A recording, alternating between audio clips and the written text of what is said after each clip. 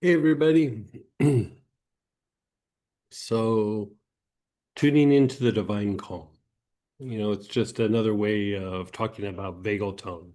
And we've talked about vagal tone quite a bit in some of the past classes, but this is a lot more involved, a lot more detailed.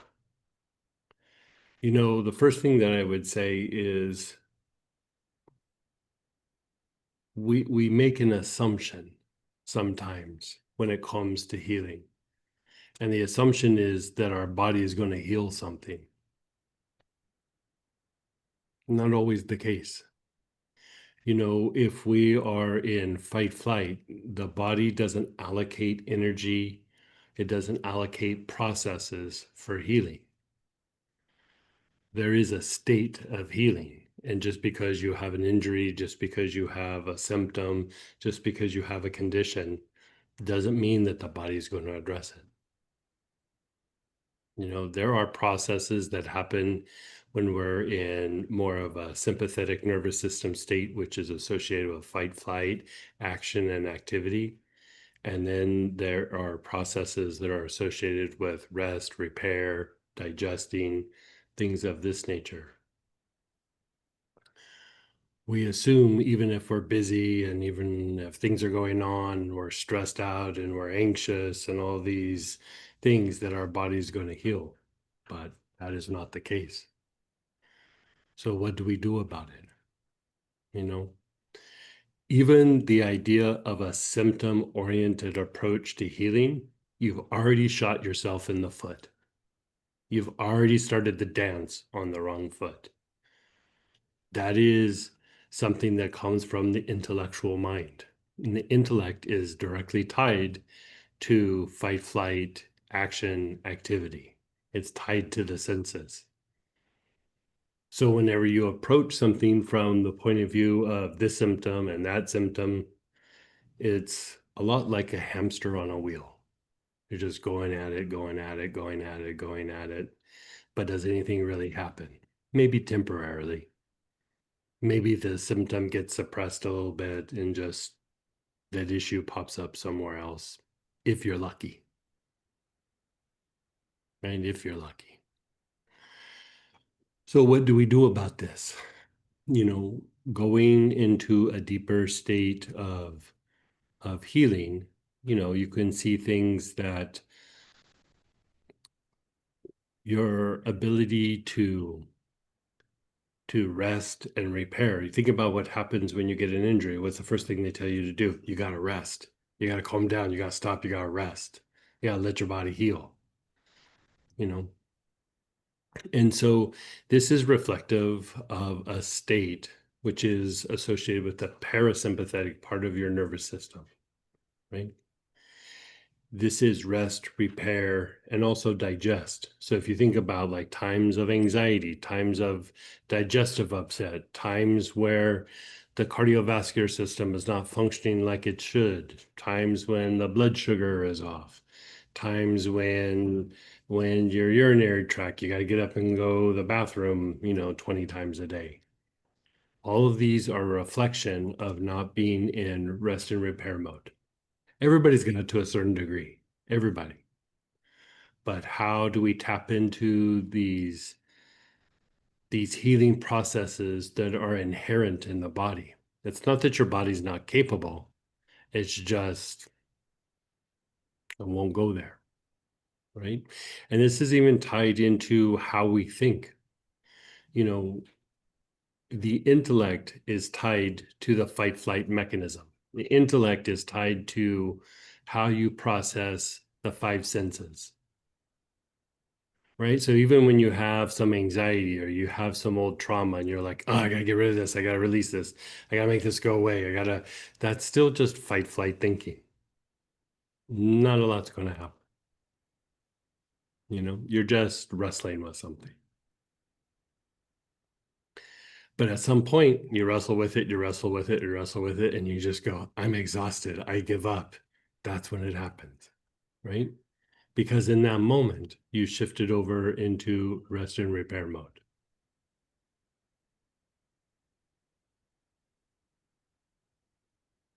intuition isn't just like I feel guided to find the parking spot near the door. I feel, we all love those things, but it's not necessarily what intuition is. Intuition is learning. Intuition is innovating, problem solving. When somebody's playing an instrument or performing in sports, like going and jogging, riding a bike, mowing the lawn, whatever it is. It is the intuitive part of the mind there. Intellect might have got you to get in the car, but what keeps you driving, what keeps you reacting to the information coming in the moment, what helps you keep the car in between the two white lines, that's all intuition. Intuition isn't this far away thing that we touch from time to time. It's a part of everyday life. Everyday life. The more that you tap into the intuitive mind, the better problem solver you are. The better that your body is able to heal. You have a cardiovascular system, there is healing issue in the system. There is part of your physiology that's tied to reducing it or healing it. I go back to this, and I know I've told this story a bunch of times, but I had this client, I hadn't seen him for a very long time, and he had developed prostate cancer. And, it was being treated. Prostate cancer is one of those ones that they'll watch for a long period of time before they take action, right? And so, in this time, some years had gone by, and he was skiing with his family, and somebody hit him on the ski slope, and his pelvis got shattered. And like the bones went up into his abdomen and caused all these cuts. And I mean, they really didn't think he was going to make it. And he ended up spending about 6 weeks in the hospital. It might have been a little longer, but somewhere around there. But he's a super smart guy, and he's like, okay, if I have to rest, I have to repair. I mean, he just leaned into it, and he just really, really, really rested. And he had a bunch of surgeries, and he had to do rehab, and learn how to walk again, and all these things. And so all those things got settled. And then he went back to his cancer doctor and the oncologist. And they go, well, we haven't been treating this for a few months. Let's get back on track. Let's do an evaluation. Let's see where you're at. And when they went back to evaluate the cancer, the tumors, they were gone. They're gone. And nothing had been done for him. It wasn't like he was doing holistic things for him. He wasn't doing, things from the doctor. They were continually on a pattern of growth. They had stunted the growth with medications and things like that. But after all that time of being in deep rest and repair mode, the body healed the cancer. And this comes back to the idea of intellect and intuition is when we have a health issue and we think about it from a symptom-oriented point of view, we think, what do I need to make happen? What do I need to stimulate this? What do I need to do to make this go away? How do I resolve this? It's the way that the intellect works. Intellect is a horrible problem solver. Horrible. If it was to try to go get a job, it would not get that job. But we all give it the job anyway, right? We're so fixated on the senses that we don't really see past it, right? It's not that you need to stimulate something, it's that you need to be able to summon something. You have your normal everyday rest and repair mode, right? Tired at the end of the day. Get some sleep. I feel refreshed in the morning. Oh, I have a little bit of a cold or flu. Go to sleep, get some rest, have a little bit of downtime, your body repairs, right? Yeah, you know, whack your hand a little bit, getting out of the car, you rest a little bit, day or two, it kind of feels better, right? But what about these bigger, deeper issues that arise as we age? And what about preventing long-term issues as we age? How do we address that? We have to be able to summon this aspect of healing. It's not about stimulating something. It's not about symptoms. It's not about trying to make something happen, right? The intellect is a very good impersonator. It's about repetition and it's about maintenance. So if it thinks something should look a particular way, they go, I can pretend to be that, right? And so we go through the steps. I mean, I can't tell you how many times people would come and they go, I've been working on this for 20 years. And I'd go like this, and they'd start sobbing. And it's like, I don't understand. I've been working on this for 20 years. You've been intellectually thinking about it for 20 years. It wasn't healing. There's a difference. There's a very big difference. Healing is not attractive. I'm going to say that right off the bat. It is not attractive. Because it usually means some sort of shift, some sort of change. And you're not changing to become something different. You're tapping into some deeper part of yourself, and the intellect has made an effort to stay away from that part of yourself. Intellect is a great micromanager. It doesn't like when intuition puts in its 2 cents, because that usually means a lot of paperwork for intellect. It has to shift, it has to change. you know it has to. Intellect always deals with the past. It always does the things that it knows. It always does the things that other people have told it.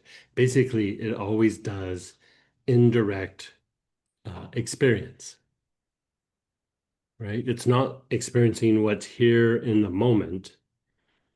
It's going to the past and going, well, in the past this hasn't happened before. I've never had this before. I've never done that before, so why would I do it now?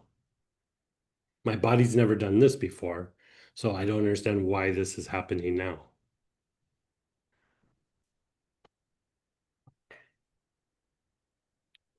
Yeah.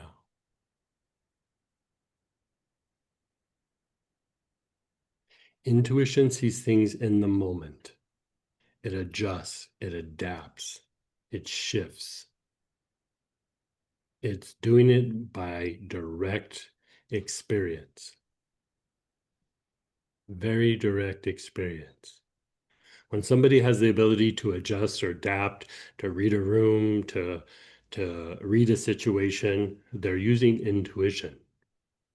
Some of you have been on when you've heard Robert and I talk, and he's talking about working with computers, which seems very, very intellectual, but he says there's a big component that he wouldn't have thought of as being intuitive, but it's a lot of intuitive processing when it comes to problem solving things on the computer. So even something that seems very, very intellectual, there's a very big intuitional component.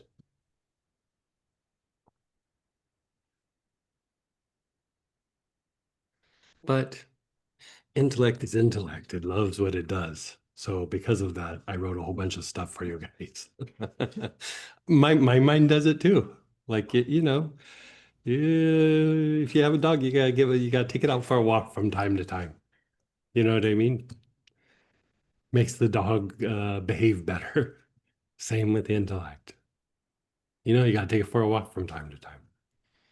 So we're going to do processes this weekend. And think of it like this, is we're stimulating areas in the body that are very prone to a decreased level of healing. I basically went through in just every little area of the the vagus nerve, which is a cranial nerve that comes out from the base of your skull and then goes down through your throat and like touches the heart and goes down through the lungs and down into the digestive tract. It's the only cranial nerve that leaves the head, right? And so it's tied to a lot of functions, things that have to do with the cardiovascular system, things that have to do with the digestive system, how the liver functions, how even the impact of kidneys and urinary tract has to do with hormonal imbalances. Um, it even has to do with emotions and like streams of emotion. You know, because even the idea of emotion, we think of emotion as something of the end, like something it's processed by the intellect. We think of it as a thing. I'm angry, it's a thing. I'm afraid, it's a thing. I'm anxious, it's a thing. It's actually like a wave or a flow, right? And what happens is we just get used to tapping into a particular flow of emotion. It feels comfortable. It's like changing the radio station. You know, you get tired of the station, you change it so you stop hearing that same music over and over again, right? You just change the station a little bit. The same thing happens with emotion. The thing that keeps you fixated on the anger, the sadness, the grief, the hurt, the abandonment is intellect. It maintains things. It does things in repetition. This is what we always do. Intuition is the one that goes, let's change the station. Let's shift it, right? So even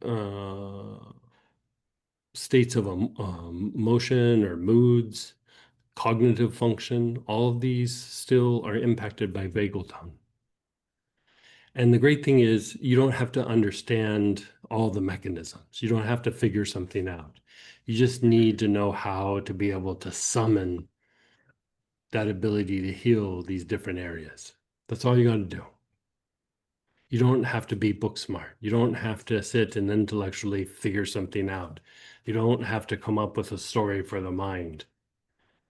You just summon the ability to heal in these areas. Yeah. So this first segment, I wrote out just kind of the idea of vagal tone. I'm not going to sit and yak about it. If you want to read it, good. And if you don't, I get it. Right. But let's drop down to segment B, where we're going to start dealing with the ears and the vocal cords. So vagal tone is tied to your body's ability to go into rest and repair. Rest, repair, digest, and even sexual function. All of these are tied to the rest and repair mode or the parasympathetic activity, right? And so at first, when we're looking at these aspects, we're looking at the ears and vocal cords. And so let's just look at the ear for a second. You know how, like, as we get older, you start to have a little bit of sense of balance issues. Like, start to get a little top heavy. Got to be careful bending over in the bathroom, or you stand up and you're like, ugh, right? Some of that is tied to actually vagal tone activity. It's tied to like the homeostasis being off in the body. So think about it like this. If you always had a little bit of sense of balance instability, would that produce anxiety? Yeah. Would that make you feel a little uncertain in your environment? Like you're not able to thrive in your environment? Yeah. And, we think of these things as things in our mind, right? But your body interacts with the environment very differently than your mind. Like, say your boss comes in and gives you a what for, just, and then he leaves. Your mind knows like, okay, he's having a bad day, or the company's having a bad day, or maybe I screwed up, or, maybe he's just, his biorhythms are off, whatever it is, right? Your mind knows, okay, temporary situation, he walked away, right? You might feel like, got to be careful this week. He's in a mood. Your body just sees it as, I don't feel safe. I don't feel secure. The environment is chaotic.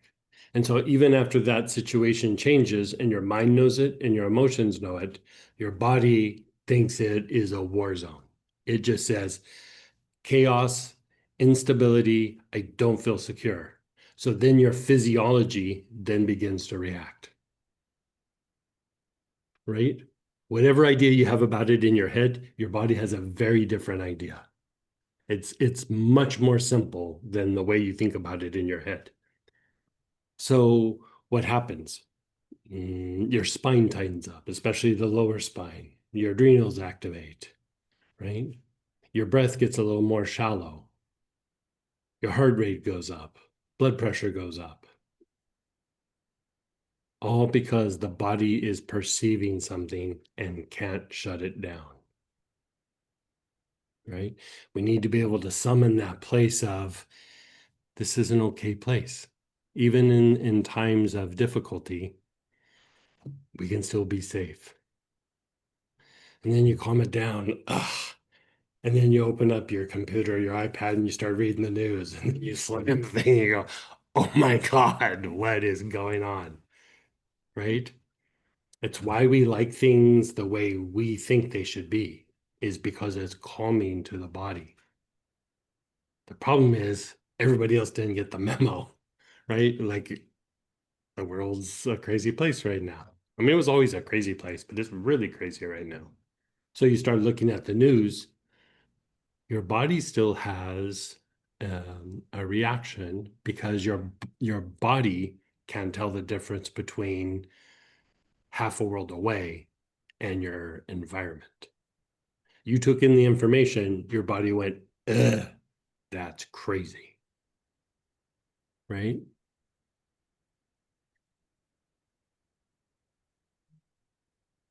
That is even the principle of feng shui. If you think about it, why do you keep everything in an orderly way? Because the body perceives it as chaos. If the body feels chaos, then the body starts behaving in a particular way. It goes into fight flight mode.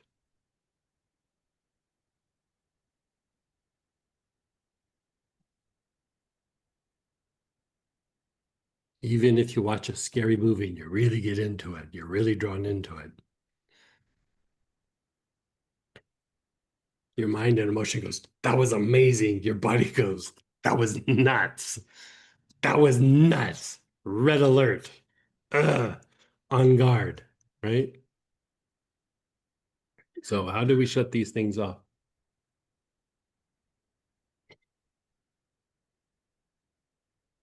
So we will develop issues in the inner ear. The inner ear, let's just say, gets imbalanced, right? You could say overstimulated, you could say it's diminished in its ability to do what it does. But when the inner ear starts to go off, it's not just that your balance goes off, it starts to affect mood, it starts to affect emotions, it starts to produce anxiety, it produces all kinds of things. It puts the body in a state of, I don't feel safe. You could try to treat blood pressure all you want, but if you have an inner ear issue, the issue is not being resolved, right? So you treat the blood pressure, I mean, you manipulate the body, you do the things that you got to do. And it's important to do that sometimes because you got to stabilize the body. But the root causes might not have anything to do with your cardiovascular system. Nothing. Sometimes it does, sometimes it doesn't.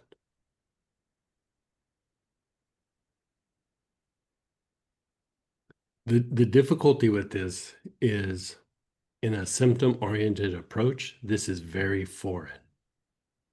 It's very, very, very foreign. It's like speaking French. You're aware that it's there. You just don't know. It's like they have a different word for everything. You know what I mean? Right? And so we're going to do some work on the inner ear, and then we're also going to address the vocal cords. Because, if you look at like how some people will try to shift vagal tone is they'll sing or they'll tone or they do something like that. And so if you think about even like when you go to church, what do you do? Okay, let's sing this song. Now let's sing that song. Now let's sing that song. Now let's sing this song. Yes, it feels good. Emotionally, it feels good. It helps to build community. You feel a little bit connected. But the thing that we're calling vagal tone on a deeper level is also how we experience the soul. That thing that you're summoning is your increasing soul contact or soul influence over the body.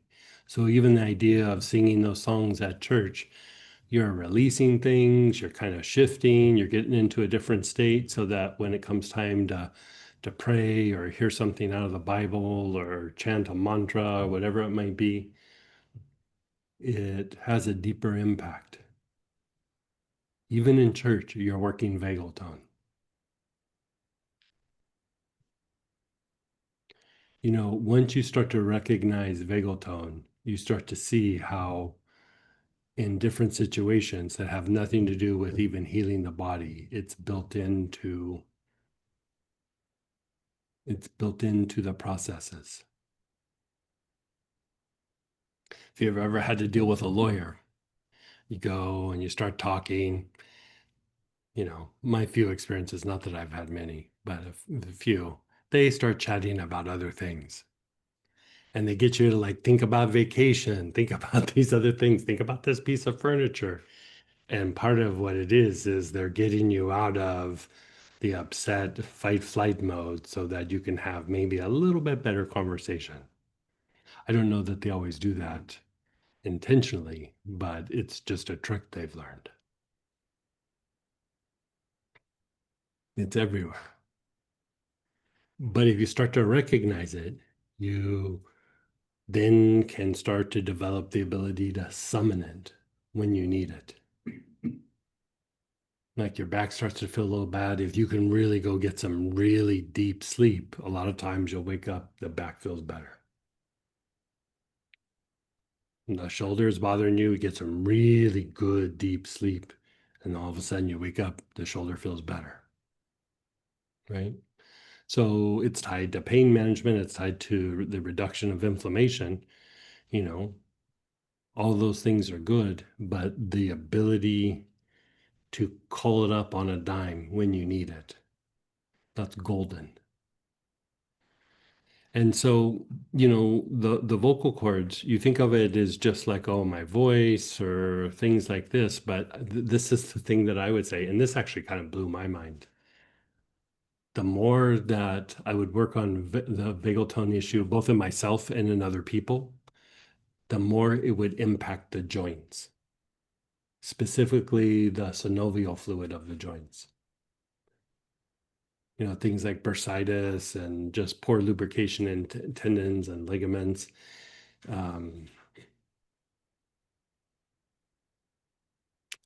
There's a lot of different ways that your body gets rigid. And again, it's just like how we were talking about cardiovascular function. It doesn't always have to be because of things in the cardiovascular system. Your body is not compartmentalized the way our mind puts everything in a box. Your body is a lot more dynamic than that, a lot more dynamic. So we're going to do a thing where, I could sit and talk about it, yeah, yada, yada, yada, yada. But let's go through and do some practicing. So one of the very first things we're going to address is we're going to address the vocal cords. So angelica root, angelica seed, and then there's a vagal vocal cord blend. So pull that out of your kit or out of your oils. And we're going around and passing something out here. So give us a moment.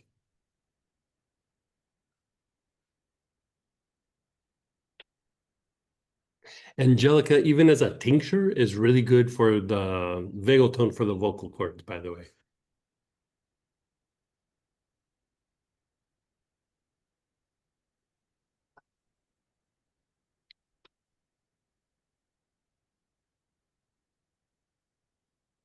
Okay, so first, before you even really start getting into the process or the pattern, just notice how you feel. If you check in with your body, your emotions, your mind, you go, oh, that hurts. If you're anything like me, I was like, give me 10 minutes. I'm gonna make my list.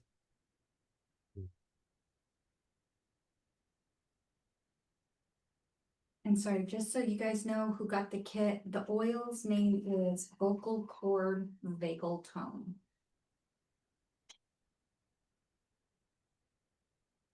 Yeah, I think I wrote it wrong in the notes. Yeah. Oh well.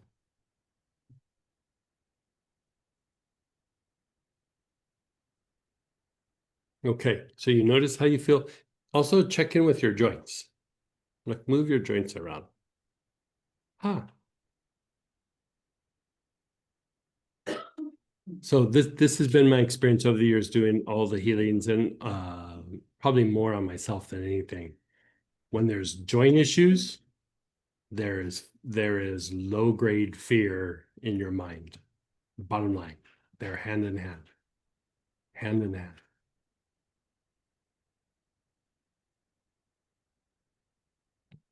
So check your joints out.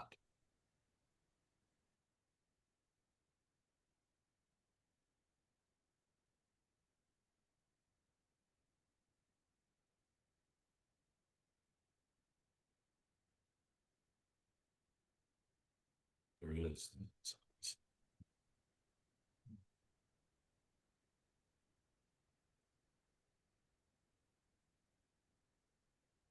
Okay, people are asking for subs. I don't know that there's going to be a great sub here, but I'll give you something.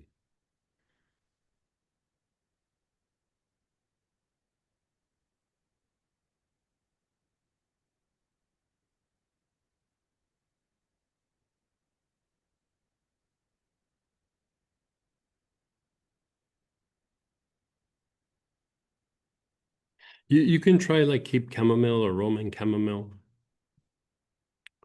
maybe vetiver, but it's like a C choice. I mean, angelic is the go-to thing here, but you could try that and see if that helps. Okay, so first just inhale it a few times. You're just taking some nice, long, slow, deep breaths.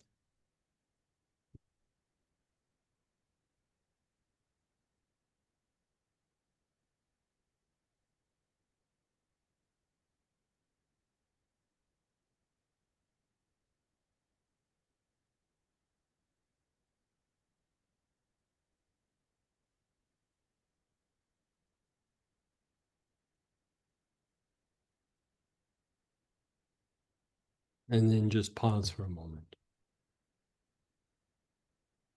So we're at the bottom of page 7.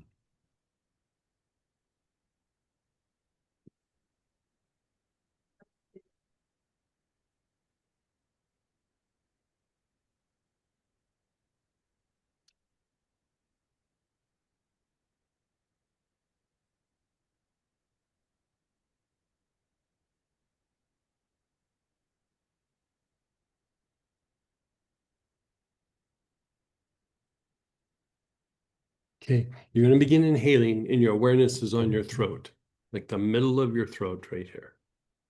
So nice, long, slow, deep breaths with your awareness on the throat.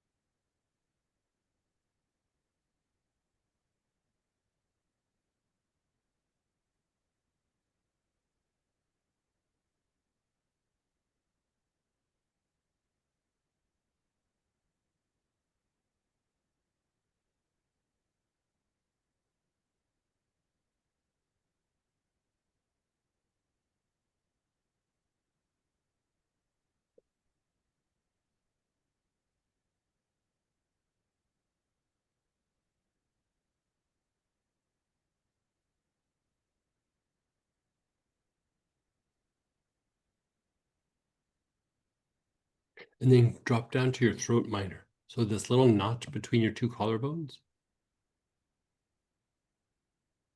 your throat minor.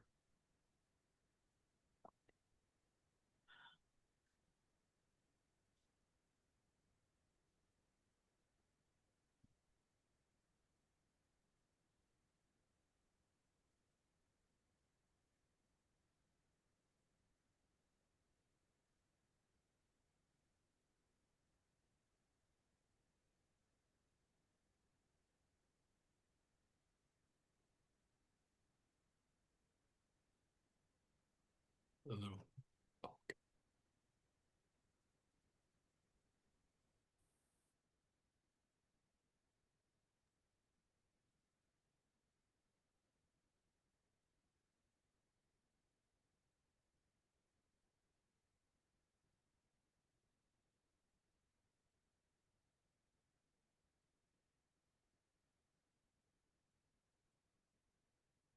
You're on the throat minor, the bottom of the throat, in between the two notches.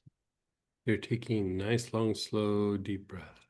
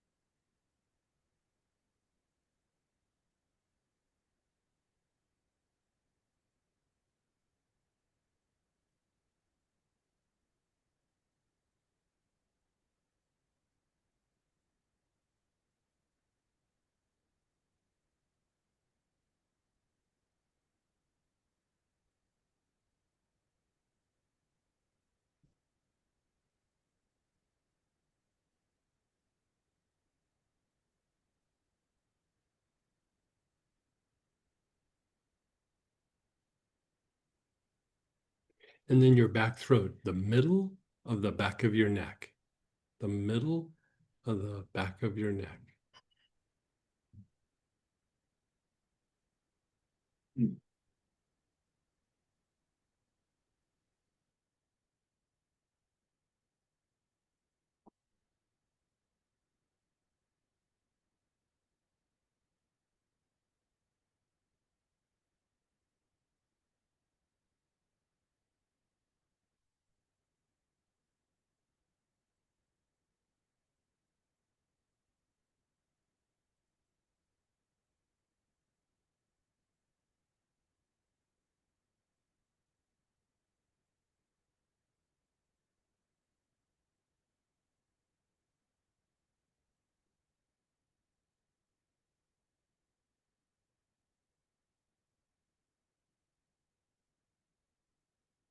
And then just be still for a moment. Just be still. Notice how you feel.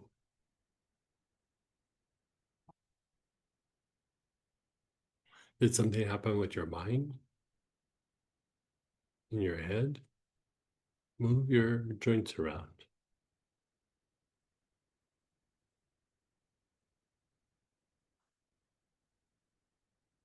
Now, this isn't necessarily a thing that you go, I have a joint issue, I need to work the vocal cords, but sometimes you might.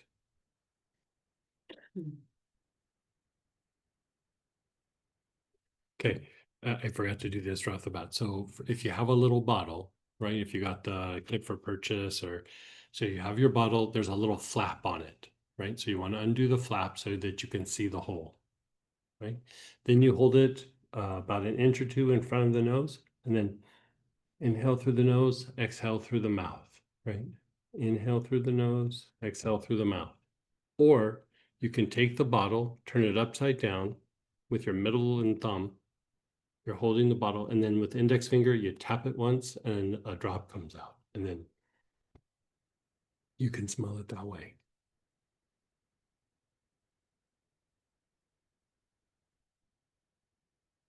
Okay, so you're just being still.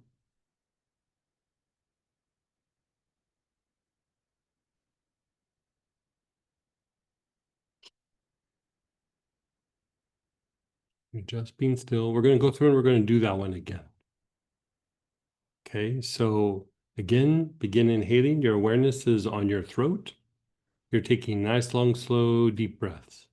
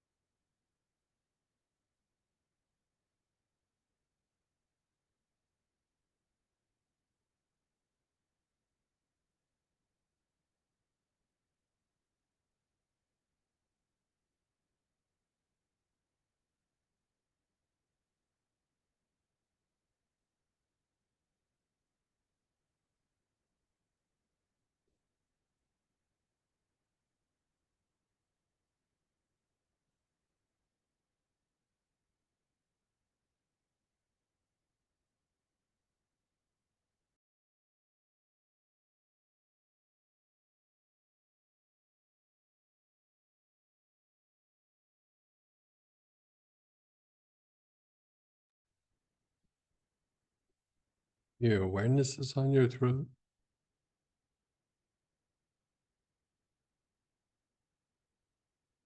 Move your awareness to the throat minor, the bottom of the throat.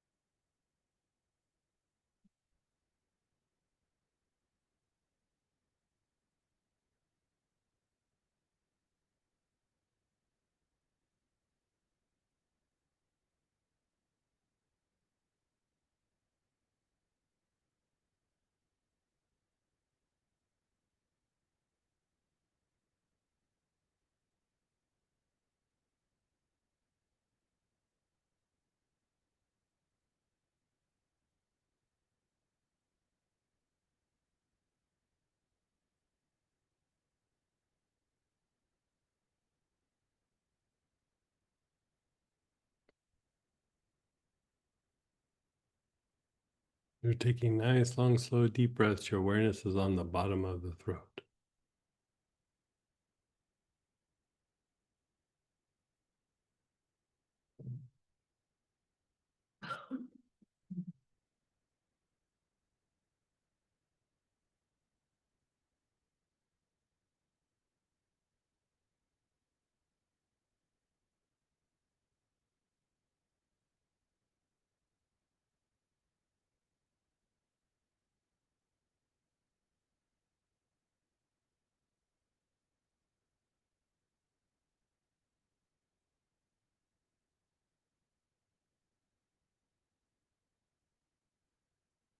You're at the bottom of the throat minor.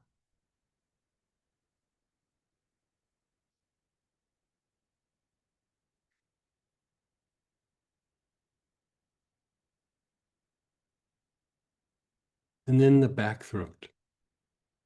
Your awareness is on the back throat.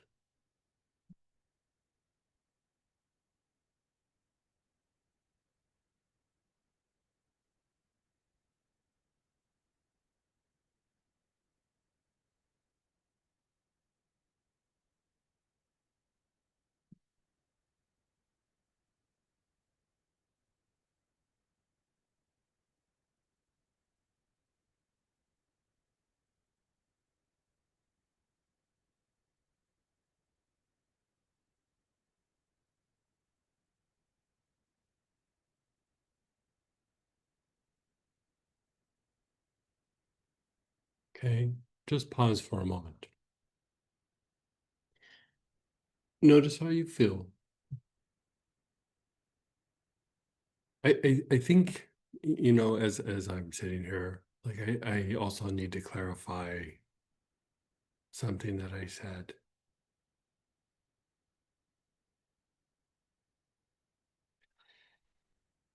You know how I was saying, like, oh, if you work the vocal cords, it will potentially affect the joints and things like this.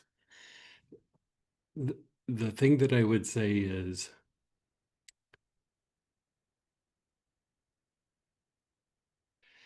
if vagal tone is off, regardless of where it's off, your ability to heal is reduced.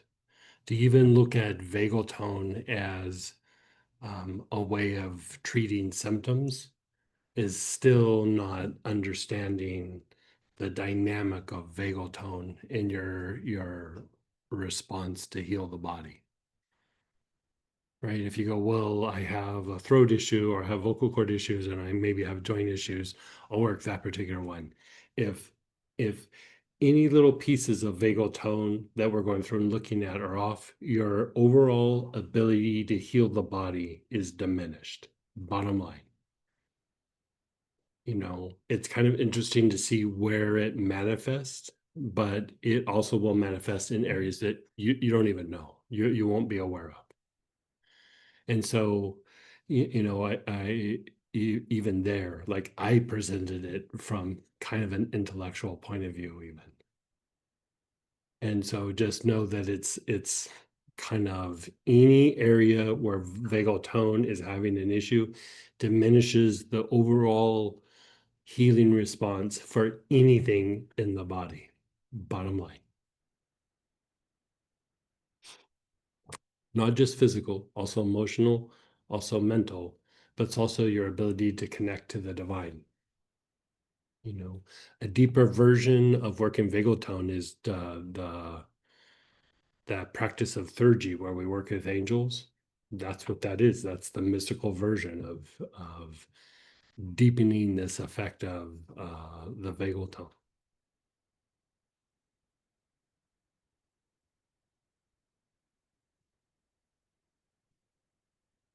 So anyway, notice how you feel. Is your body starting to relax a little bit? I don't know about for you. Like when I started working this vagal tone thing, I was like, yeah, I'm gonna see what this vagal tone thing does. Ugh, where am I? Ugh. Oh my God. Who would have thought that like the vocal cords had like that kind of crazy stress in them? And I was like, well, it's maybe a one-time thing. Man, it would just knock me out every time.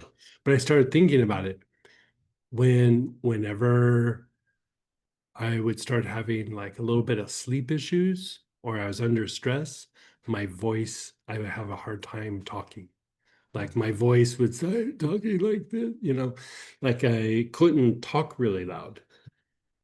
And the manifestation was also who knows which came first, but I wasn't sleeping great. I wasn't recovering. I was waking up like,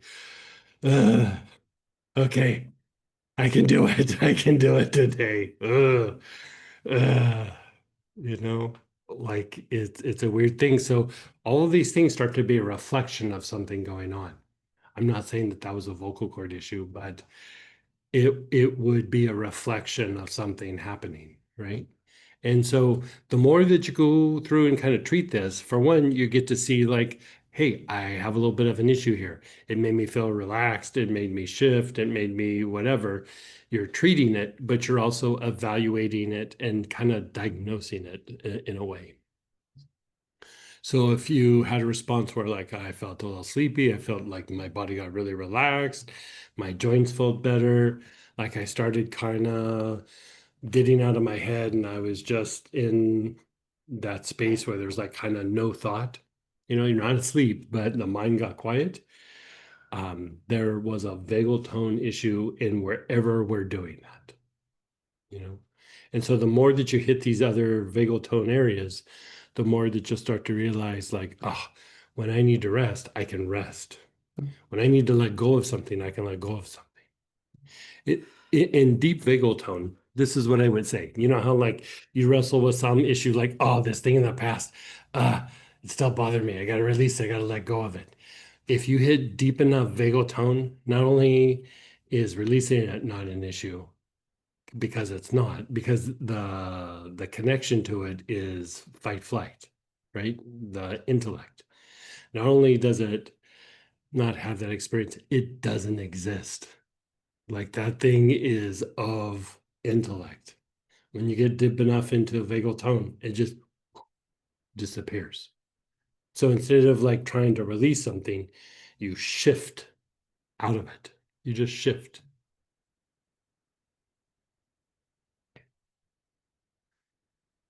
How do you think Christ performed all those miracles? What do you think a miracle looks like? There's mechanics to it.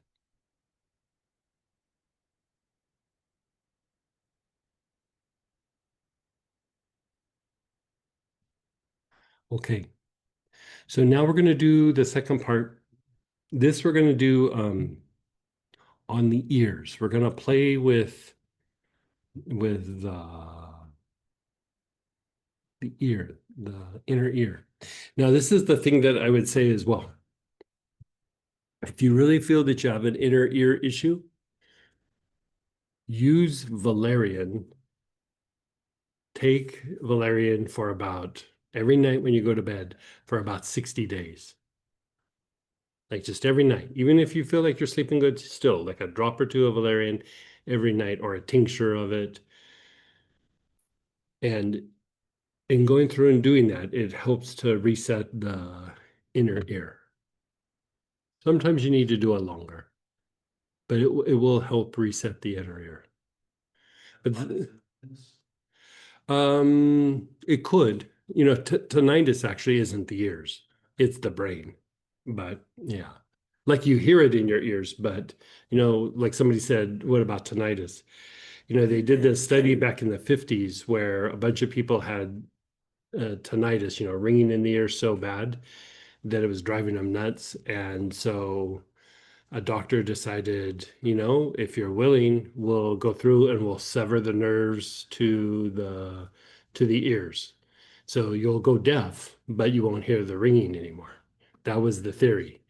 So I think there was like 5 or 6 people that they did this on. They went and they severed the nerves to the ears and they were deaf, but they still had ringing in the ears because it's not of the ears. It's of the brain.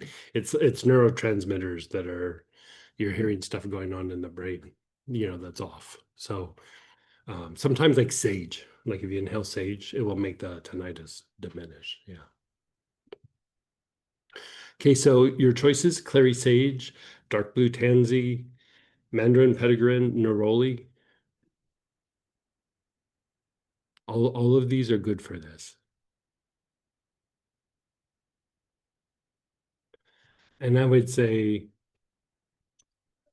you know, like we're passing out oils here, so give me a second. But you know, if you watch sometimes, this is when your inner ear is bad. It's obvious, like you have like a little bit of sense of loss of balance or things. But you know how like if you're walking and you're going like this, right? You're walking, one foot after another, you're walking, and then every once in a while, one of your feet has to go like this.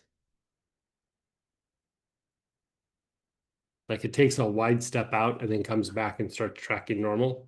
You have a substantial inner ear issue. You'll just be walking and then at one point, one of your feet goes, okay, I just need to establish or validate that we have balance. And then it comes back and goes like this and then, right? Sometimes it will manifest in not being able to walk a straight line. Yeah, yeah, yeah, yeah. Okay, so your awareness is on your crown, the top of your head. You're inhaling the oil. Your awareness is on the crown.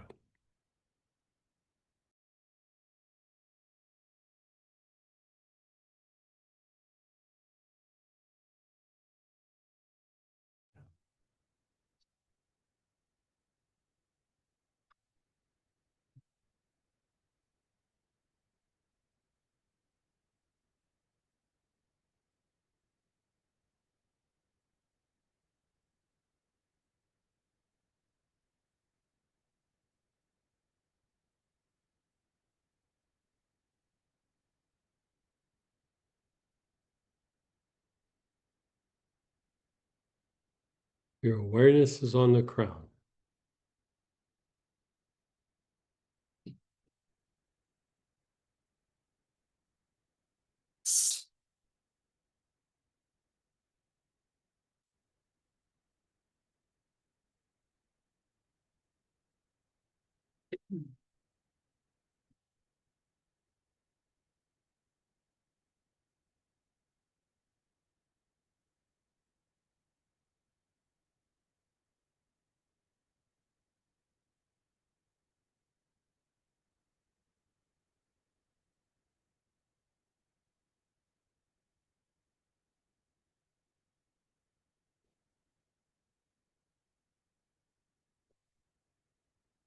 Your awareness is on the forehead where the hairline is.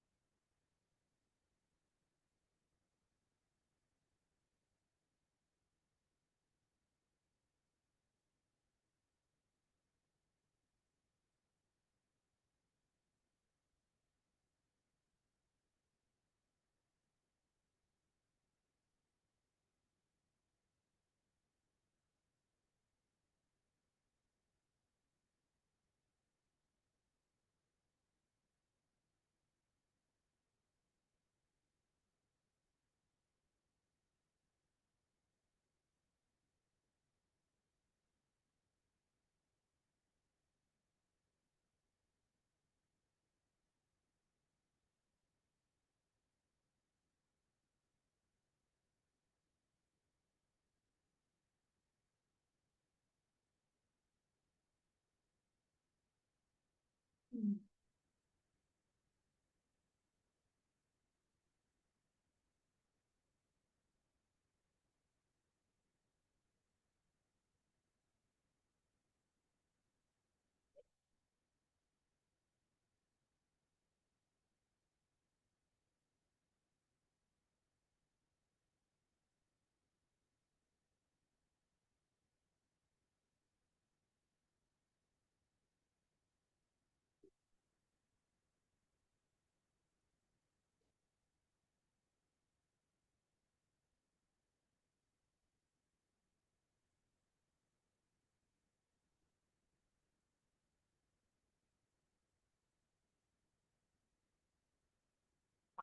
The area between your eyebrows.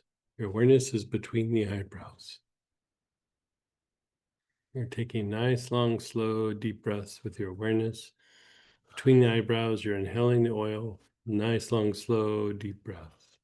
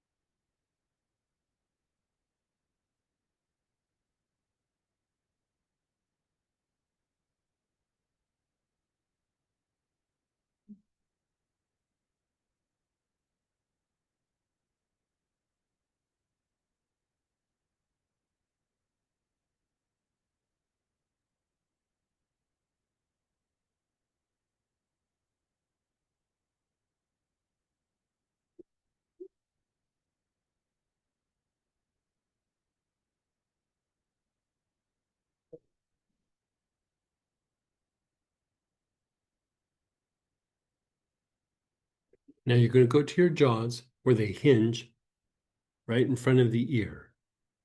The jaw where they hinge right in front of the ear.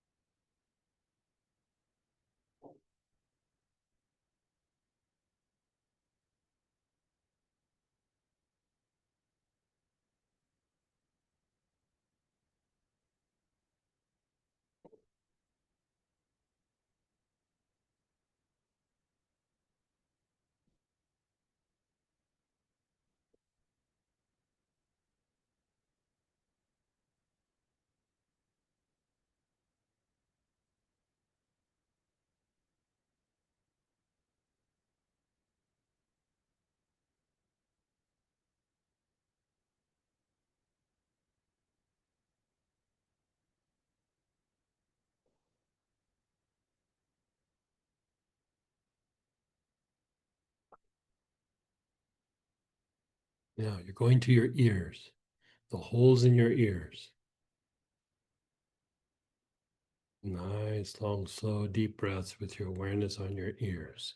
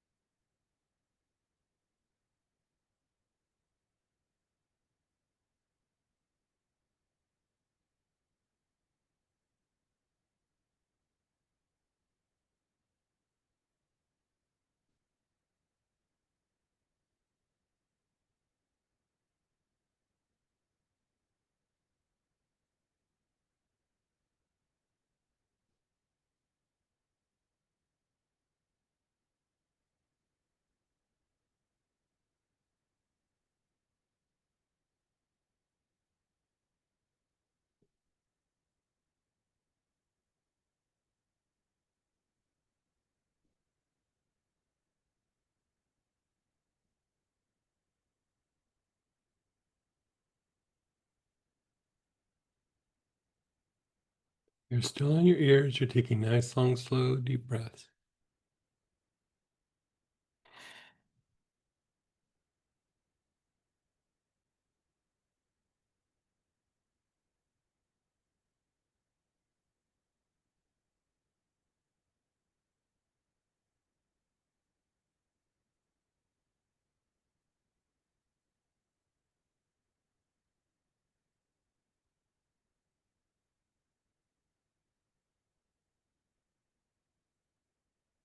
And then your low back, the back side of your navel.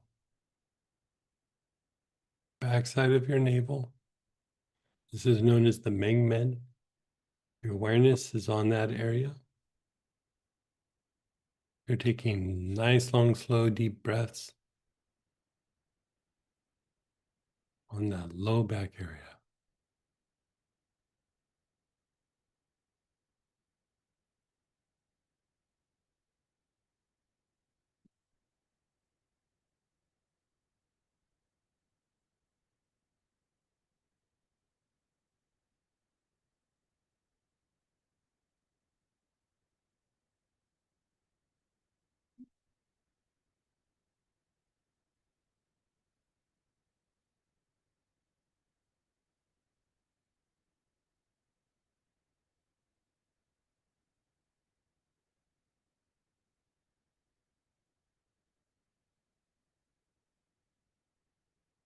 And then pause and be still.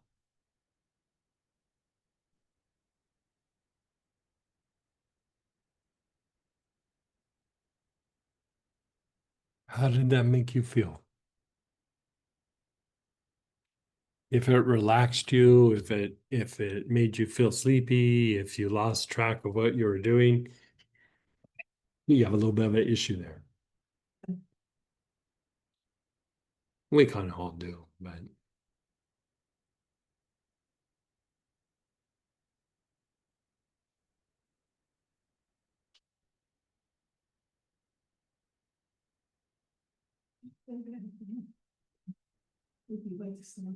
if you felt sleepy or you conked out or lost track of what you're doing, you have an issue there.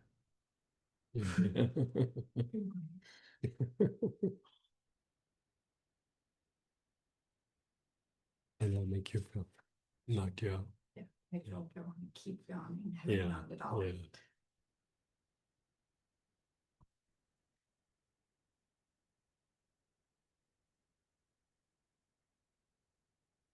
The other thing that I would say is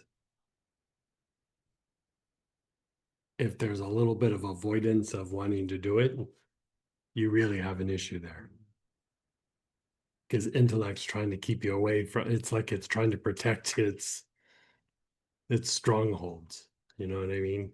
Like if you're like, yeah, I'm not gonna do it, or and you get a little distracted, there's an issue there. So let's do it one more time. You're inhaling, your awareness is on the crown.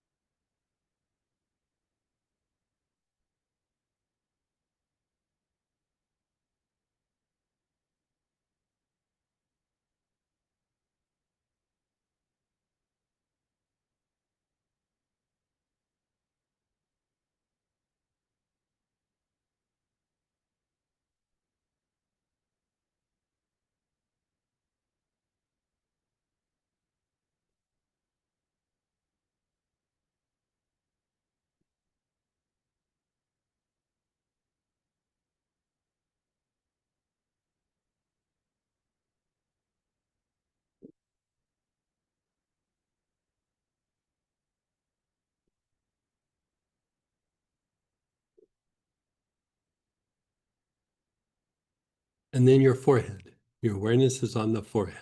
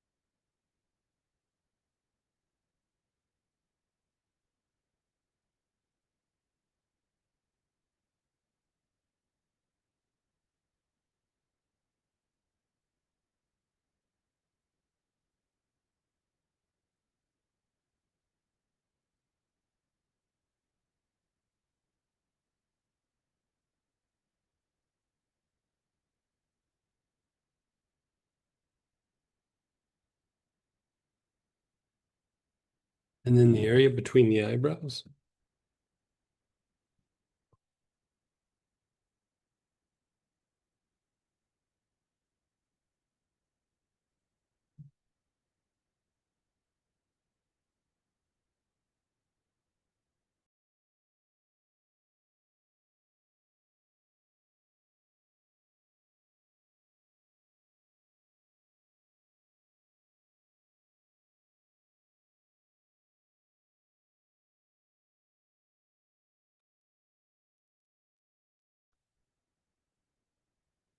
And then your jaws. Your awareness is on the jaws.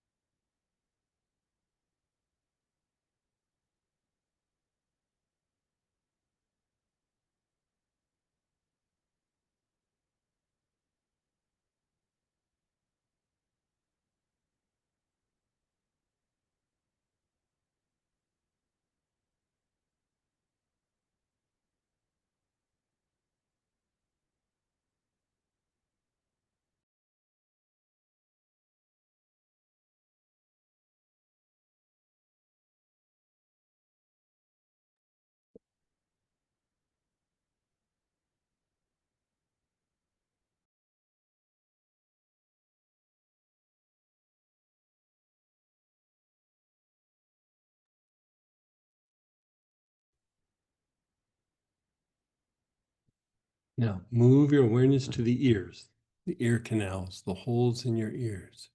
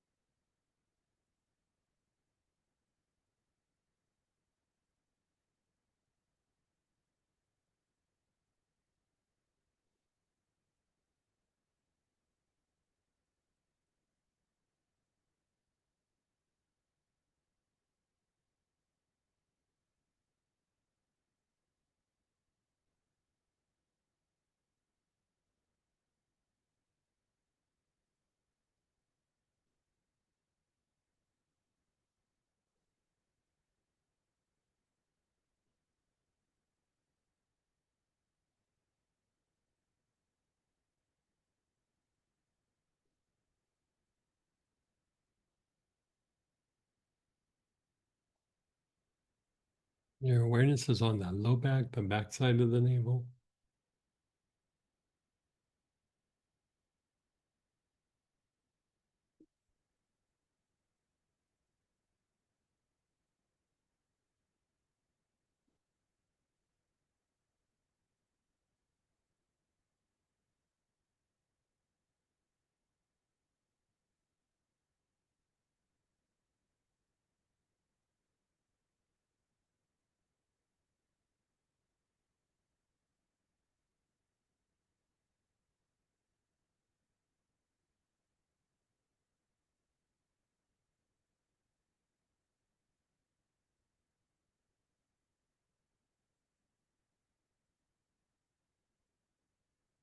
And then pause and be still.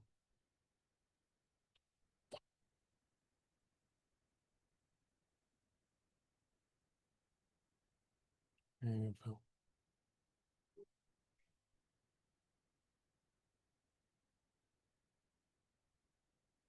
Okay, how do you guys feel? So, I'm not going to go lecture blow by blow through everything. I really want the more of the experience of the treatment. You'll get more out of it that way. But in every section, I did write up a thing about the aspects that we're addressing. If you want to read it, fine. And if you don't, that's fine too. Don't worry about it. But for those who want a little bit of a more of an intellectual understanding, there is that component of it. And if you just want to do the process, you still get all the benefit of it. So don't feel that you need to read it, but if you want to, it's there for you. And so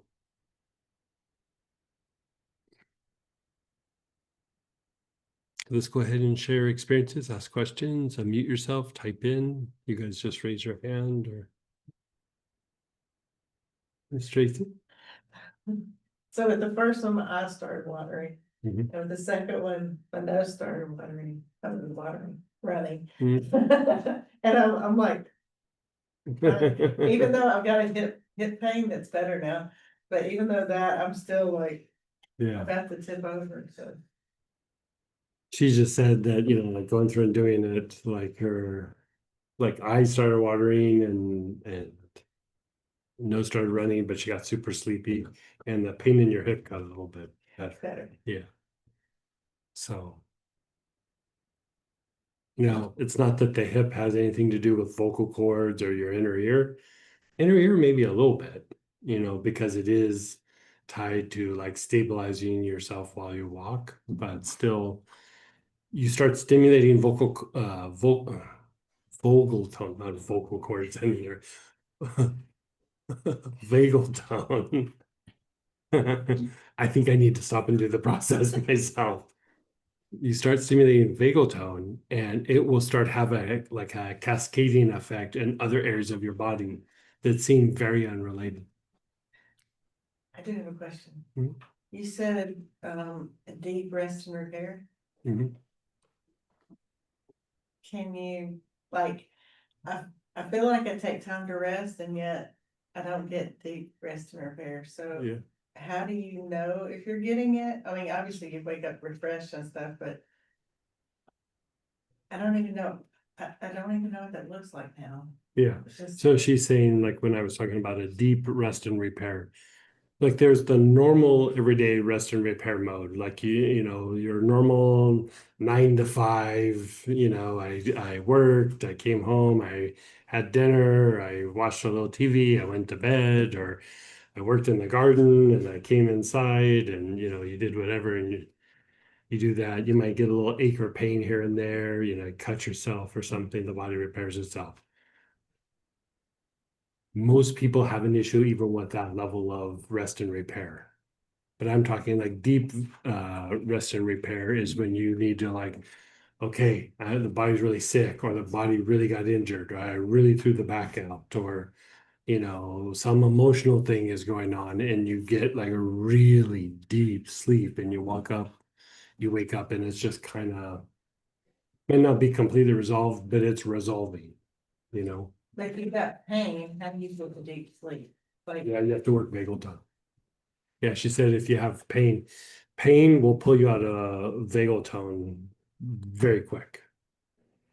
Very, very quick. If injuries, stresses, being upset, being angry, emotions, all of those things will stress, all those things will pull you out of vagal tone. Just put the name and put all those things underneath Right. it. Apparently, all those things are Tracy's middle name. Life can be very difficult and demanding sometimes. It's interesting, like if we look at it from a point of view, sometimes it's good to look at it outside our normal perspective. But you look at like athletes, endurance athletes, you would think that they spend a lot of time training, right? Running long distances, riding long distances, whatever it is. They do some, but the more that there's endurance involved in the sport, the more they put emphasis on resting rather than performing. Like you go out and you do your training, but not only do you just like not do stuff, you like lay, you don't watch TV, you don't do anything. You just really try to rest. And they do it by monitoring their waking pulse. Like you're trying to get your waking pulse down to a certain level. So even the pulse will be a reflection of that, you know. Some of those guys that I used to work on, like their waking pulse would be like 35. Yeah. If it was 40, they'd go, I'm going to have a bad day. If it was 35, they were like, I'm going to kick everybody's butt. And at first I thought that's kind of weird, but it was even 5 points meant a good day versus a mediocre day. And you would think they got it down to 40. That's amazing. Not for them. They had to have this incredible level of repair. There was this guy one time, it's a race where they're doing it every day, it's cycling. And he finished the day, collapsed, lost consciousness. Right. And they gave him an IV, but they can't give him anything. And he just went to bed and slept really hard. I'm sure there was a little steroid action happening, but he came the next day. Like everybody was like, he's not gonna be able to perform the next day. He won the next day.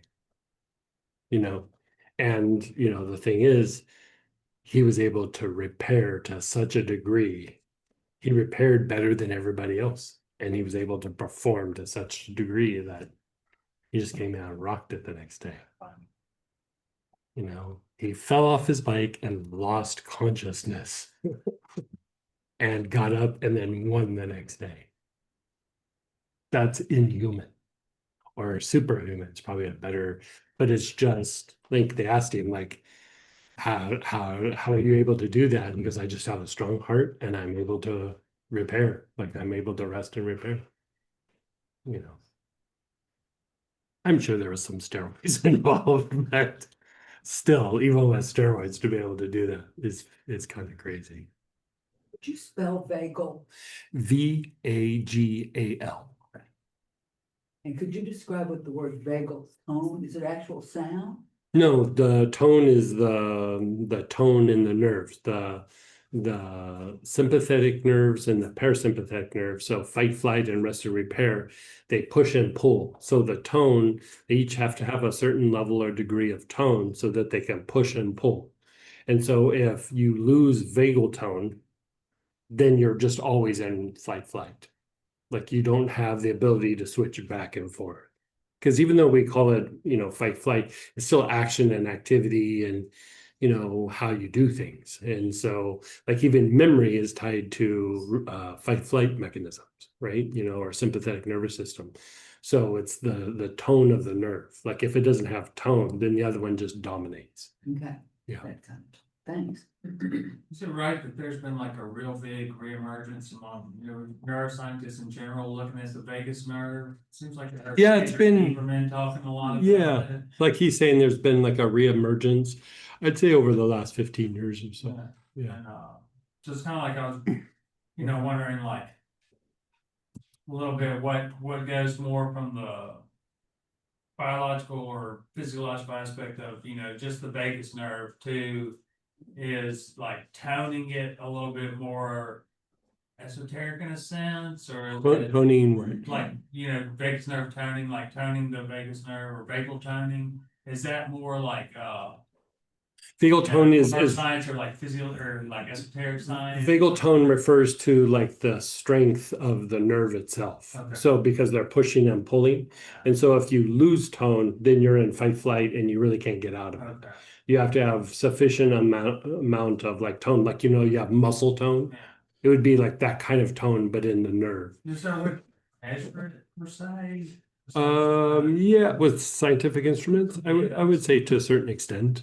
A lot of times you look at a series of symptoms and you go, okay, there's poor vagal tone. Like if you have digestive issues, you have poor vagal tone. You have cardiovascular issues, you have poor vagal tone.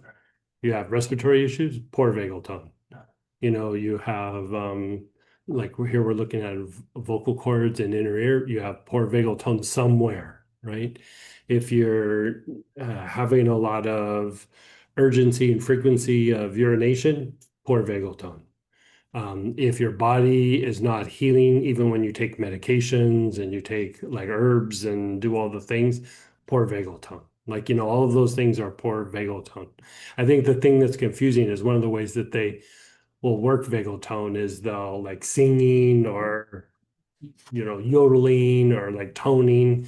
And so that is one of the ways because you're working the vocal cords, but it works to a certain extent. Thinking about like specifically like frequent urination or like, feeling like you need to urinate, is there like certain aspects of like treating that, or is it just kind of like treating the whole? No, you can treat like he's asking about like a frequency and urgency of urination. Yeah, you would treat the vocal vagal tone in that area. Usually we use Sylvester pine like on the wrists, and usually that will start to slow it down, but also the use of nettle taken internally. That combination will usually significantly regulate the urgency and frequency. There can always be other factors that need to be addressed as well, but usually that will reduce it somewhat.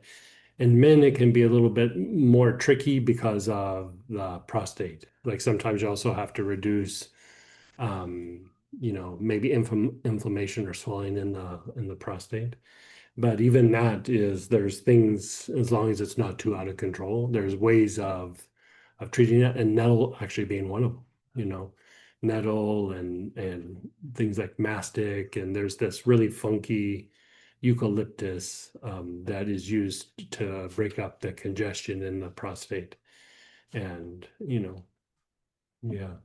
So it depends. Like sometimes you really have to go down the rabbit hole, but usually the prostate issue doesn't happen in men until much later in life. It can happen in the 40s, but it can, or even 30s. I've seen it one time, a guy was 32.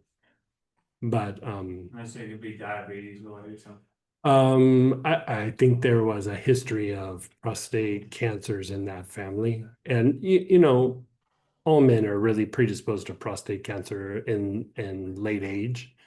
But for him to be having it at like that potential at 30, there was some predisposition in the genetics. Yeah. And that stuff, just sometimes there's a genetic anomaly that, doesn't mean it can't be treated, but anybody? Yeah, go ahead, Teresa. Hey, Teresa. Hello. That was really great. Both of them. On the first go around, I could just feel something in my left ear, a little bit of a sound, like a swishing, and then the second go around, gone. And I just wanted to sleep. So I think this could be a great sleep remedy. It probably could. Any of the vagal stuff usually, will kind of make you a little bit sleepy. Yeah. And so, we get together on the weekend to have a good sleep session through the week. I'm all for it. Yeah. I'm curious I would about say the combination of the inner ear and the vocal cords a lot of times will also affect the neck. Like it will take some of the tension out of the neck. And even some of the inner ear is there's these two muscles that run along each side Yeah. of the called the sternocleidomastoid, which we've talked about a bunch. But part of the inner ear being off and part of that thing where you're walking and you go like that, Uh-huh. part of that is the neck. Yeah. And so Yeah. like when, but if you think about if the inner ear is off, it's kind of that thing is the muscles in the neck will throw off the inner ear, but the inner ear will throw off the muscles in the neck. Because if you don't have a great sense of balance as you're walking, your body will tense up to protect the spine, and it's trying to protect the head and like Mhm. the vulnerable areas of the body, and the throat and the abdomen are one of them. And so it will increase tension in the gut and it'll increase tension in the neck. And Yeah. so it's one of those things where you're in a little bit of a predicament, which came first. And it really is, you just start rocking it back and forth. You treat and, you Mhm. try to improve it and, you kind of keep going back and forth. And eventually, be it that it's the neck or the inner ear, you just start unwinding it and it starts to usually get better. Not every time, but usually. Yeah, that's interesting. I could feel my shoulder, my neck muscles release. Mhm. The SMC does get quite tight. Mhm. And then I was curious about this because what came to me too was this could also help with like clenching the jaw. Potentially. Yeah. Yeah. Yeah. Potentially. Like the releasing of that. It could. I mean, that still could be coming from other areas as well. But I Yeah. mean, up in this area, it's hard to say that it's not going to affect these different things. Uh-huh. Because even clenching the jaw is usually a reflection of something more than just a jaw issue. Mm-hmm. Yeah. Oh yeah. Yeah. Yeah. Yeah. Well, thank you. That was really You're nice. so welcome. The other thing that I would say about vagal tone, I mean, I already said it, but I'm going to say it in a different way, is you'll usually heal faster, but you'll respond quicker to treatment, be it medications, herbs, oils, Uh-huh. healing, physical manipulation, whatever it is. The better the vagal tone is, the more that your body will respond to treatment.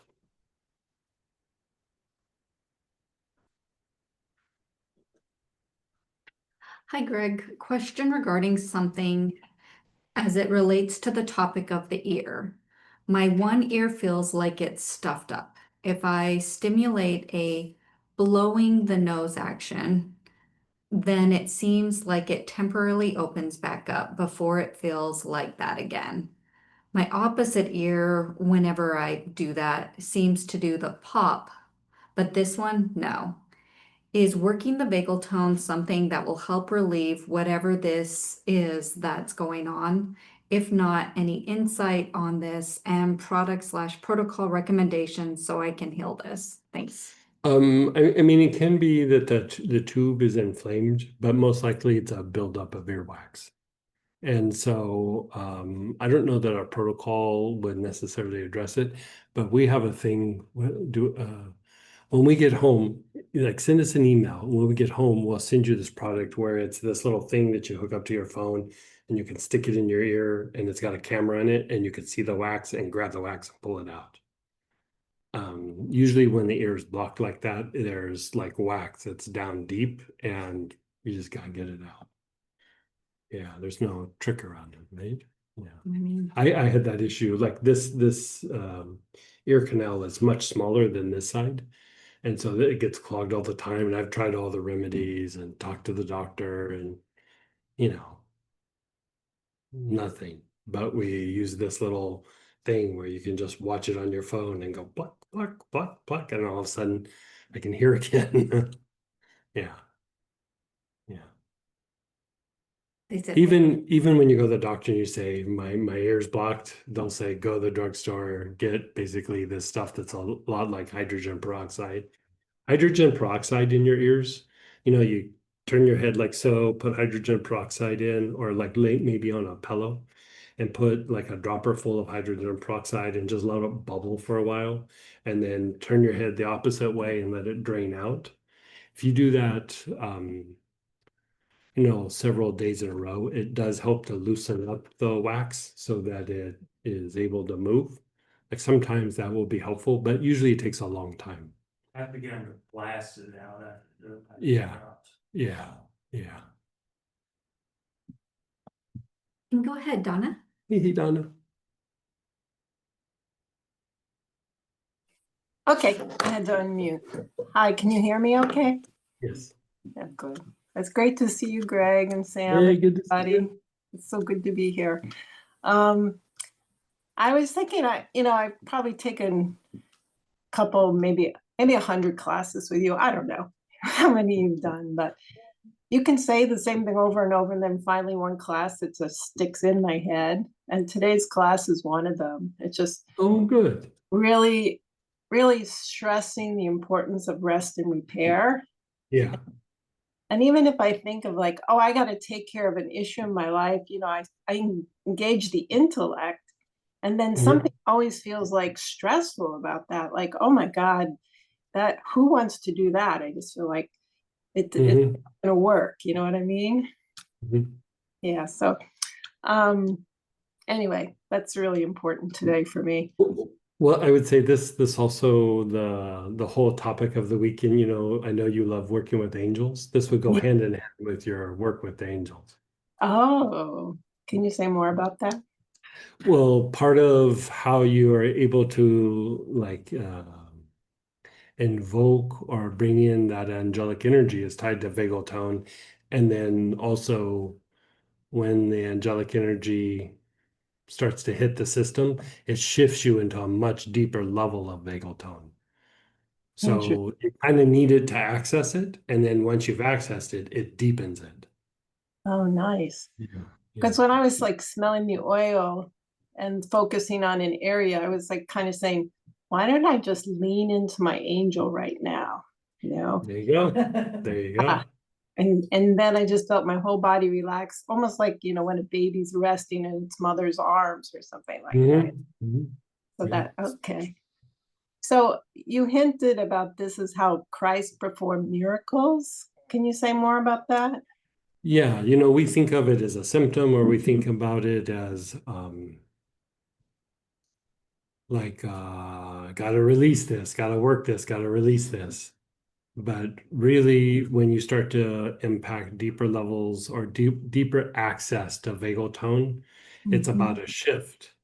And for somebody who's doing healing, the amount that that person can touch vagal tone also dictates the amount that they can shift the person that they're trying to help. And so the kind of healing that Christ did was more about like a shift than it was Uh-huh. about, oh, let's make this physiology work. It was just almost like putting the body or the mind in a very different place by shifting it into that deeper place. So So he it's like was, a transfer, like you could think of it as almost like a transference of vagal tone. You know how like we go through and we go, okay, heart and crown, and you bless, or you, with your heart and you bless. That kind of shift comes from the brain, but not like your thoughts or intellect. It's like if the brain can reach deeper levels of vagal tone, it can transfer it to other people. oh, wow. Yeah. I've been around a Rinpoche who just Right. being in his presence, it didn't matter what he said. It was just like, oh, I No, just feel not about the talk is more like entertainment. right, Like, exactly. like, oh yeah, yeah, yeah, yeah. And then Right. the That the explains. transference happens. Yeah. Wow. That's Interesting, huh? fascinating. Yeah. Okay. Thank you. You're so And someone shared, my awareness is on trying not to slide out of the chair. I think you're not alone. And this is just the vagal tone in the inner ear. Like, as far as like vagal tone issues, these are usually the the small fries of the batch. There's usually bigger things in the cardiovascular system, respiratory system, digestive system.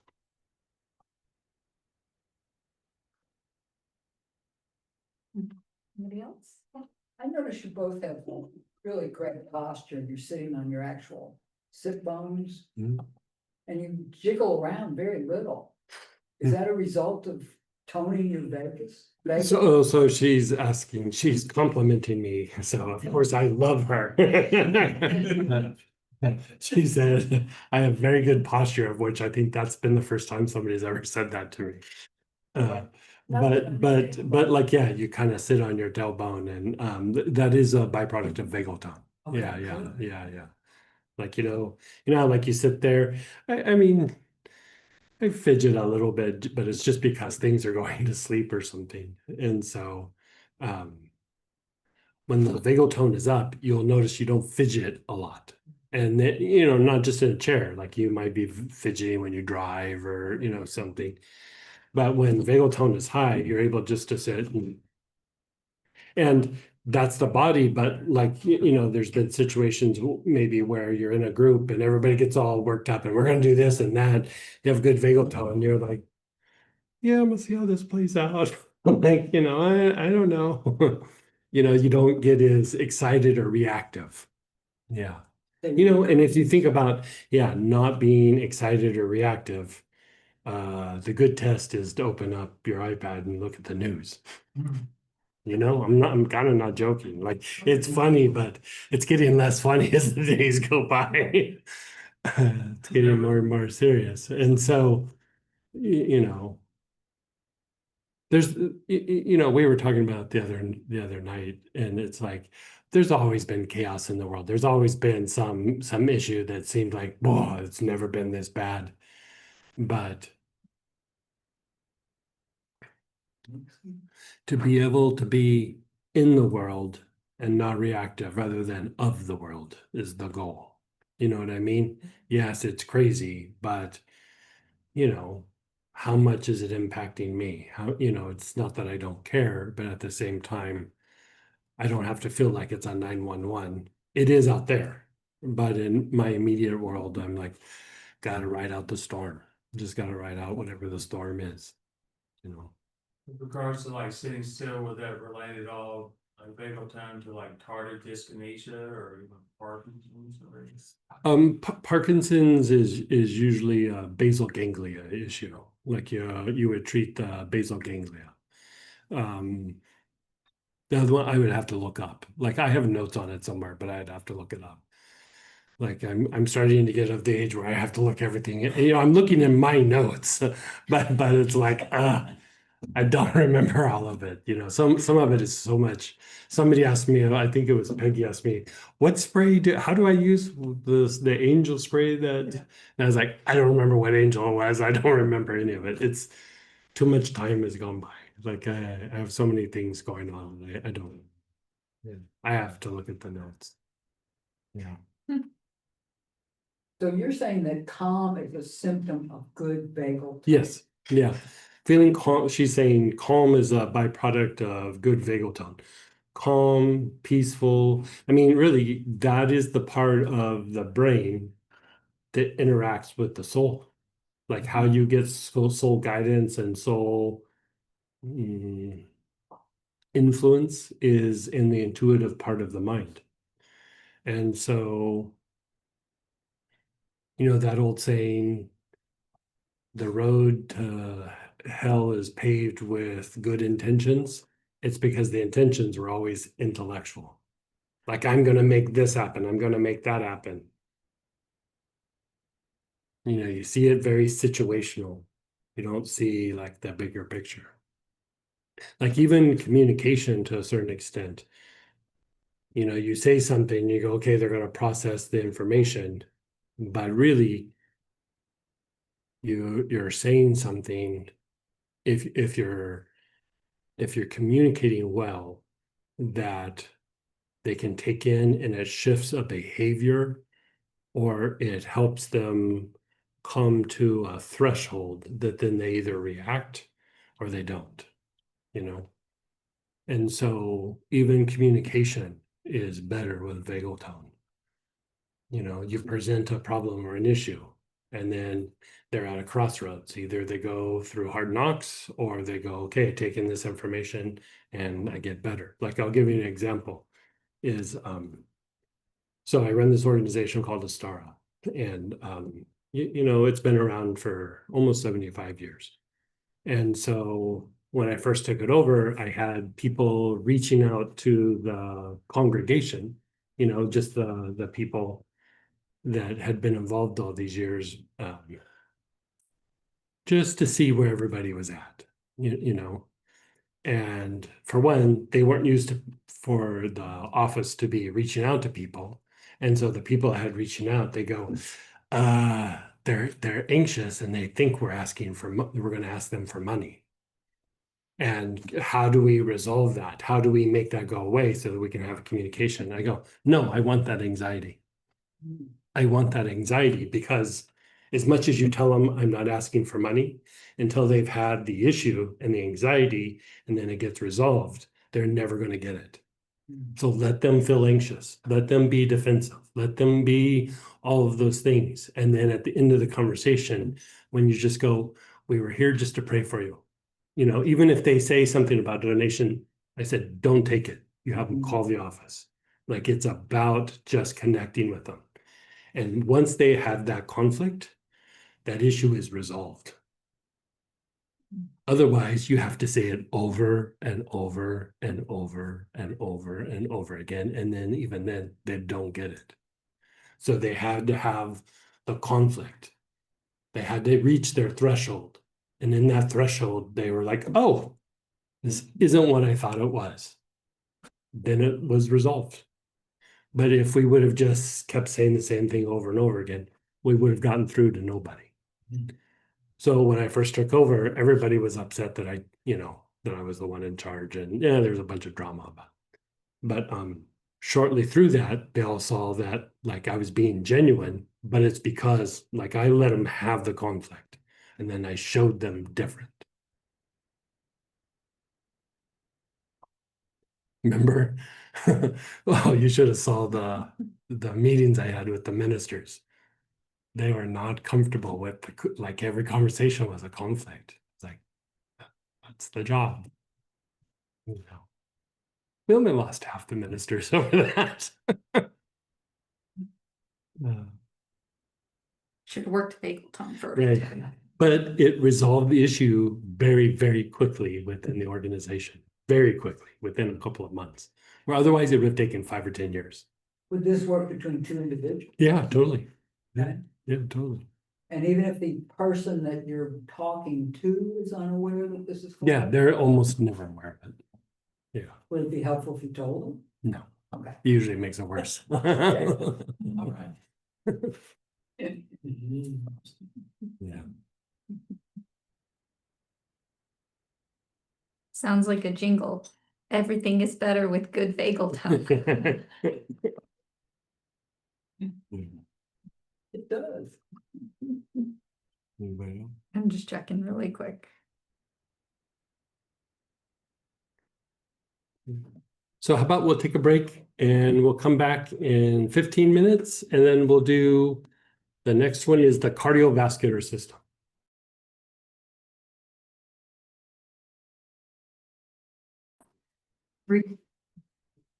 Hey, everybody, let's come on back. And now we're at the top of page 9. And again, I wrote out a bunch of things for you to read if you'd like to read and use it as reference if you want to use it as a reference. But basically, this point, we're working on the aspect of vagal tone in reference to the cardiovascular system.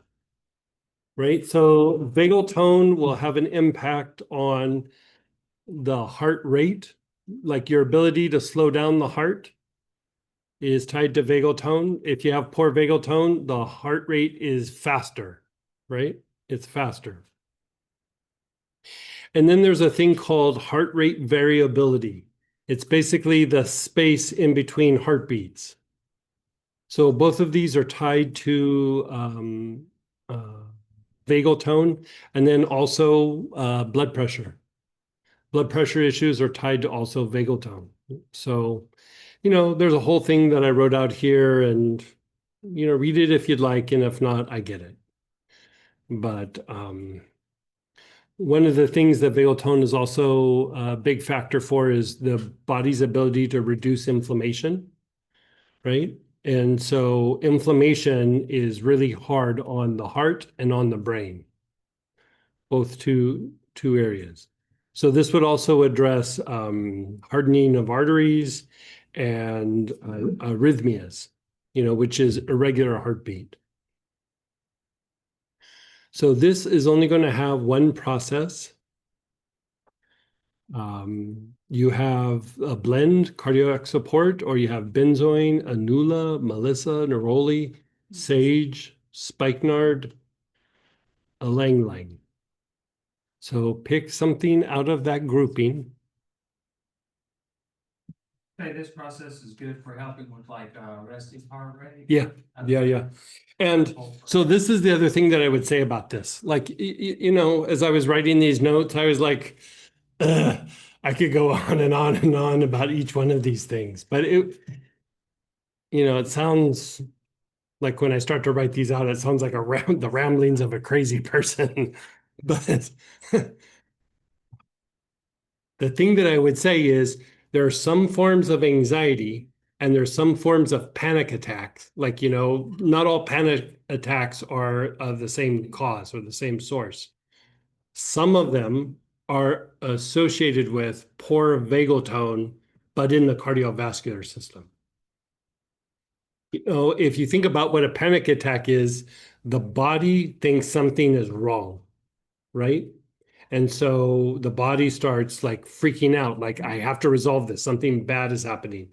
So if there's poor vagal tone in the cardiovascular system, the body will go into a panic mode. Because it senses that something is wrong. Doesn't mean something's wrong right there, right now, but if the body is not able to relax that area, then it senses like, okay, there's an issue, there's something wrong. So I think in the kit for purchase, it's benzoin, right? Mhm. Benzoin is incredibly good for improving vagal tone. All these other oils like anula, melissa, neroli, sage, spikenard, ylang ylang, they're all good. They're all good for cardiovascular issues, especially like arrhythmias and tension in the heart. But they do improve vagal tone. But the one that's the rock star is benzoin. It just calms and the nervous system and improves vagal tone substantially. Same with the cardiac support. That's what it does. Well, then, Benzoin is benzoin.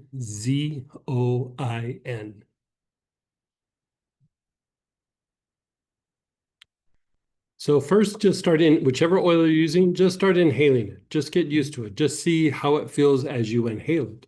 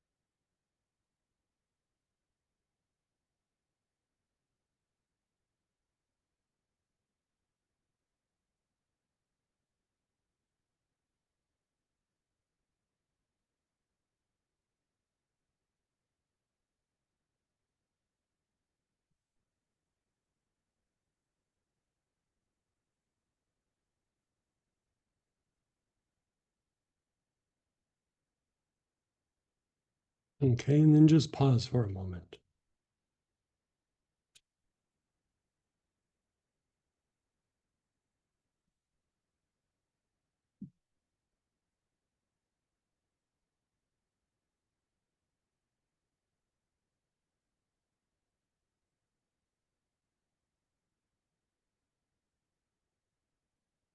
Now, you notice how that felt. Well, now we're going to go through and direct it through the body. So you're inhaling, your awareness is between the eyebrows, the ajna.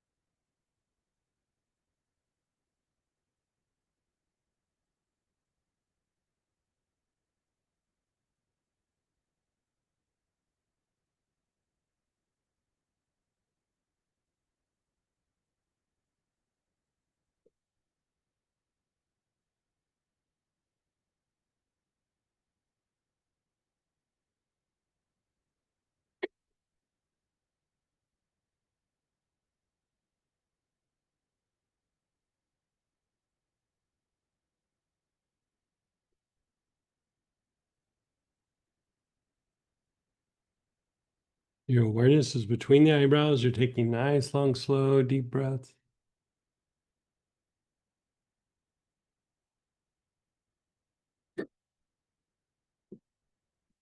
Move your awareness to the throat. Nice, long, slow, deep breaths with your awareness on the throat.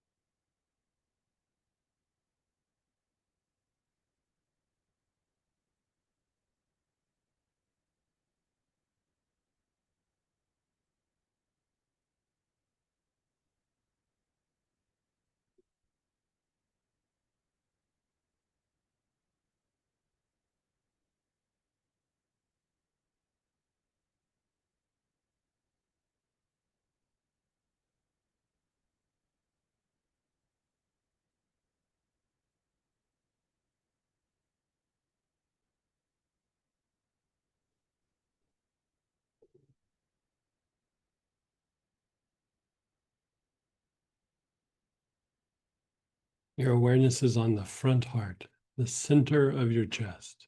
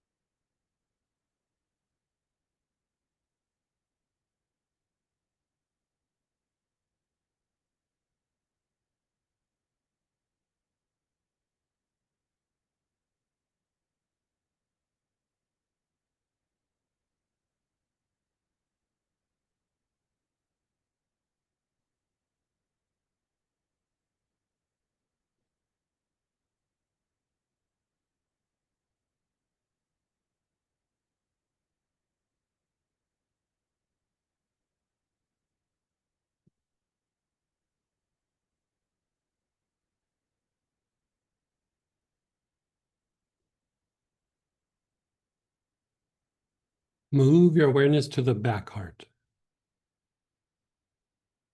the area between the shoulder blades.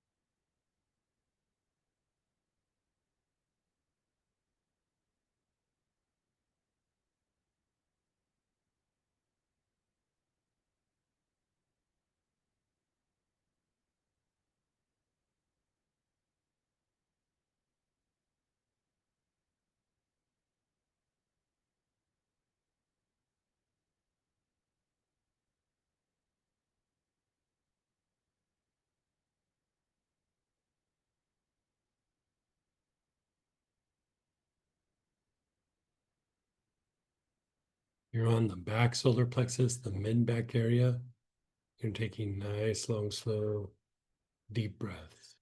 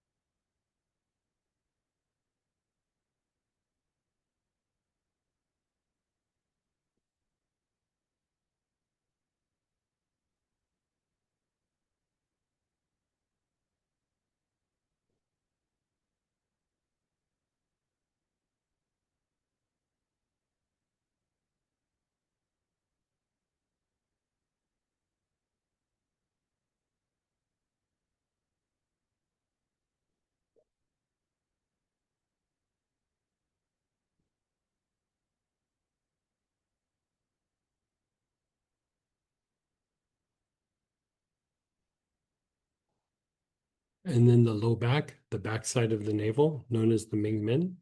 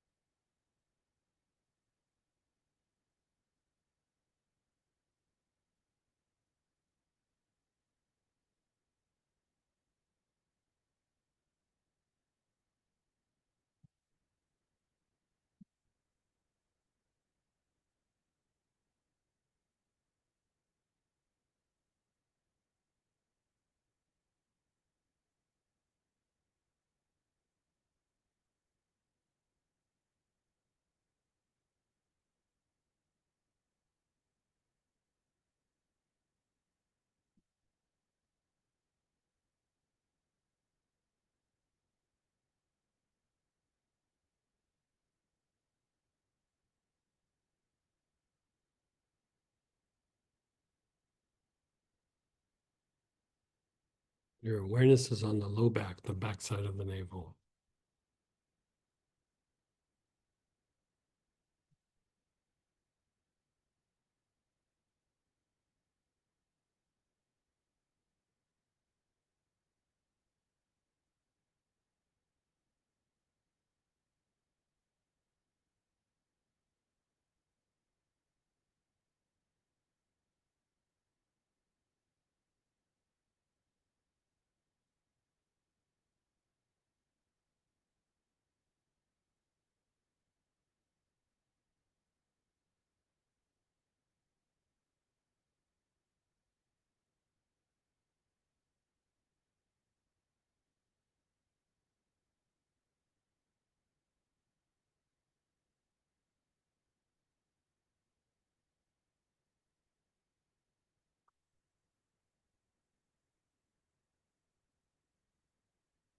And then the bottom of the tailbone. The bottom of the tailbone.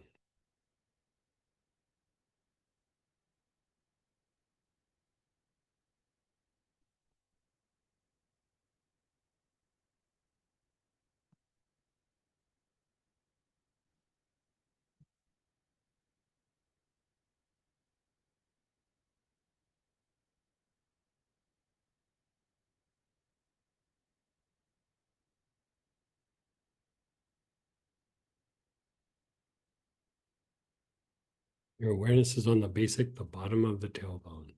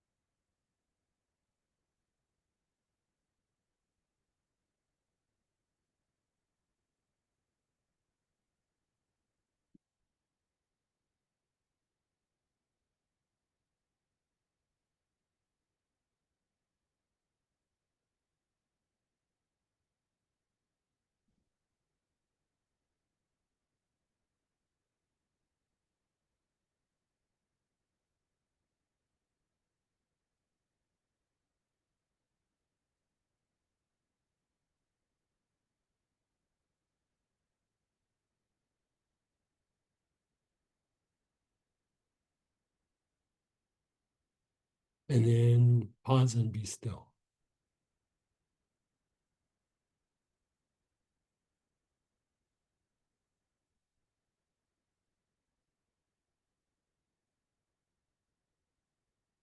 As you're pausing and being still, notice how you feel.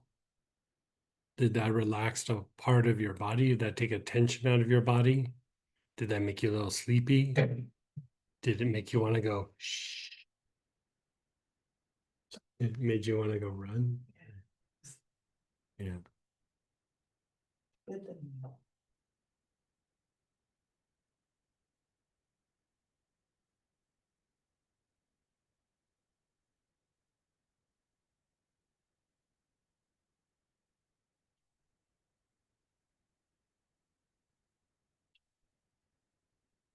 Let's do another round.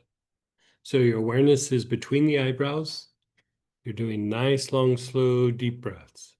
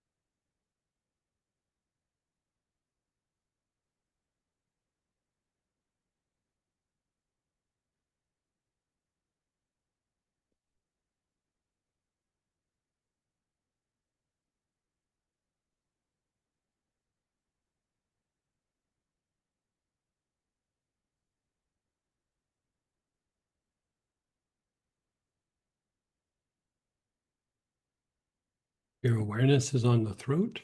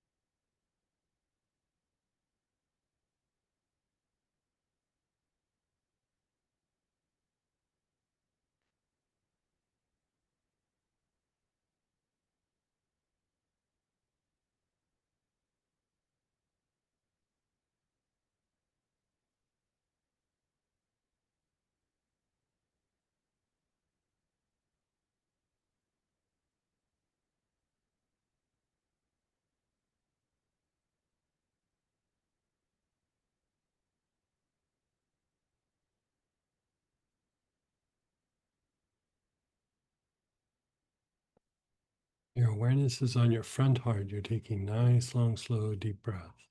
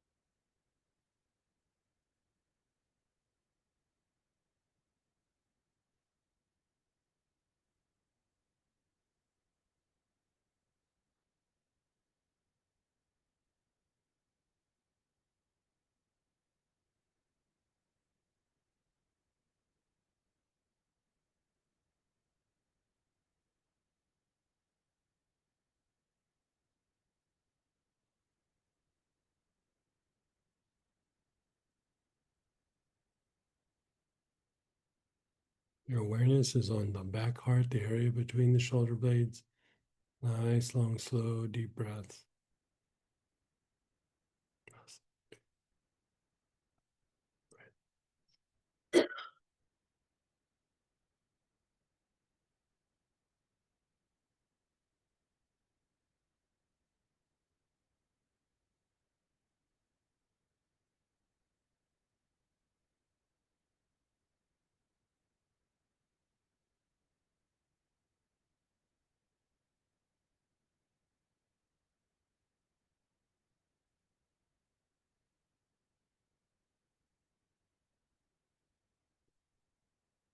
Your back solar plexus, the mid back area, the area below your shoulder blades.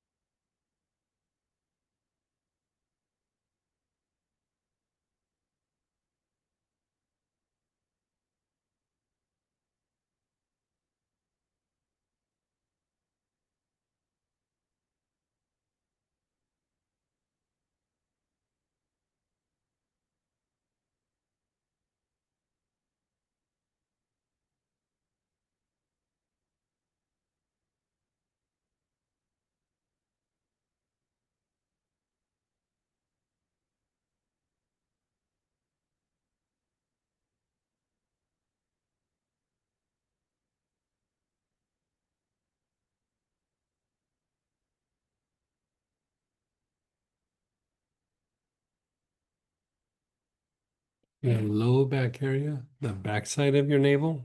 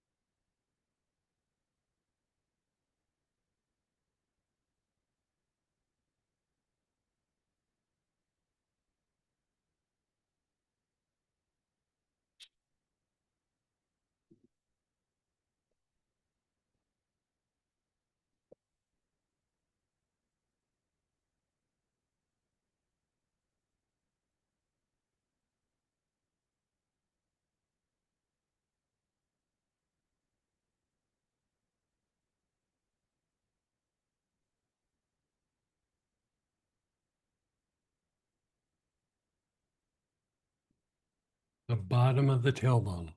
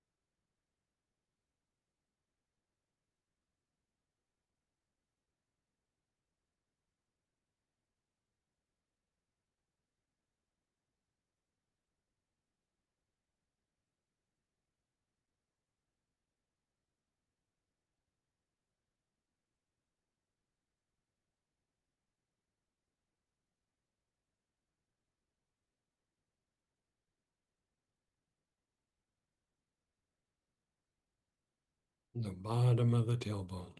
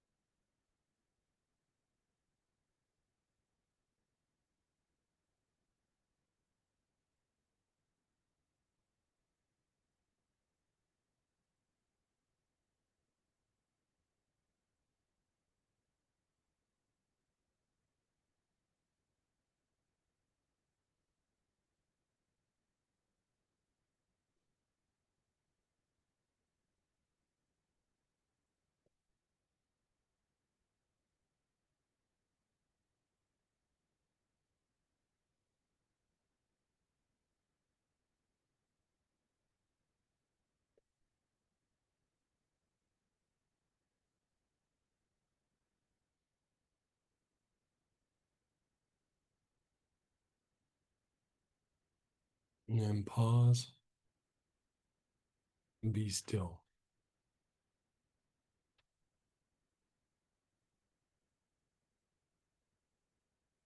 Just let it incubate for a moment. Let it soak in, let it settle in.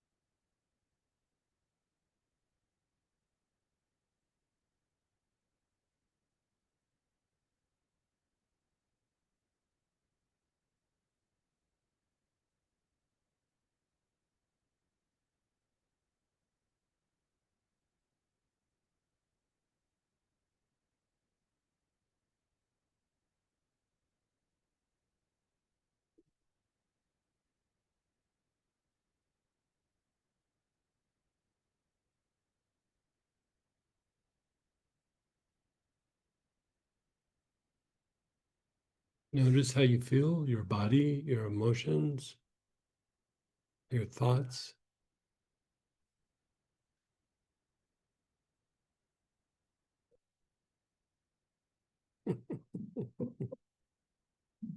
We might have lost Samantha. So let's go ahead and do shares, questions, unmute yourself, type in, raise your hand.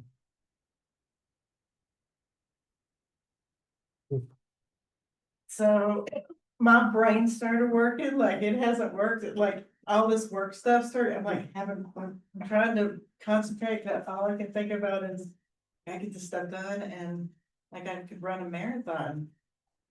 I mean, Oh, it feels really great, so, like apparently I need it. Yeah. So Tracy was saying that her brain started working like kind of problem solving things. Remember what I said about the intuitive mind is a problem solver? The other thing that I would say, the level or degree of brain function directly corresponds to physical heart function.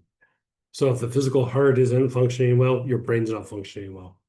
You know how we do in meditations, you do like the heart and the crown, and the body, it's the heart, the physical heart, and the brain. Like, you know, they kind of correspond. And so she feels like she could run a bunch. And I would say that's, I mean, I'm not sure, but like the heart's recovering. Like it, you know how like when you're feeling good and somebody asks you a favor, you're yeah, no problem. And then when you're tired and somebody asks you for a favor and you're just like, why would you do that? Who asks people favors like that? Like, the difference is the juice in your legs. Like when you're fatigued, you don't feel like doing something. So like being pushed to do something more is a little much. And when you have the juice in your legs, you're like, yeah, sure, I could do that. Like, it's not really anything. It's because you have the juice in your legs to do it. And when we're talking about the heart, we're really talking about your ability to put out an effort and then recover. Like if the heart knows that, hey, you know what, you're probably not going to recover, there's going to be part of the mindset of like, then don't do it. Like, don't do it because you're not going to recover. But if you feel like, hey, I'm starting to recover a little bit, it's like, hey, let's get on and start doing some things. I'm moving, shaking. I'm gonna shake things up, because not only do you have the juice in your legs, but you have the ability to recover. I think it might help Brian too, like. Yeah. It, everything we're saying right there, it's him to a T, so. Yeah. Ben's So- going tonight. So the opposite of vagal tone, there's this word, you probably have never heard of it, but there is actually a term for the opposite of vagal tone. It's called stress. You probably have never heard of this term before.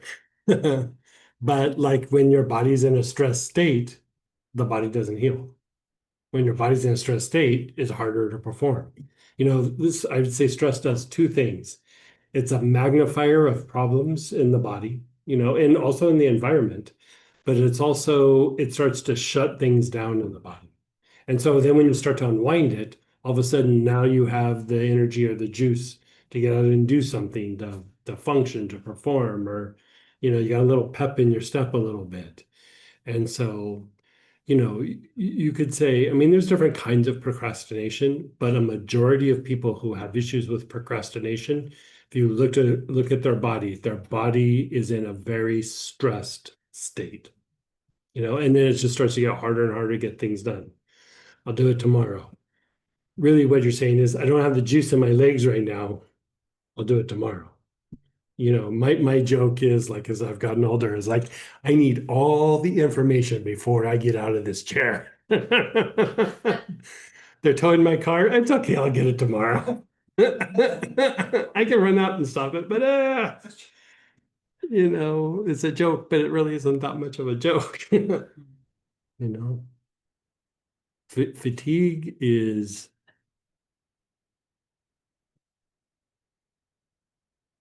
very altering to like the physiology and your emotions in your mind, way more so than you realize.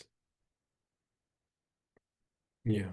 This one knocked me out. Yeah. Does that mean that I have a real? There's just some like stress in the cardiovascular system. Yeah, he was saying this one knocked him out. you know, when we were doing like a earlier version of this, where we were doing I can't remember, was it the cardiovascular system, immune system, and endocrine system, maybe something like that. I don't know. One of those where we were doing 3 in a weekend. I was like, man, when I do that hard one, I feel amazing. Like I was getting up and doing stuff, like kind of like what she was saying. Like I got literally after we did a day of that, the next day I did 2 days worth of work in one day and had time left over. I'm not joking. And I was like, that's amazing. Haven't done it much since, but like that one day, you know, I still tap into it from time to time, but you know, usually we start thinking about these things when we don't feel good. Like, hey, I don't feel good. What should I do about it? Not as performance enhancing. And so, you know, I'm the same way. Like, you know, yes, I know this, but I should be doing it more often. But you know, there's so many fish to fry. You just start doing the things that are a little bit more immediate. What were you changing? What were you smelling? What were you? This, like, I was using benzoin. Yeah, benzoin. Benzoin's interesting. I mean, they're all good in their own way, but even in times where there is like a little bit of shock, like say there's an incident, you know, like part of stress is also being displaced. You know, you're going about your normal thing, and then something is like causing you to shift or change, whether you like it or not, whether it's good for you or not. Because even good change still engages a stress response because you're displaced. You know, think about it. Okay, we're going on vacation, going to hit the road, we're going to have this amazing time. How much stress is it for you to get ready, get in the car, and get driving? It's not like this is amazing. It's like, oh, you got to get in the car to have fun. I'm going to hurry up and have fun, right? Part of it is a stress response, right? It's displacement of the repetition, displacement of maintenance, right? So all you did was you decrease stress in the cardiovascular system, which allows it to heal, to perform better, to recover better, slows down heart rate, improves the time between the heartbeats, right? It potentially can lower blood pressure, calm down arrhythmias. You know, a lot of times if we do have an issue here, we have to treat it for a while. You know, it's not just like I sniff something for, you know, 15 minutes, I'm done. It's like usually you gotta work it for a little bit. It's okay, like for him to do it like every night. Oh, yeah, yeah, yeah. Would is that enough? Cause I can't get him to do it any other. Yeah, no, that should be fine. But one of the things that I was gonna say about benzoin is benzoin, you know, like when you're stressed out or there's an incident and something that's very upsetting, benzoin helps put distance between you and the situation. Like you're still able to see it, but it's not like you're entangled and like, I gotta resolve this. It's like, oh, look, there's a situation that I have to address and deal with, but I'm not freaked out by it. You know, Tarragon will calm you down. Benzoin will calm you down, but give you perspective. It's in a lot of the anointing oils from the Jewish and Christian traditions. It's a little bit in the Buddhist practices. The difficulty is they call it by different names in different traditions, so it's not always recognizable. But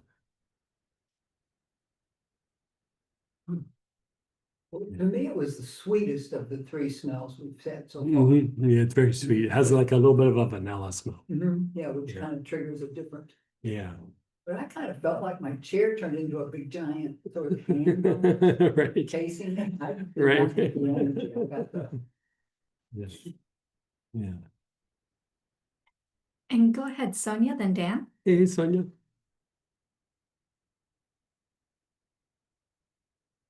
Let's get you on And mute. you like the regular remedy vagal tone. It's not in this at all. Is it, can it be used for any of those? It's a good general one, and it's good for topical applications. But the reason that I think I might have put it in here one time, but I didn't put it in a lot, is because I want to emphasize specific treatments for each thing. Yeah, yeah, I haven't seen it at all. Okay. Yeah. Uh, Still super valuable, but like here, like we're trying to look at like breaking it down into pieces. And so I didn't want it to get it all lumped into that it just did everything. You know, it would depend on how you directed it and things like that. But a lot of times if you put it on the body, it's a good general treatment, where here we're being super specific. okay. You know, I have a problem with my sternum. It keeps rotating left in the vertical, and when it goes too far, the gristle between what is it? The bones and the sternum gets twisted, and I get heart palpitations. Is that will that cause? Yeah, if the sternum is shifting, I would say that there's alignment issue, and like later when we do muscle and fascia, that's the thing that I would work the most. I have a spinal curvature, Yeah. and scoliosis and kyphoscoliosis, but they're neurological, not Yeah. mu- Yeah. the therapist says they're not muscular, it's a neurological problem. So Anything you're doing vagal tone is neurological. So even when you're working the muscle and fascia, you're working the neurological aspects of those things. okay. Yeah.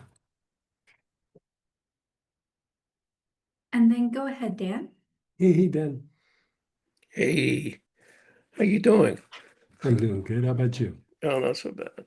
I'm on my second day post-op after this hernia thing, so it's gonna be Oh, kind yeah. of Yeah.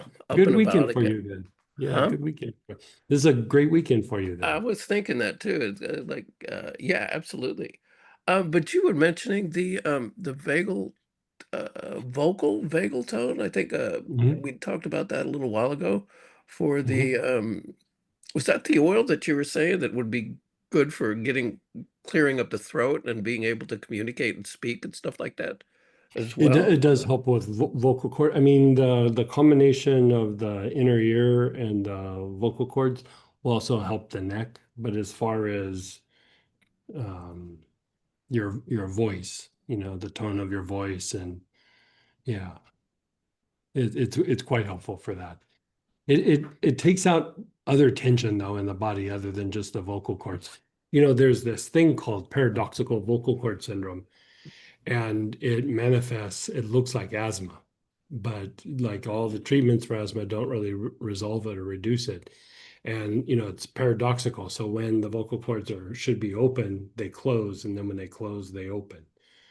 So this is what I used to use, like a version of this is what I used to use to treat that. You see it in neck injuries, and you see it with severe thyroid issues and people who have had thyroid surgeries.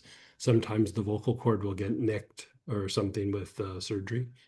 And so the place that I saw it the most was just because what I was specializing in at the time was specific kinds of whiplash. There would start to be a vocal cord issue. But it was more vagal tone. It wasn't like they would lose their voice. It's just um, there would start to be a lot of tension in the vocal cords. And so it would affect the breath, and it would affect uh, like the joints and rigidity in the body, and usually went hand in hand with an inner ear issue because you know you're dealing with an injury of the neck. Right, right. Yeah. Okay. Would that also help with like work, communicating with work and stuff like that? Or Yeah, it would help you yell much louder. don't make me laugh. No, I mean, it's not so much about like forming the words, but like your ability to say them, you know, how like sometimes your voice will feel like harder to Right. speak and things like that. It's more like that. Okay, okay. Yeah. So it's like helpful for communication or not so much kind of. Yeah, I would say so. I mean, there's always an energetic and emotional, mental component to it. Um, I would say if it's a stream of thought coming in, um, as weird as this sounds, Yeah. you remember in that class a few months ago, the cultivation of the mystical heart? Yeah. Okay, so that we broke down the different parts of the nervous system, but before we did the nervous system, we did like the neocortex and the amygdala and the basal ganglia. The one that would be good for communication is the hippocampus. Okay. The It's hippocampus. it's it's tied for like memory bringing things forth, but if you Sorry, as I get this. Yeah. if you work the hippocampus component, it opens up the ability to bring forth a stream of like communication or a stream of thought. Okay. And- Because there's communicating where you're like, okay, I'm looking at my notes. We're saying benzo and anula, da da da da. You're looking at something, you're reading. That's not really communicating. That's verbalizing. But I yeah. wouldn't say it's communicating. Intellectualizing. Yeah. Right. So that ability to communicate is tied to like a stream of consciousness or a stream of thought that comes Expression. through. Yeah. And it's more than just the words that are being said. It's like the ability to shift individuals that are hearing the information. Because part of the thing, like say you're leading a team, is not only do you have to say what you're saying, you have to say it in a way that breaks through their preconceived ideas of what you're doing, Right. Right. and that's not going to be done with just words. So Right. the hippocampus helps bring it through to like do what it needs to do. Okay. So that was what was that class again? Cultivating. What was that again? Cultivating the mystical heart. Yeah. Yeah, we taught that in person in Chicago. Oh, It was the beginning of May. okay. Yeah, this might have been when we had that conversation actually. Yeah, yeah. With a little bit while ago. So just I know it's a little tangential here, but I do have the post-op kit right now that I'm kind of right here in front of me. Sure. So just it was laparoscopic, kind of just the ventral piece, that mid-ridge Mhm. kind of thing. Mhm. So just it's okay to put that on the incisions directly. I mean, they're kind of glued glued shut Like kind of thing. I would put it all around. Like I mean, if it was me, I would put helichrysum on the wound, but I never tell that with like going to the doctor because we don't want any sort of complication. Right, So right. Yeah, yeah. wait till it closes. Wink, Well, wink. yeah. But it's glued. You know what They I mean? actually glued it shut. It's a glue on there now. So it's glued. Yeah. So it's Maybe give it a day or two and then put the helichrysum on it. okay. Okay.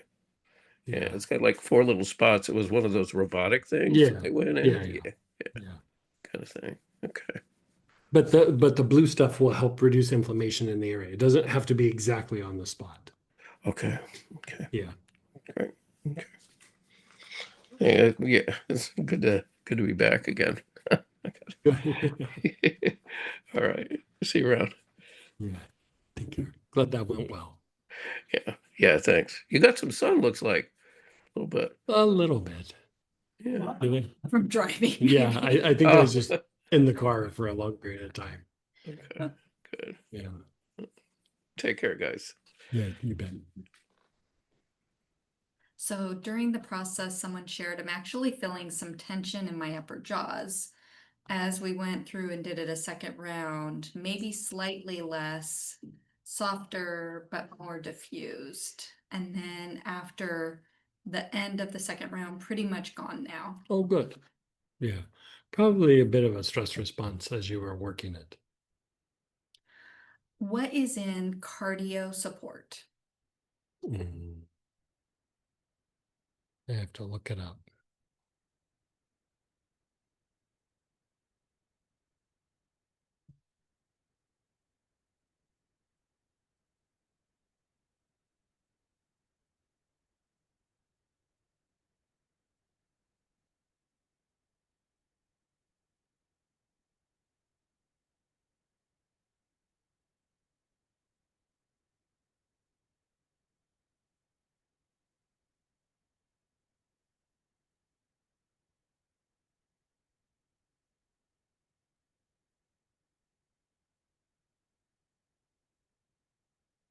It is Melissa, Helichrysum, ylang-ylang, Petitgryn, neroli, and a very specific kind of rosemary called rosemary camphor. It's not a normal rosemary, and it's not rosemary and camphor blended together. It's a chemo type of rosemary camphor. The only thing you really use that for is for cardiovascular issues, because of the camphor. High levels of camphor in the rosemary. And go ahead, Teresa. Hey. Hi. Interesting. So I used Anula in the last one. Mm-hmm. And once we paused and everyone's been sharing and doing talking, I was totally fine. And now I'm feeling a bit nauseous.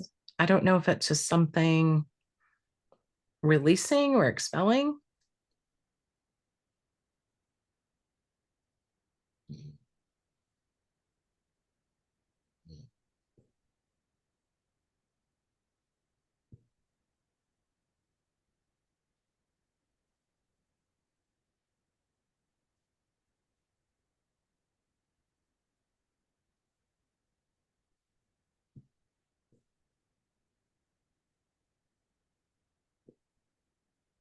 It does look like something's like kind of shifting in the body and releasing, and it's like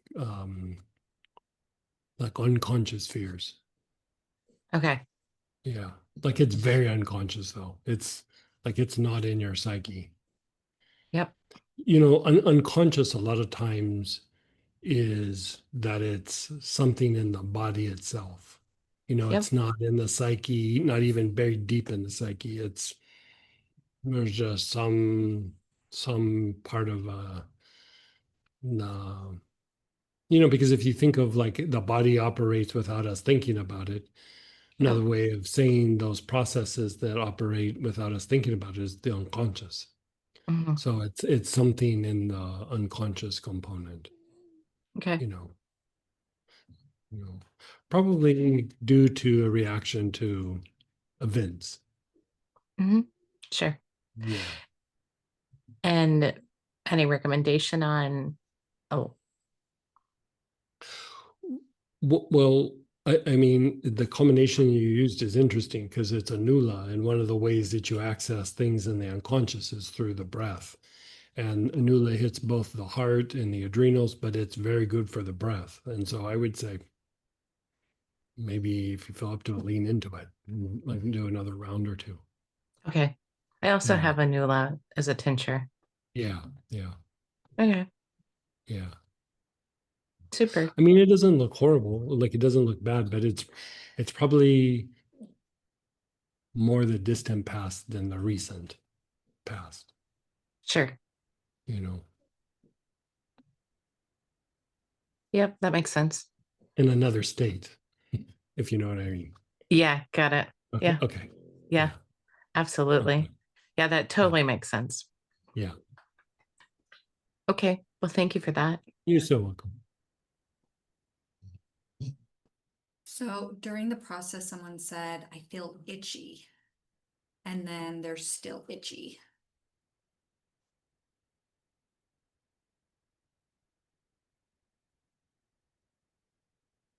Is it let's have you use like lavender or chamomile. Just inhalation? Yeah, just inhalation. Just do general, like sometimes the shift in the stress response or the increase in vagal tone can cause things to shift. And part of how you throw it off is the lymphatic system. And if the lymphatic system is a little backed up, it overactivates the sensory nerves. Or you might even have a little bit of an autonomic response. Usually the autonomic response would more be like you break out a little bit of a sweat on the forehead or on the abdomen, but still itchy could fall into that. But the lavender or the chamomile should calm that down. But I would also say that probably means work this cardiovascular system with the vagal tone. Work that, it can be like little bits at a time, but work it over a period of time. There's probably a bit of an issue there. I mean, really, almost everybody has an issue there, but it's like, to what degree do we have an issue there? And they added it's mostly on the face and will do. That probably could be.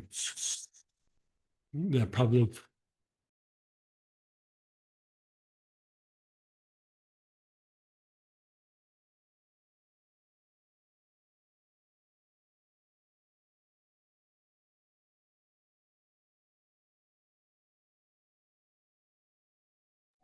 Try it. Okay, how's that? Yeah. Anybody else? I found Angelica in the Mystics Toolkit. Is that the same as Angelica root or Angelica seed? Root. It's the root.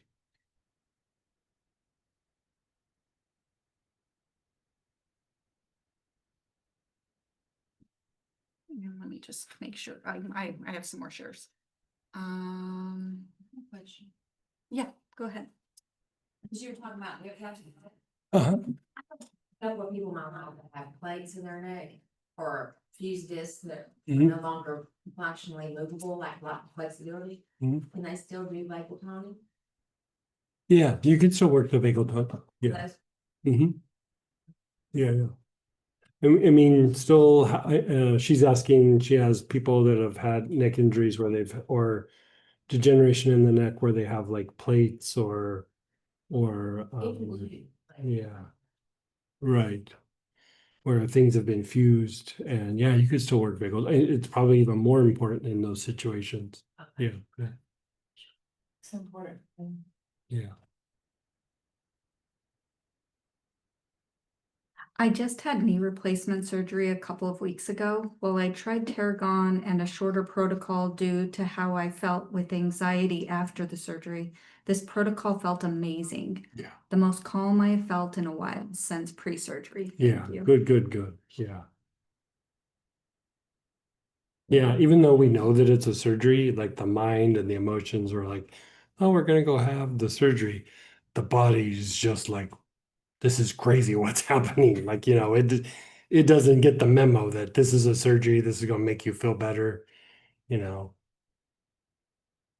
Yeah. So your body goes into like a freak out mode.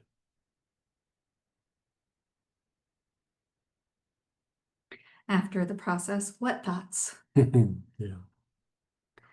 What's the difference between, oh, they're asking what's the difference between cardiac support and cardiac stress blends? Can cardiac stress be used for this process? Cardiac stress blend. What class was that on? Do you remember? Oh. Yeah, you could use it for this. Yeah. Just the other side of the coin. The cardio support was also made for the ORIC program, so it flushes things out of the energy body to a much higher degree. But the cardio stress support it's cardiac stress blend was also made for doing work in this particular area. Mhm. So I forgot to buy the kit. If I Mhm. wanna buy the kit, how do I do that? I know a guy. Yeah.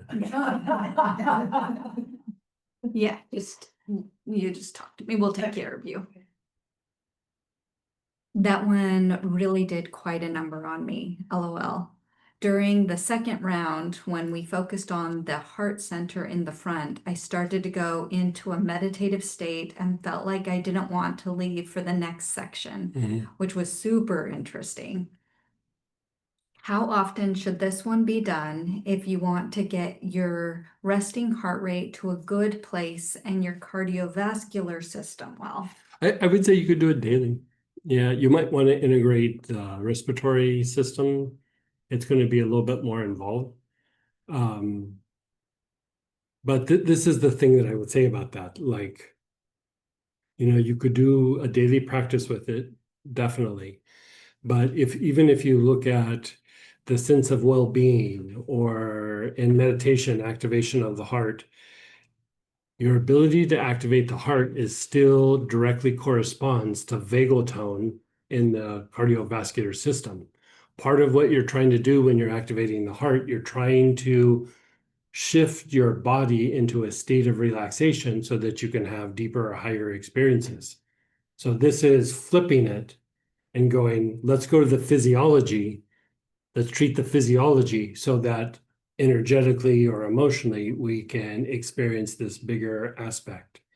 So there's two different ways of approaching it. You can activate the heart and have that, but the more that you work this particular aspect, the greater potential you have for activating the emotional heart.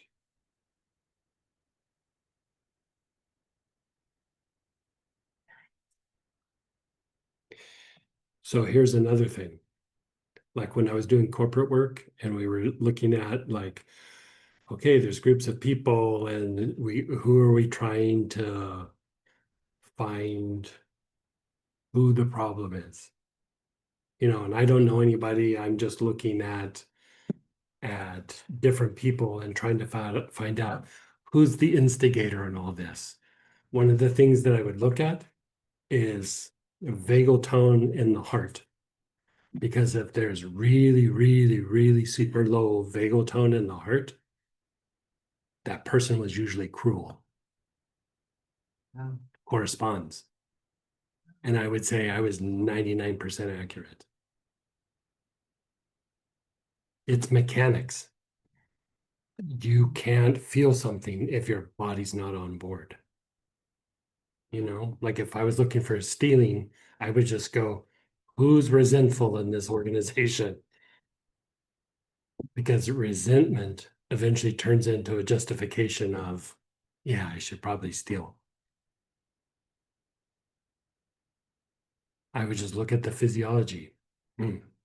Again, 99% accurate. All you have to do is look at the physiology.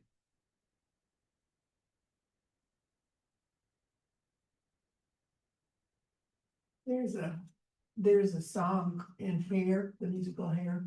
It's how can people be so heartless? How can people be so cruel? Just kinda- Right. Like stress and, you know, a lot of it's conditioning. You know, it's a mystical thing that really there's not a lot of bad people in the world, but there's a lot of like born into the world. The people that you would think are like mean or cruel or whatever, it's just a lot of conditioning. That's all it is. Just a lot of conditioning.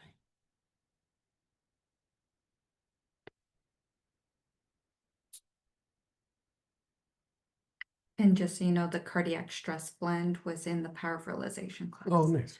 Yeah. I think that's the shares and questions for that segment. Okay. So how about we'll break for lunch? We'll take an hour and a half lunch. We'll come back at 2 Central Time and we'll do a few more.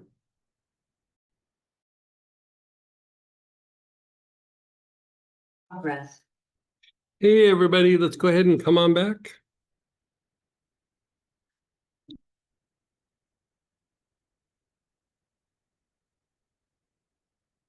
Oh, let's see here.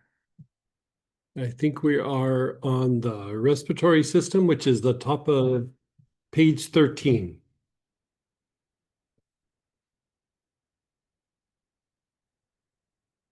You know, the aspect of the vagal tone with the breath can be quite profound on the body. You know, it could be the respiratory rate, like how fast you're breathing.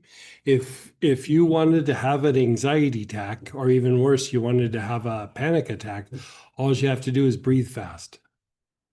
Kind of joking. Like they've gone through and have done studies where they can induce anxiety attack and then eventually a panic attack by just having short, rapid breathing.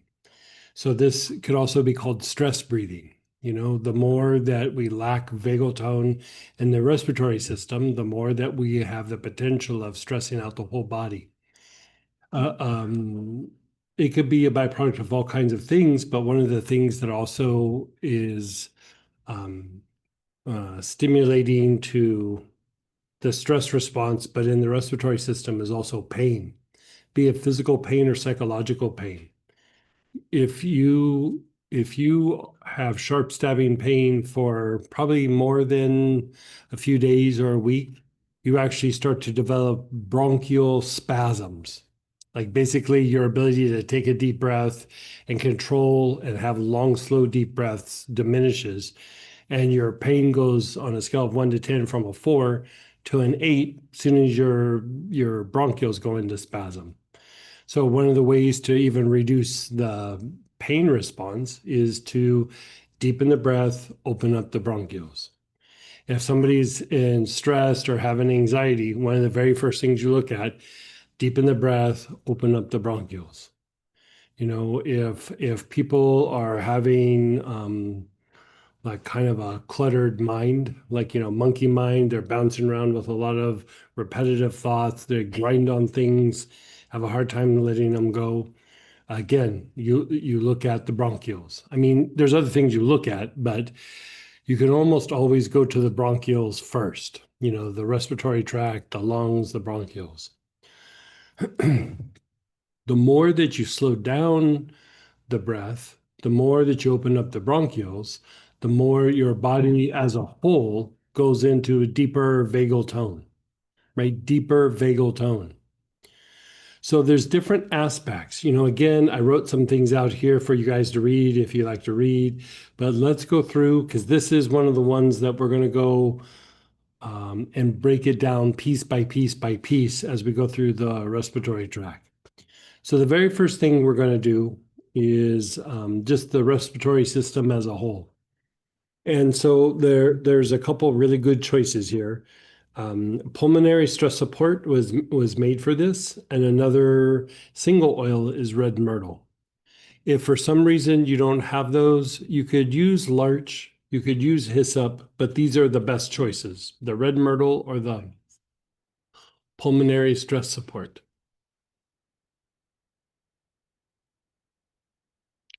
And before we get rolling with that, you know, get your oils, get them all ready. Notice how you feel. Notice the tension in your body. Notice how your body feels. Notice your emotions. And if you need to test your emotions, think of something that was stressful or upsetting for you in the last, like, I don't know, 6 months. You just go, something that's like, that was a little upsetting, right? And then check in with your thoughts. Are your thoughts repetitive?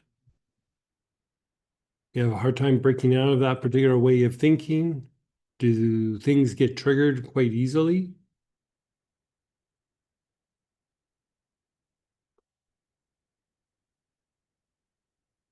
So with that, you're going to begin inhaling. Thank you, thank you. You're going to begin inhaling. Your awareness is on the throat. You're inhaling the oil, and as you inhale the oil, your awareness is on the throat. This is how you shift the vagal tone, is you direct the energy from the plant specifically to an area. So here we're going to the throat.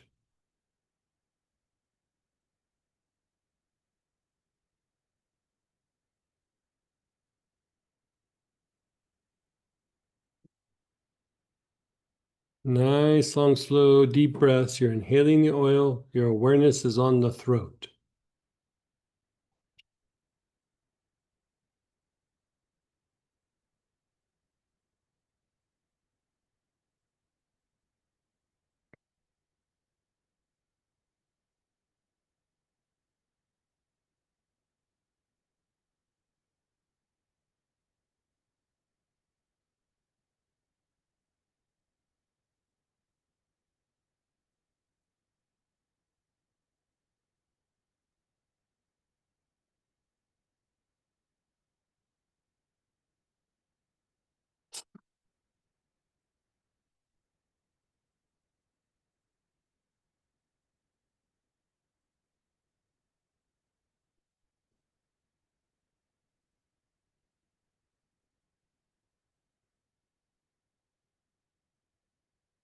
Now, you're moving your awareness from your throat to the back heart.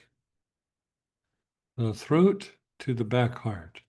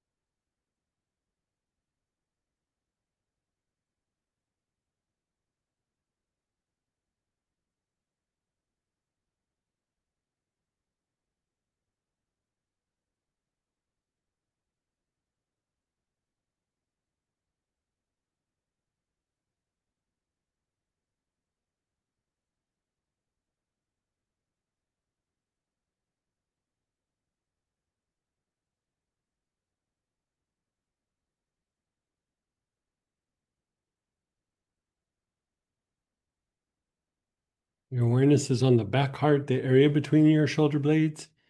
You're doing nice, long, slow, deep breaths.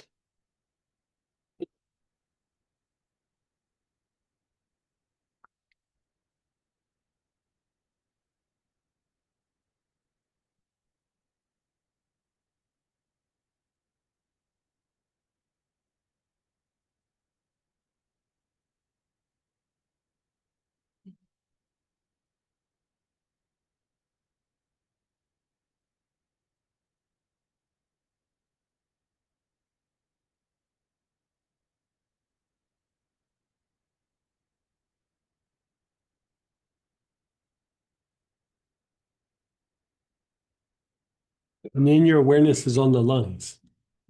Nice, long, slow, deep breaths with your awareness on the lungs.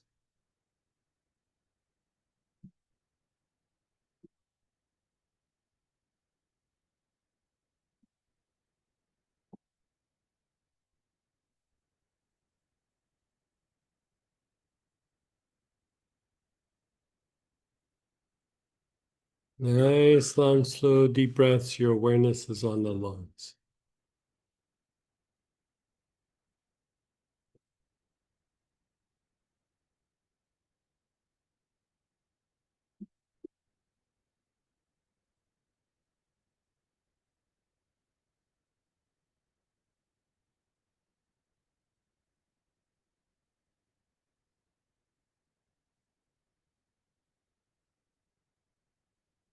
Now your awareness is on the front solar.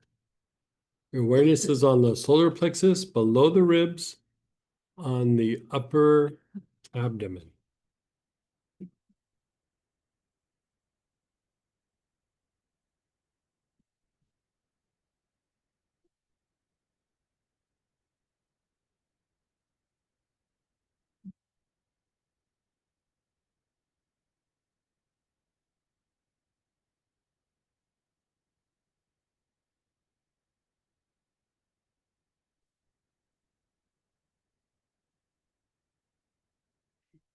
Just mute me for a second.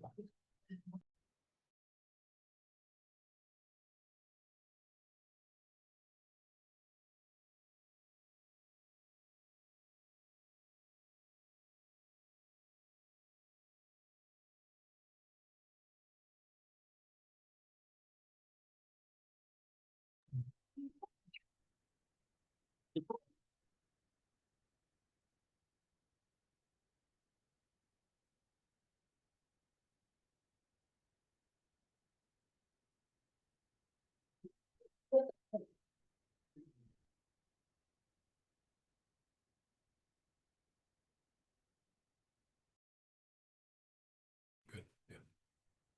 Your awareness is on the back solar plexus. Not the black solar plexus, the back solar plexus. Only mine is black.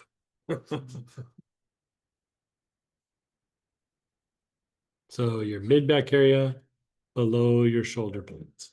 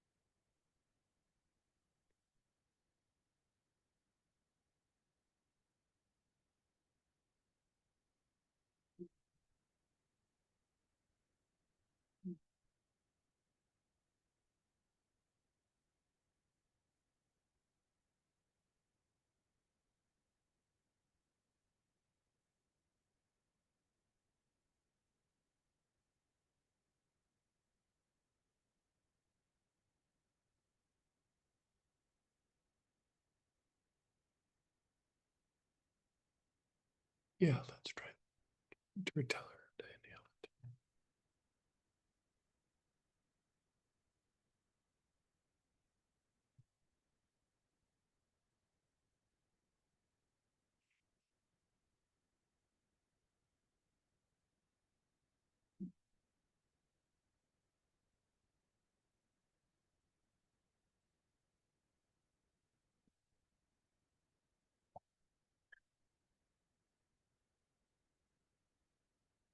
And then just be still. Just be still.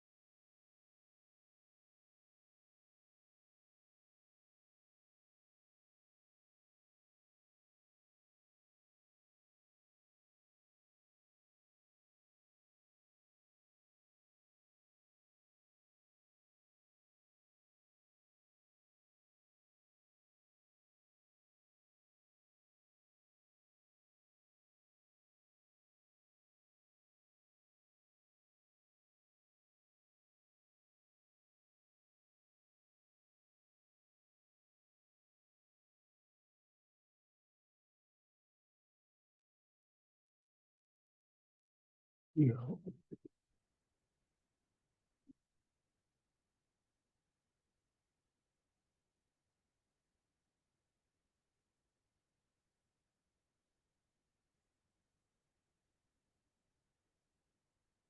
Okay, we're doing again. So your awareness is on the throat. You're doing nice, long, slow, deep breaths with your awareness on the throat. You're inhaling, you're using the same oil, your awareness is on the throat.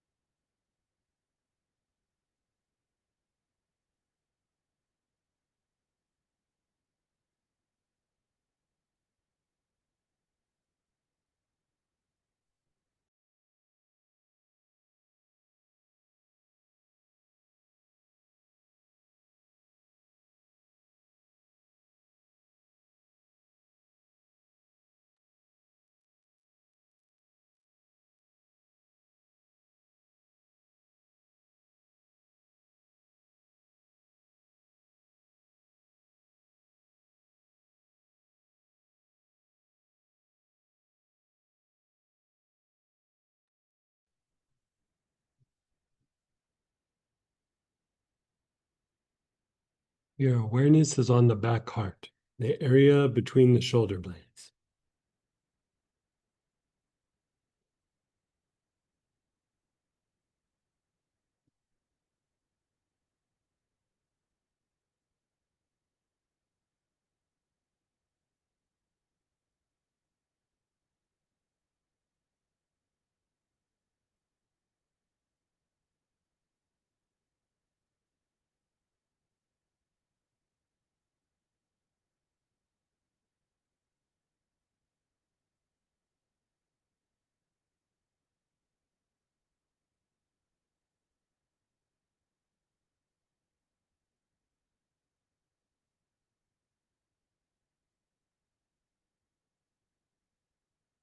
And then your awareness is on the lungs.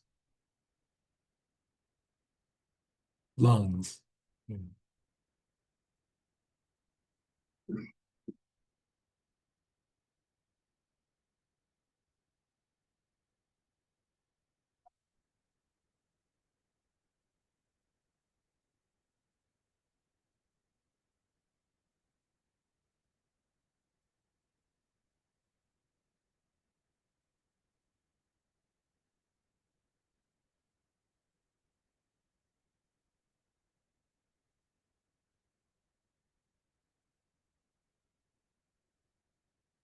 Nice, excuse me. Nice, long, slow, deep breaths to awareness on the lungs.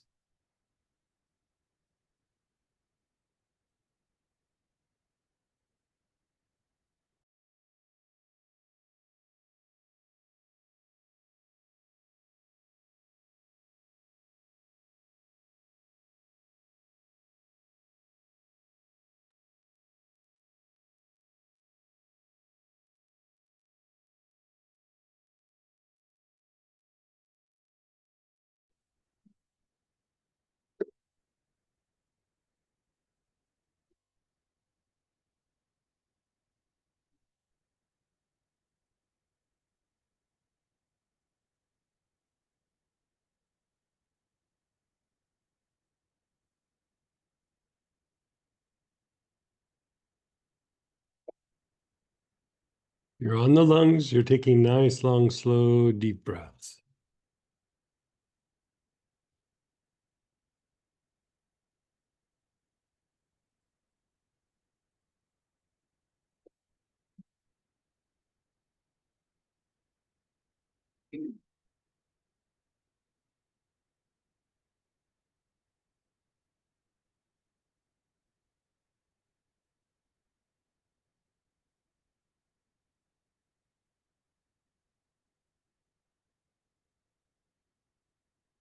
Your awareness is on the front solar plexus, below the ribs, on the upper abdomen.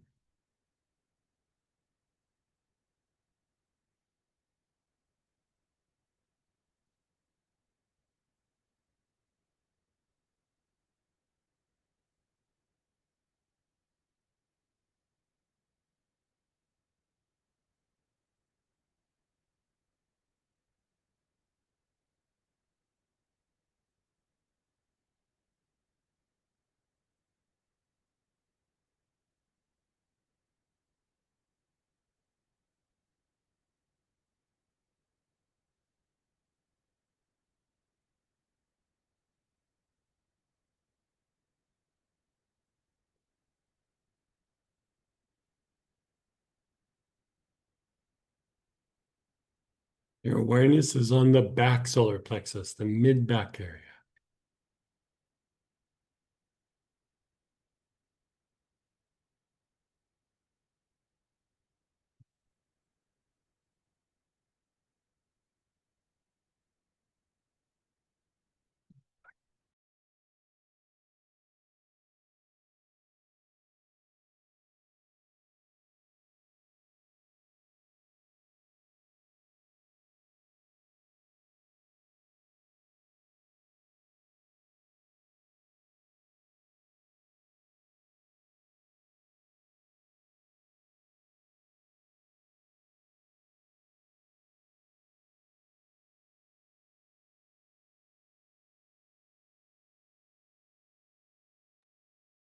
Pause, pause, and be still.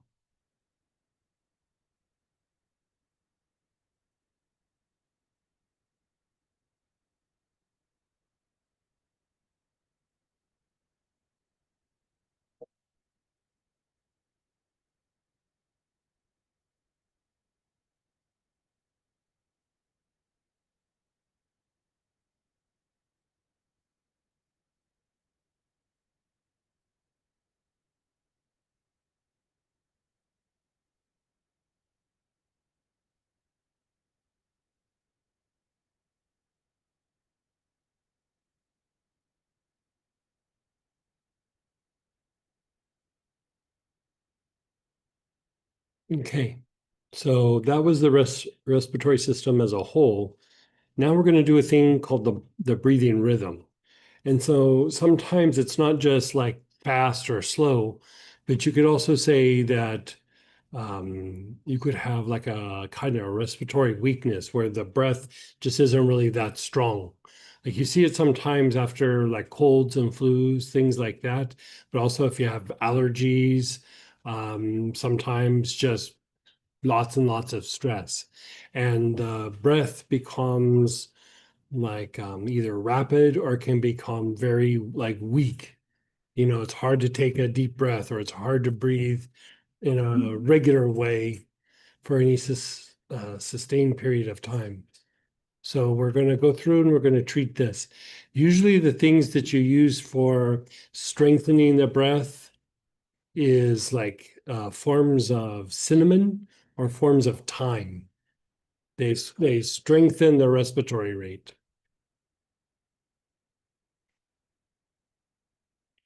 Yeah, I wouldn't suggest putting cinnamon on the skin or cassia and some forms of thyme. So I would say this one, if you're using the little 2 ml bottles, there's a little bit of jojoba in it. It should be okay, but still maybe smell it out of the bottle or put it on a little piece of tissue.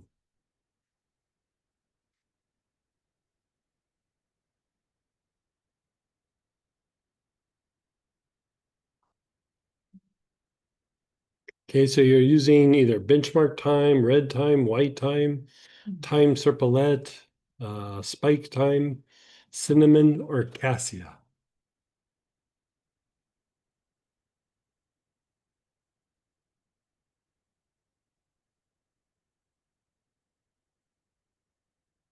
And begin inhaling. Your awareness is on the back throat. Your awareness is on the back throat.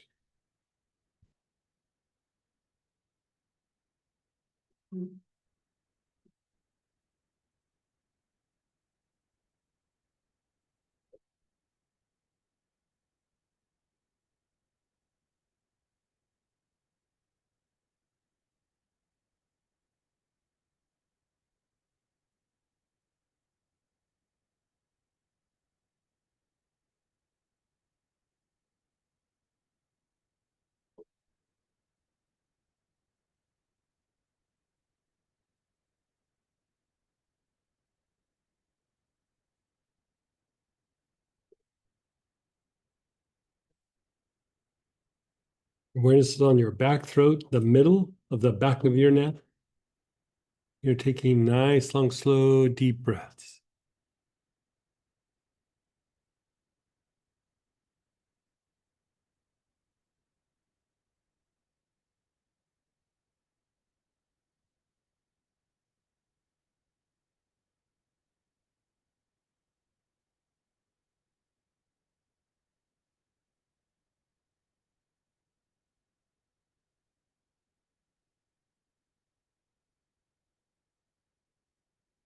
Your awareness is on the back heart. Back heart. The area between your shoulder blades.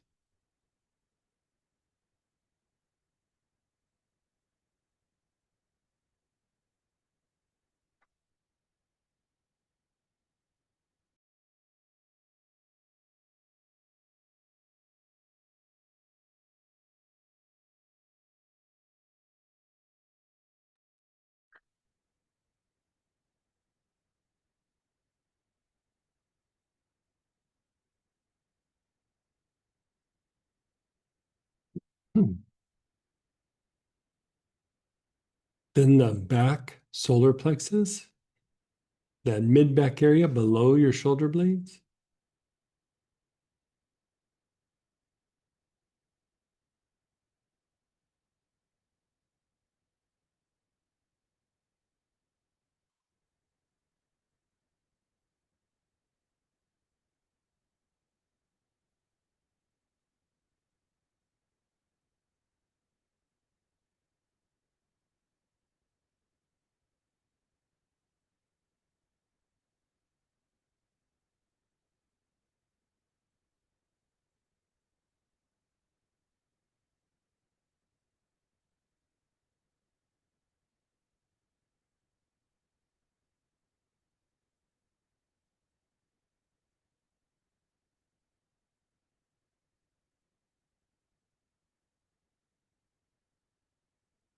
And then the navel. Your awareness is on your navel.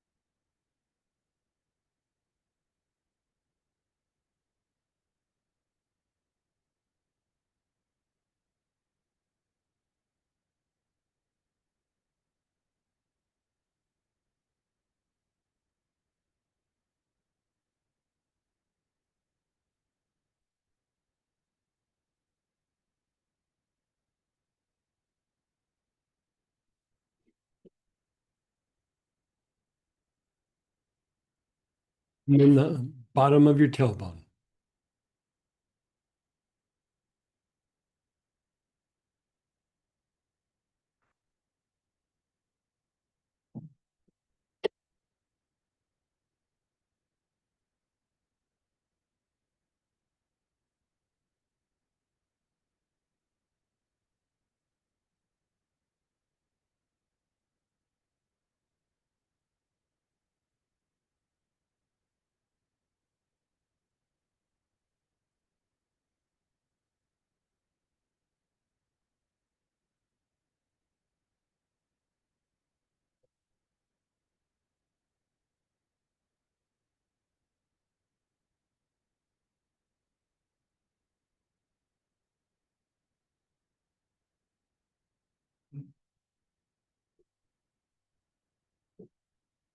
And then be still. Just let it all go and be still.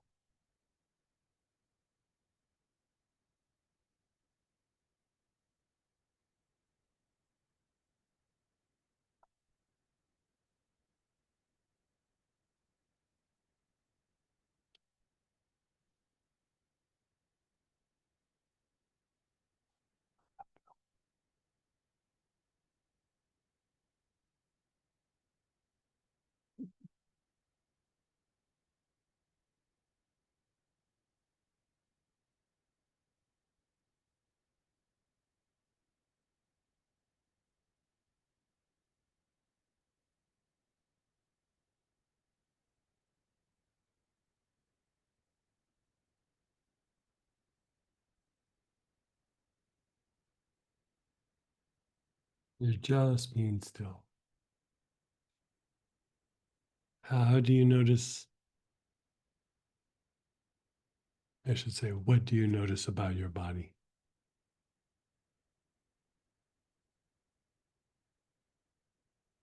Your body, your emotions, your thoughts,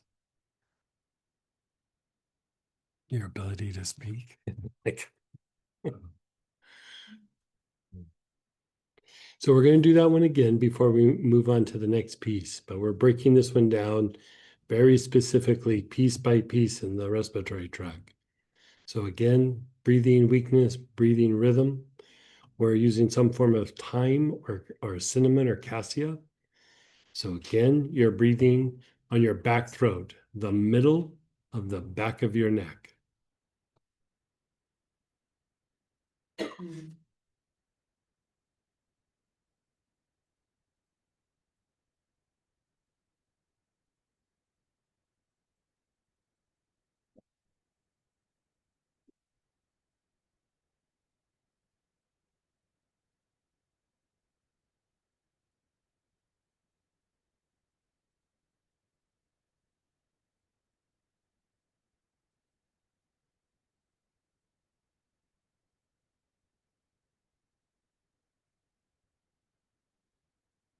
And then the back heart, the area between the shoulder blades.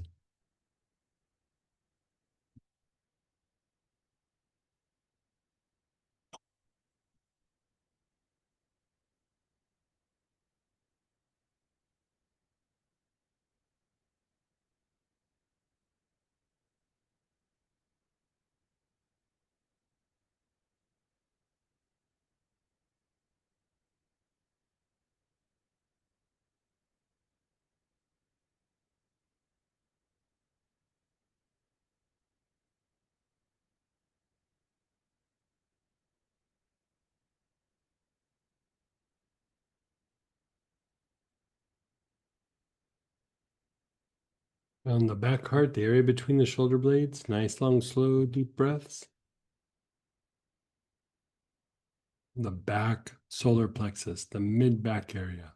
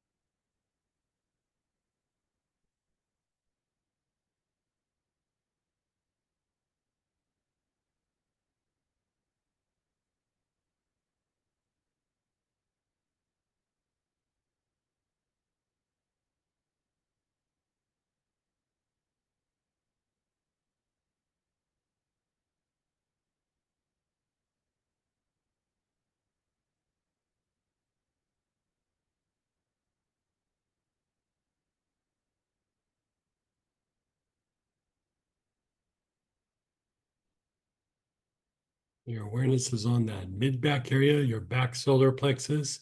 Nice, long, slow, deep breaths.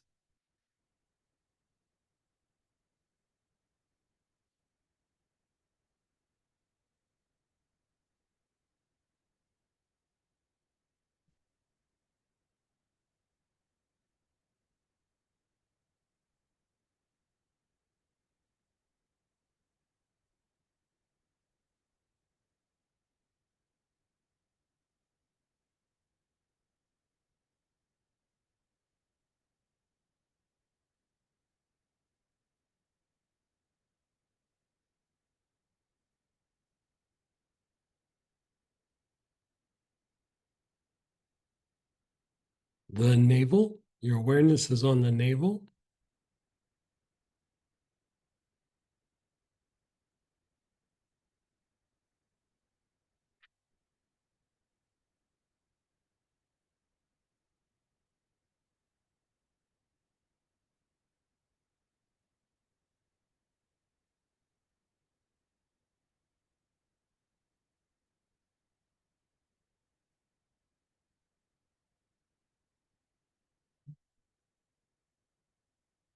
And then the bottom of the tailbone.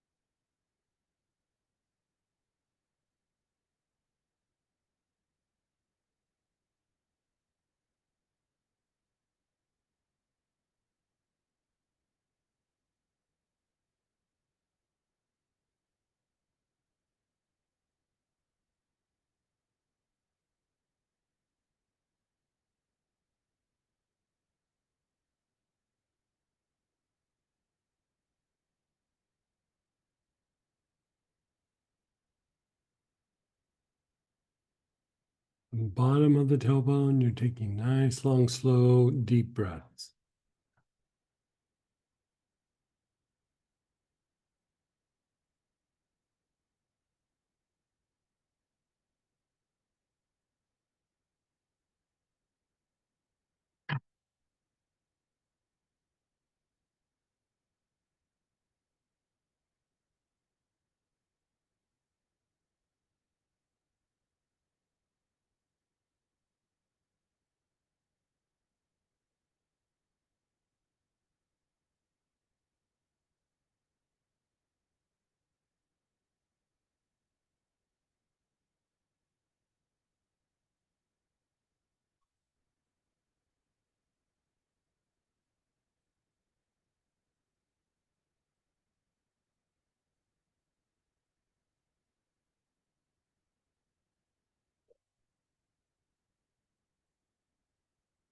And you're just pausing and being still.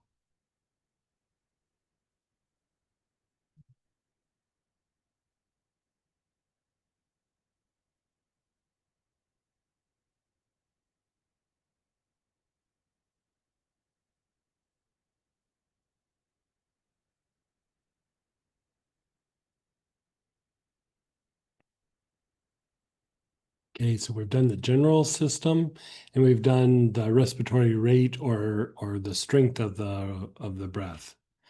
So now we're going to the sinuses. And the thing that I want to point out here too is this isn't that we're just treating the sinuses. This is very specific to vagal tone for the sinuses. So if we were just treating the sinuses, there would be a wide range of things that we would use, right? But here, this is very specific to vagal tone, right? And so, this isn't just where we would throw a whole bunch of different things at it. The things here, we have the basil or red myrtle specifically raise the vagal tone of the sinuses. And then we also have the blend sinus vagal tone. And so we're going to go through and work that. So pull out whatever oil you're going to use.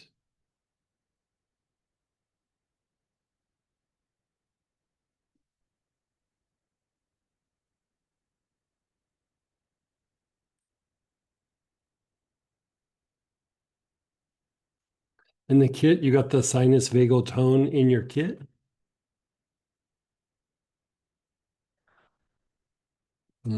It's nice.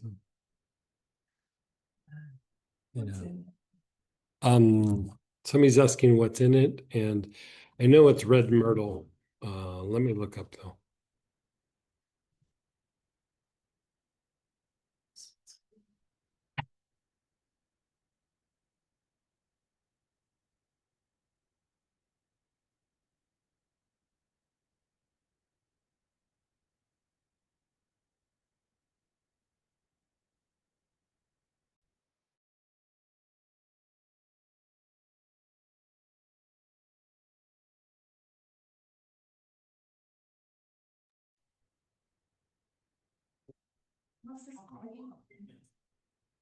It's the sinus vagal, sinus vagal tone, yeah.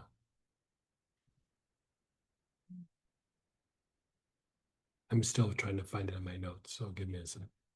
So you're inhaling, your awareness is between the eyebrows.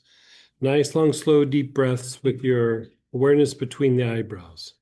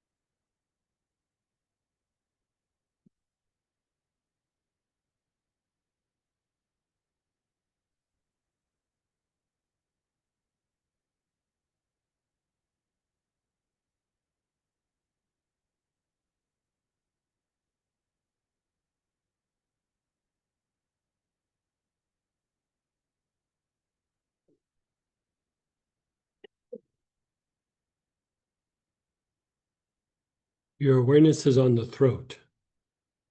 Nice, long, slow, deep breaths with your awareness on the throat.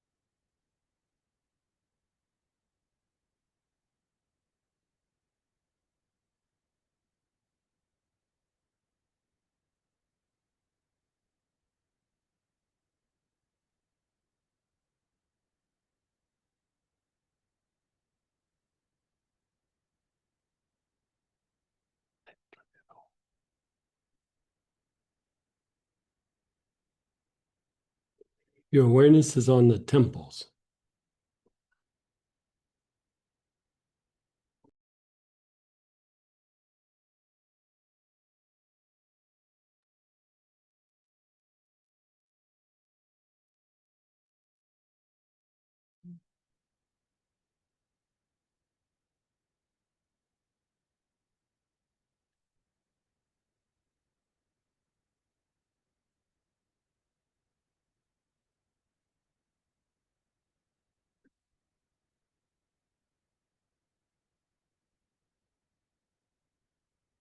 And then the jaws, where the jaws hinge in front of the ears.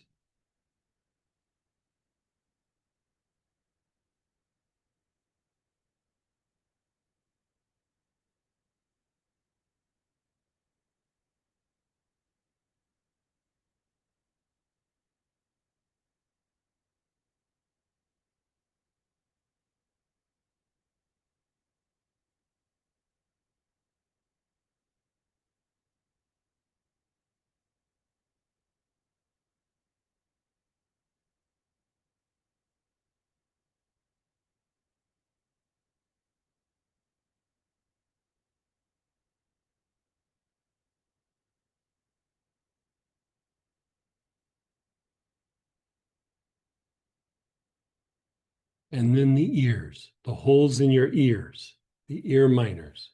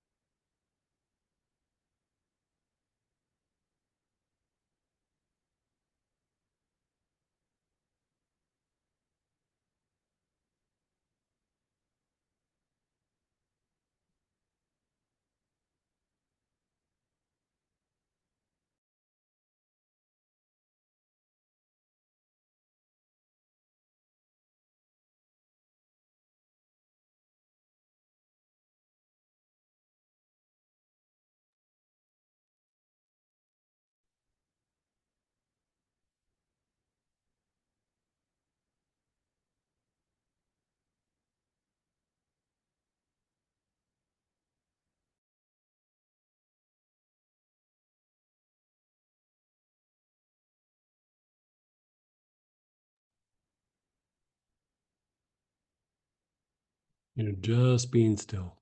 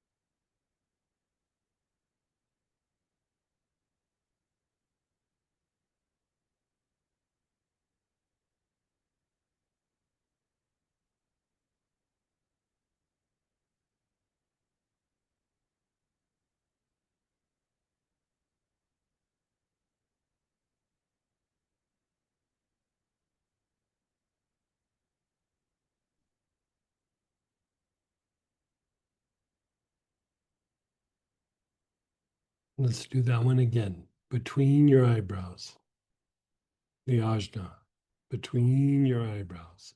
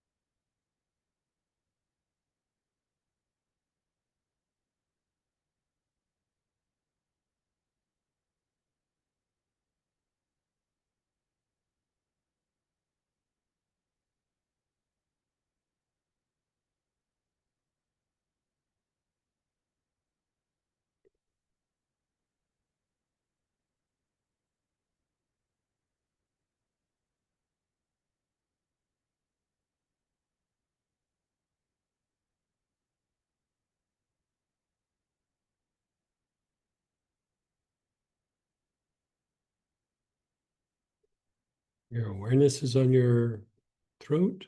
You're taking nice, long, slow, deep breaths.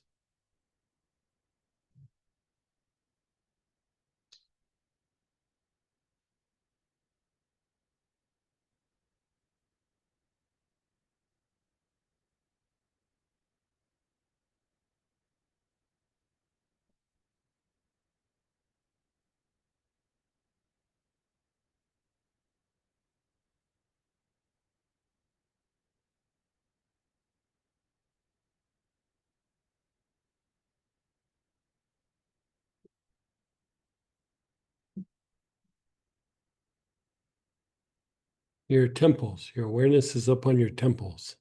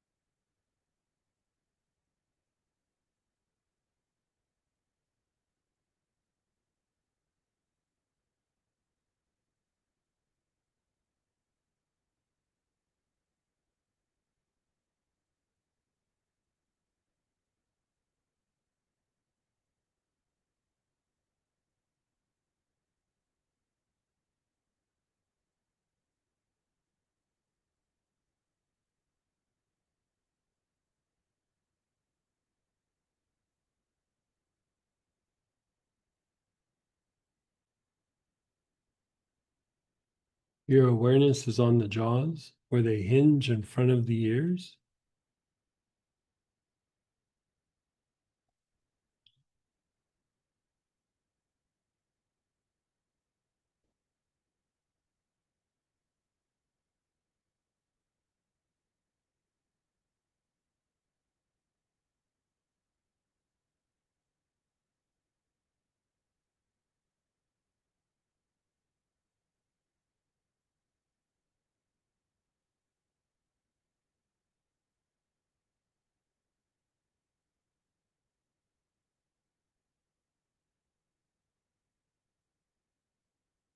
And then the ear minors, the holes in your ears.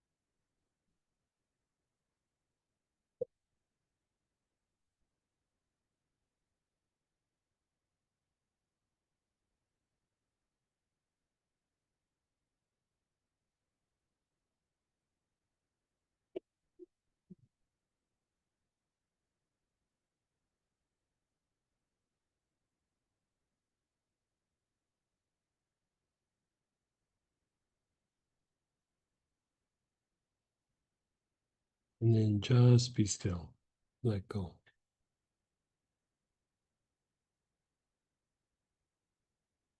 Notice how your body's feeling.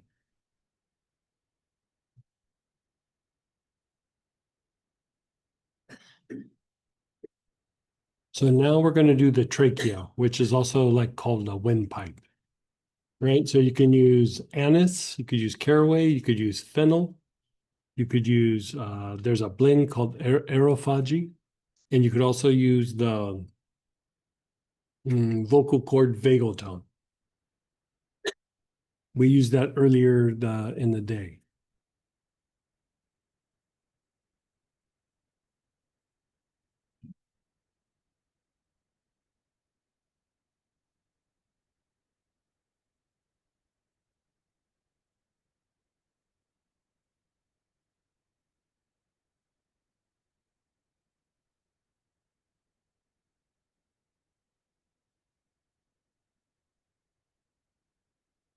Okay.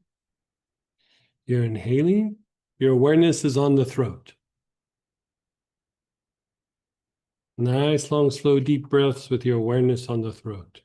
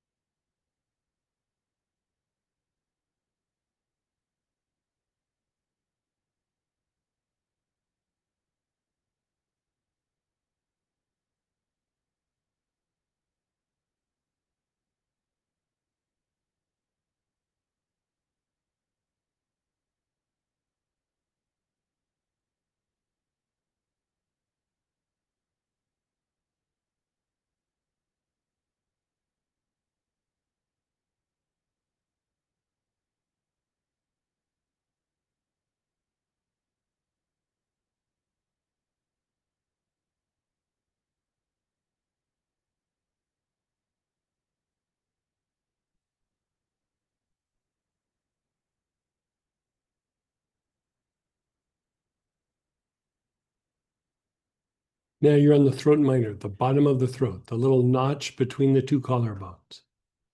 Nice, long, slow, deep breath.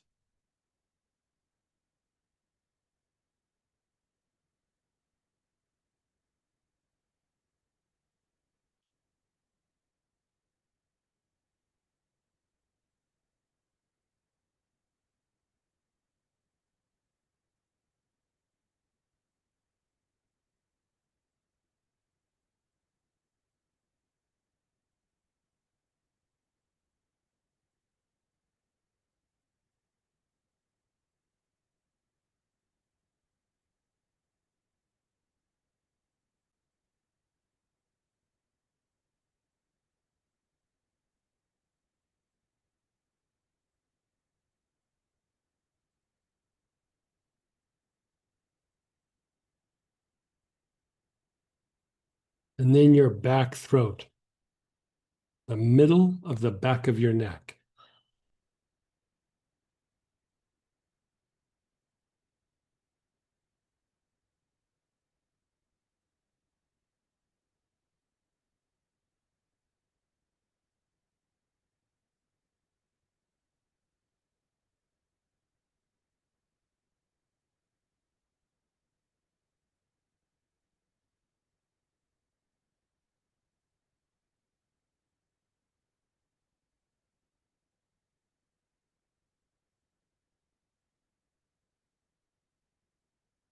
And then pause.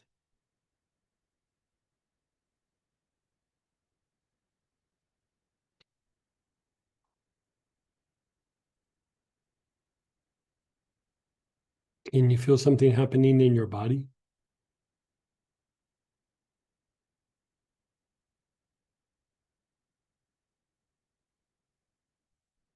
Yeah, it's calming down, right? Yeah. Your body's going into Sunday morning mode where everything's just kind of chill, right? Yeah. It's Oh, does it really?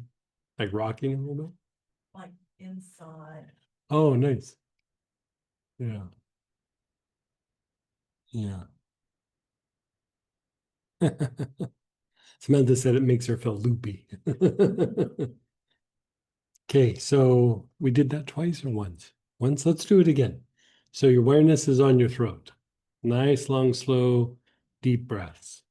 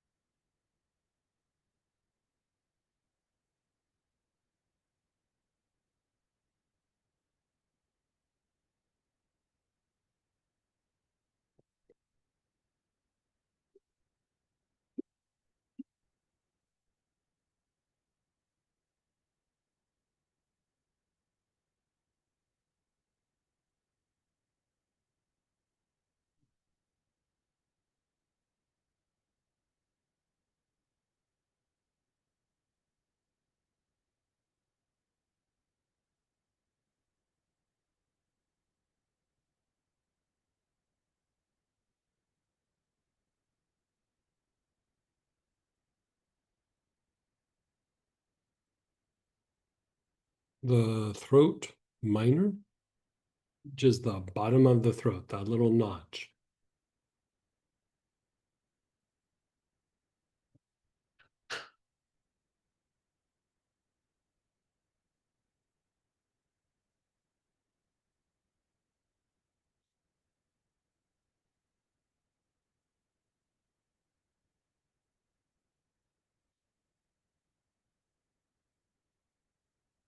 And then the back of your throat, the middle of the back of your neck.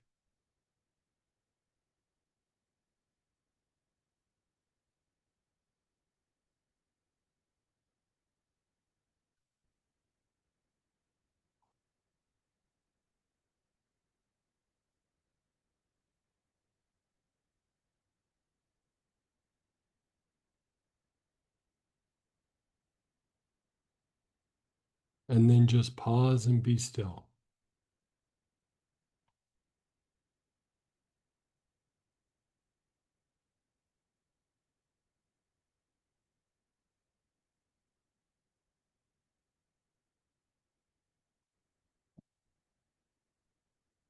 Okay, now we're going to do the lungs as a whole. So here we're going to use marjoram.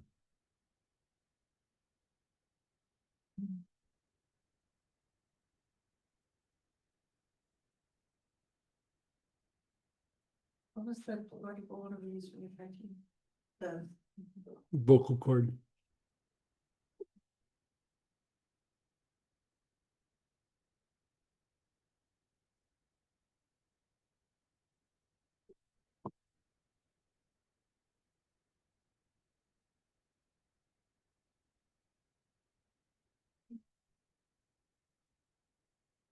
Okay, so marjoram, you're doing the back throat, the middle of the back of your neck,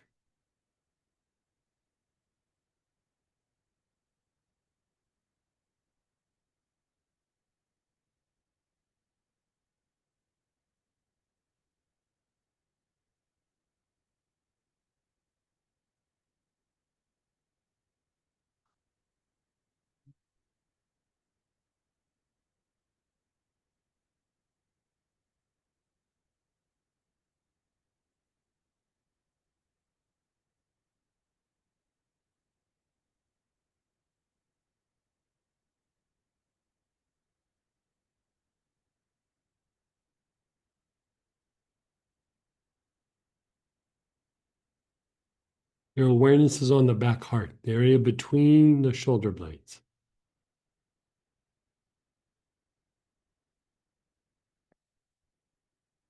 The back heart between your shoulder blades.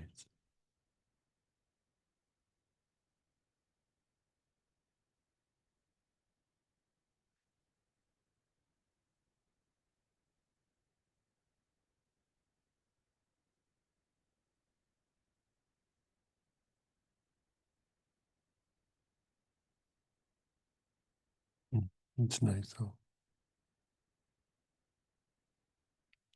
And then your awareness is on the lungs themselves. So your awareness is on the lungs.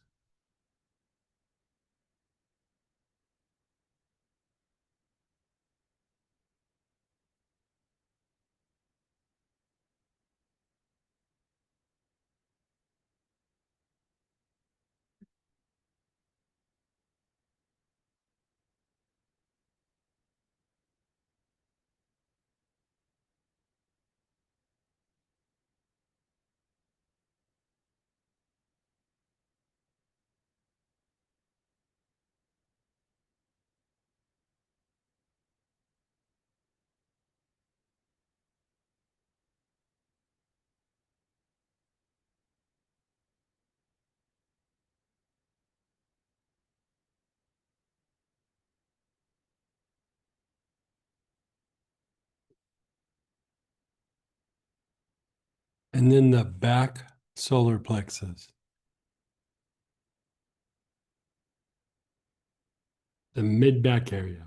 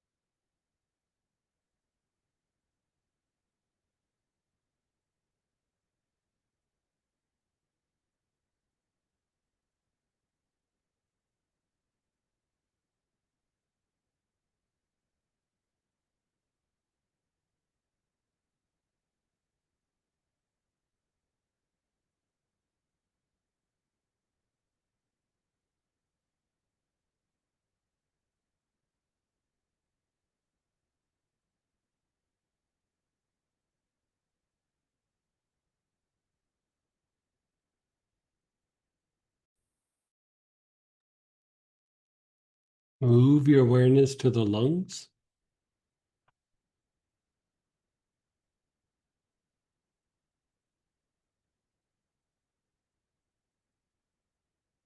Your awareness is on the lungs. Do it back. No, we wanted, it was back somewhere. Oh, we were on back solar. No, wait. Yeah. Yeah? Yeah. Okay, she's right. So we were on back solar? Yeah. Yeah, okay. But we didn't, yeah. We're doing a little extra lungs then. And then just let go.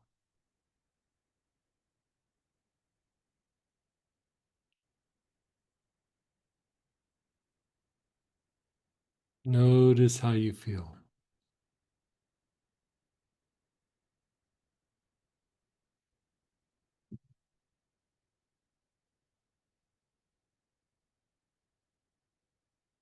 I would say out of everything, the respiratory system, improving vagal tone there, makes your body more non-reactive to events, situations, the environment, than any of the other aspects of vagal tone.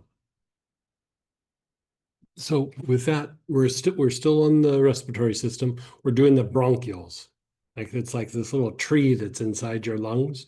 When it's constricted, you have a hard time taking a deep breath. You usually have exaggerated pain and the body's in a very stressed state. The constriction in the bronchioles will also impact and affect cardiovascular function. So they kind of go hand in hand. So This is not just opening up the bronchioles, we're treating vagal tone specifically for the bronchioles. So we're using either larch or bronchioles, the bronchioles blend. If you don't have either one of those, try using hyssop. But larch is the go-to thing for this, or the bronchioles blend.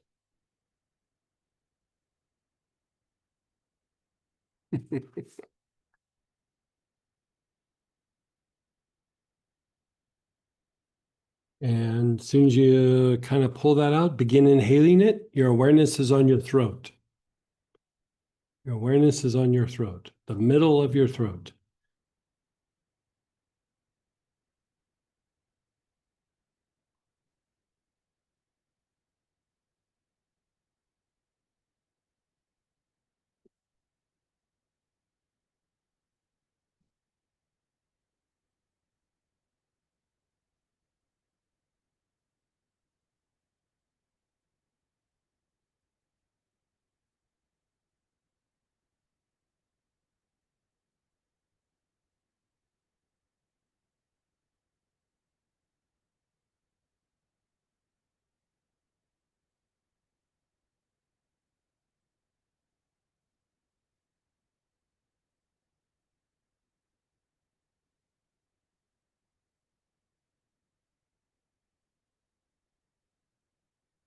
Move your awareness down to the throat minor, which is the bottom of the throat, that little notch between the two collarbones.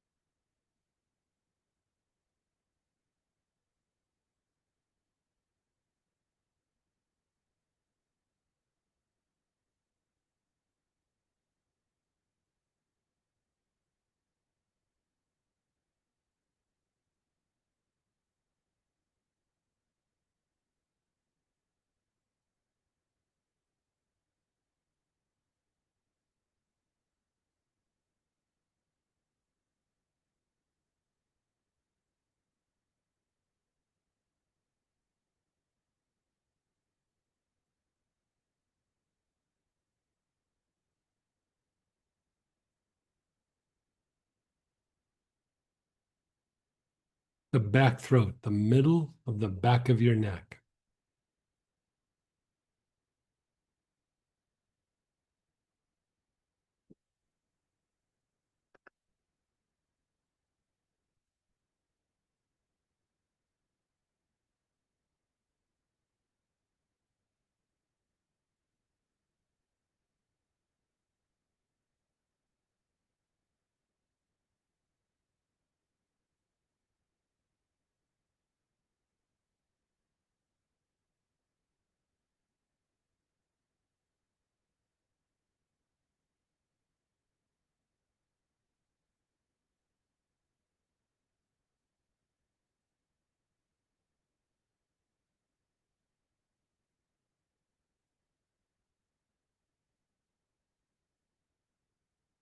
The back heart, the area between the shoulder blades.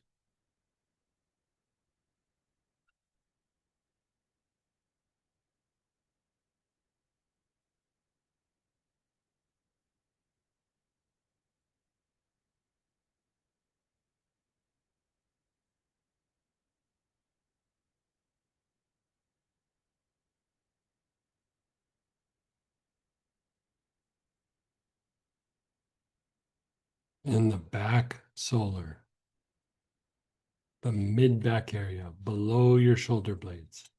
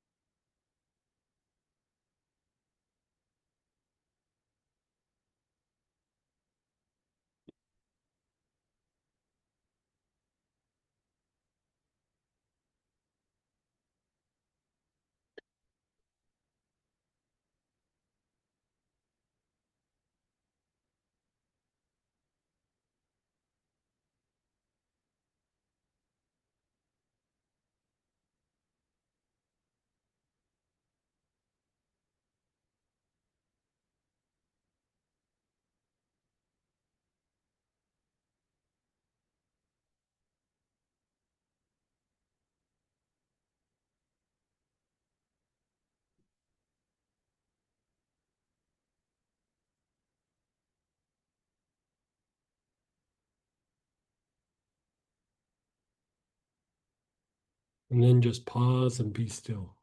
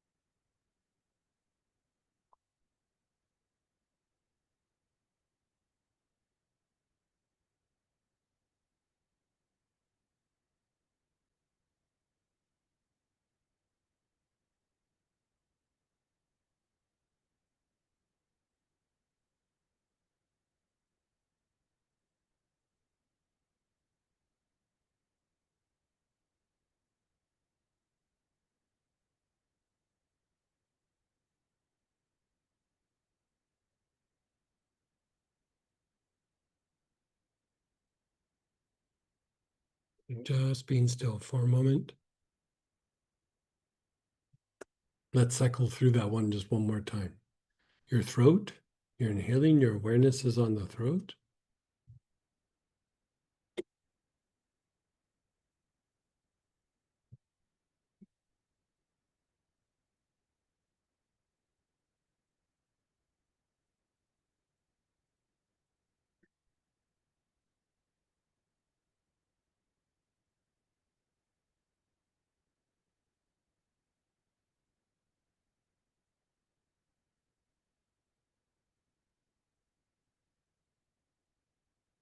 And then the throat minor, so the bottom of the throat.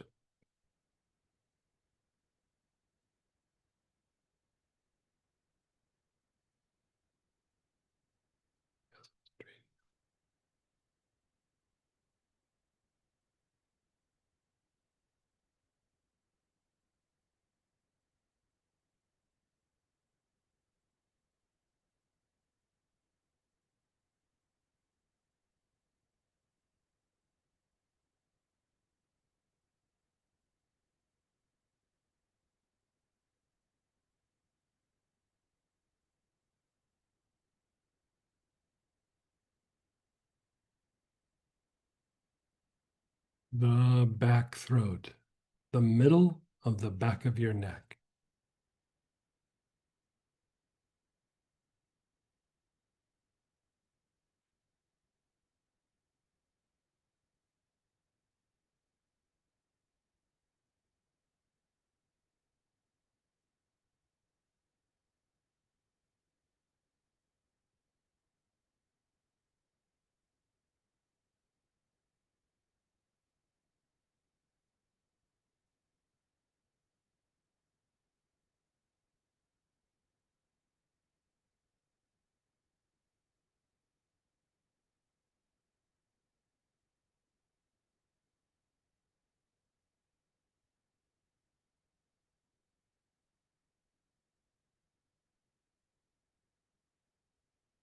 The back heart.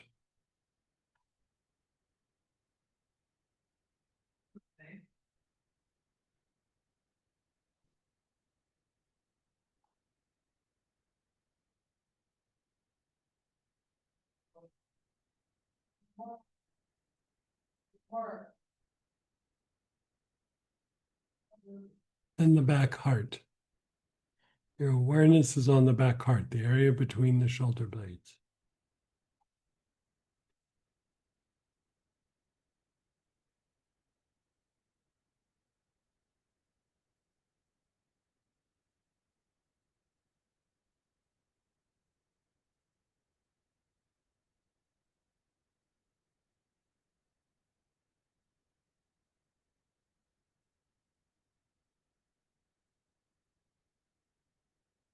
And then the back solar plexus.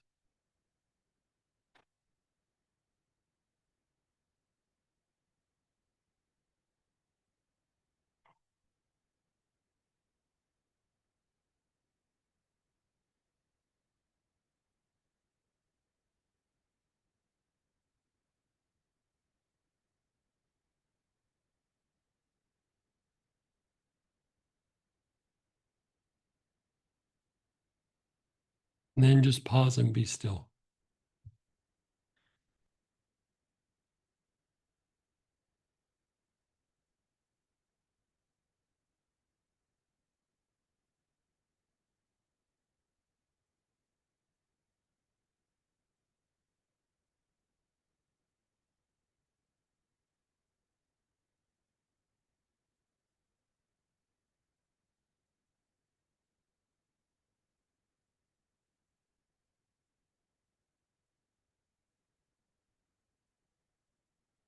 Okay, we're going to do just one last little piece. And then we'll take a break and talk about it. But with everything, we also want to do the diaphragm, which is the muscle that runs on the bottom of the rib cage that has to do with moving the ribs for respiration. When there is poor vagal tone here, you could just say the body is a crime scene. Like it is just things are not working well in the body. The more you calm down the nerves and that are associated with the diaphragm, the more the body will calm down. Right. So we're looking at either dark blue tansy or galbanum. Now, again, this is not about relaxing the diaphragm. This is about improving vagal tone associated with the diaphragm.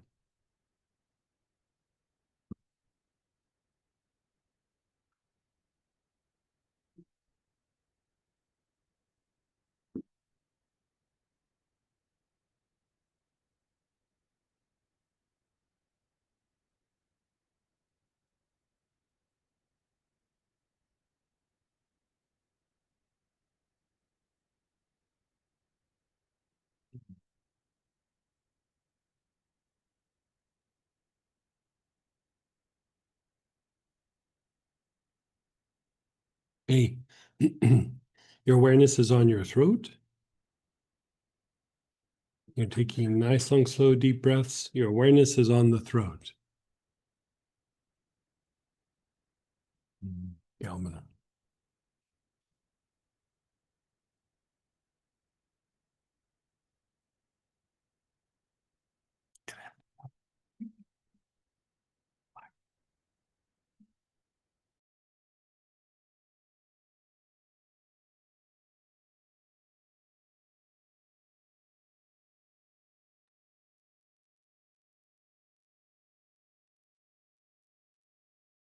Your throat minor, the bottom of the throat.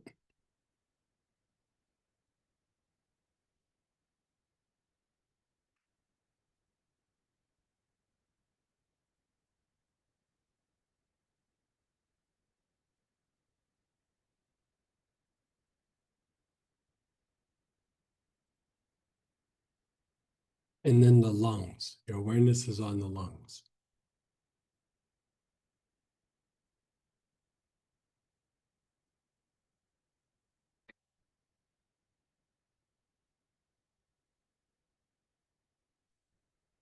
The front solar plexus, that area below your ribs on the upper abdomen.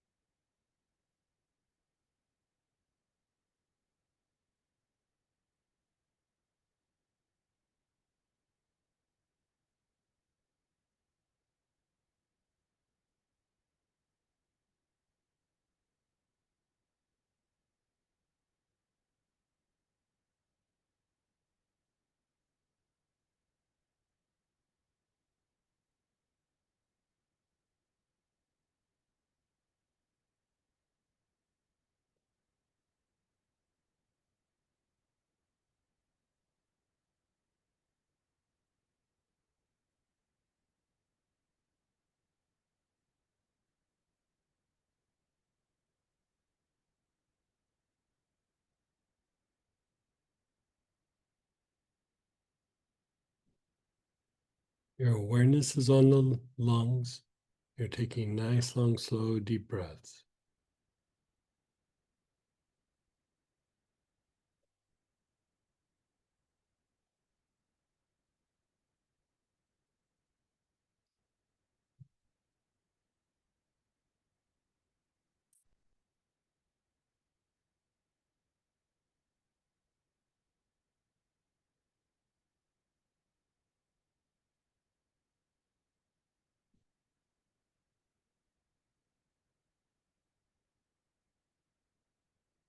The front solar, that area below your ribs on your upper abdomen.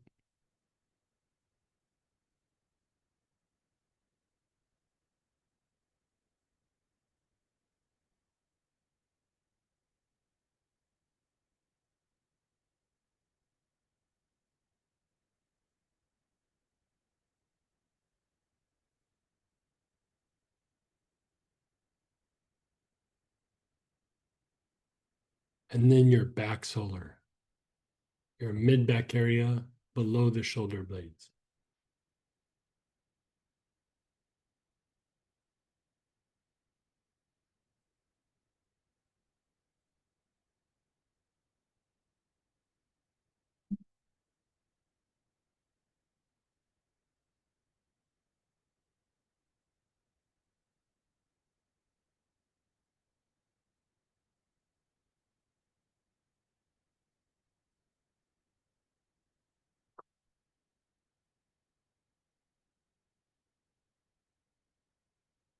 The bottom of your tailbone.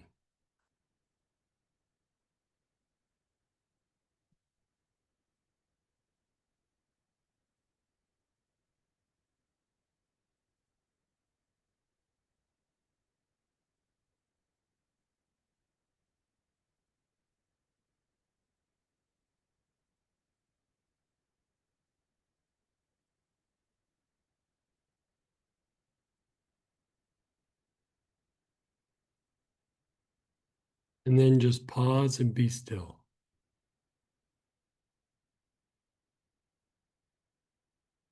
Notice your body, your emotions, but more importantly, notice your thoughts. What do you notice?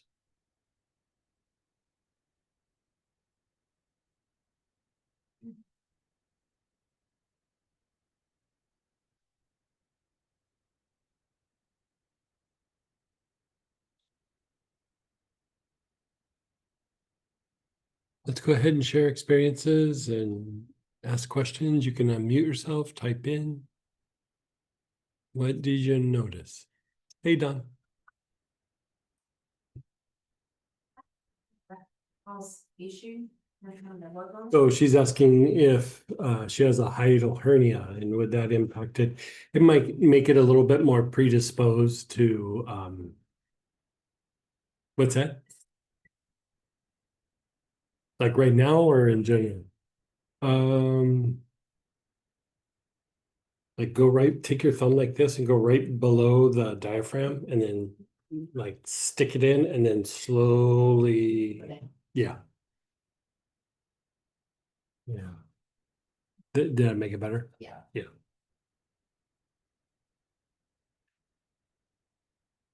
Yeah. It's a trick for hiatal hernias. Yeah. Yeah, so you go, so for the hiatal hernia, like if, you know, more than half the population is walking around with a hiatal hernia. But what you do is you go to that, you know, like you have your ribs and then there's a little tiny bone that sticks off. You don't want to push on that bone. You go right below it, right? You want to go, it's called the xiphoid process, if I remember right. And so you take your thumb tip and you kind of push in, go as deep as you can. And then when you go in deep, then just slowly bring your thumb down like you're moving towards your belly button. Right? And it just kind of, you know, it doesn't fix the hernia, but like, you know, something starts to go up there, it just pulls it out. You know. Most people have it, most people don't know about it, but more than half of the people on this Zoom right now have a hiatal hernia. You know, it's just super common. How far do you go down? Just to find relief, you know. Mine doesn't wanna go, it's like sticks in, it's like stuck. Yeah, then just slowly move it. Yeah. And then you do the mantra meow meow meow meow meow.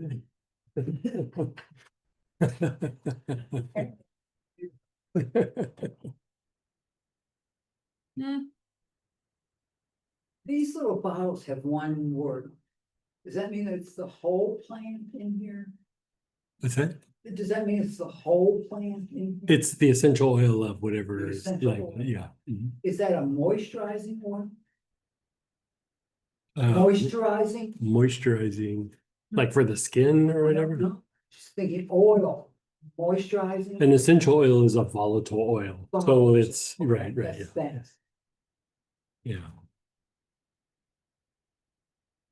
And Yeah. when something's released, does it have a specific feel? You know it's releasing? This is more about shifting, like if something, yeah. Yeah. I'm so relaxed. And my oil kept falling to the fluttering down to the floor. Yeah. Like, anyway, and this is not about me, thank goodness, but so many of my friends who've had this 3 week really awful rib breaking cough. Mhm. And no matter what they do, it's 3 weeks. Is what we're doing a help? So she's asking, there's a thing going around now where there's a cough that, Really? most likely that was pneumonia. And so, it could be low grades, but the vagal tone thing, I mean, it might help a little bit, but usually you use something to dry things up, and then like green myrtle is helpful, but internally you would use like colt's foot or mullein to help dry up the mucus, and it would also reduce the cough. Yeah. So, We've gone with the doctor. yeah. Thank you. There was a lot of cases of pneumonia this year. A lot.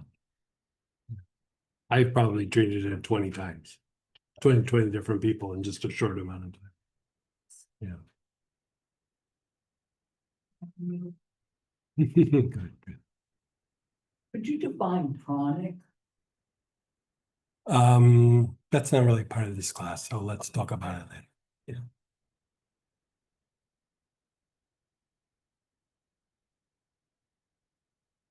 Yeah. Think we have most people knocked out there. Yeah.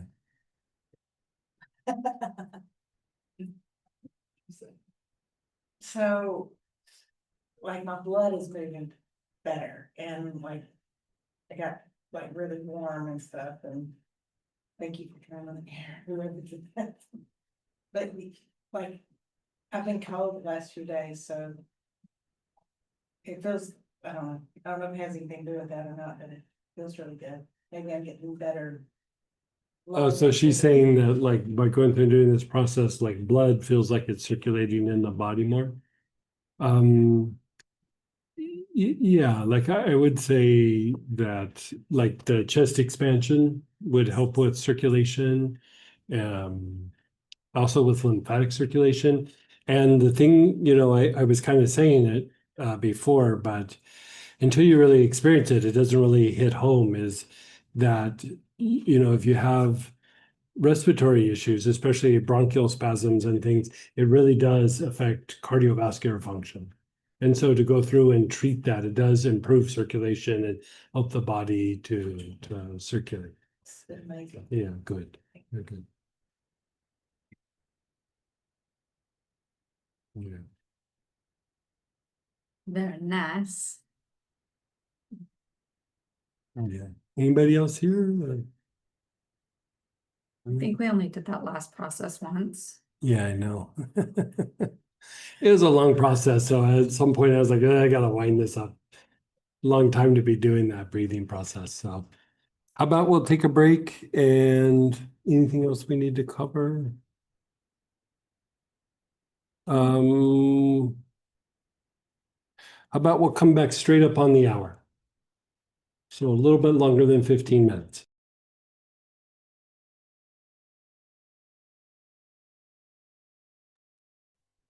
Okay, everybody. I know we just did a long process, and when it came time to process it, kind of hard to come out of that, yeah? So still, if you want shares or questions, we can go ahead and revisit that again. Unmute yourself or type in. And if not, we'll jump into the digestive system. I noticed my head and neck started involuntarily unwinding.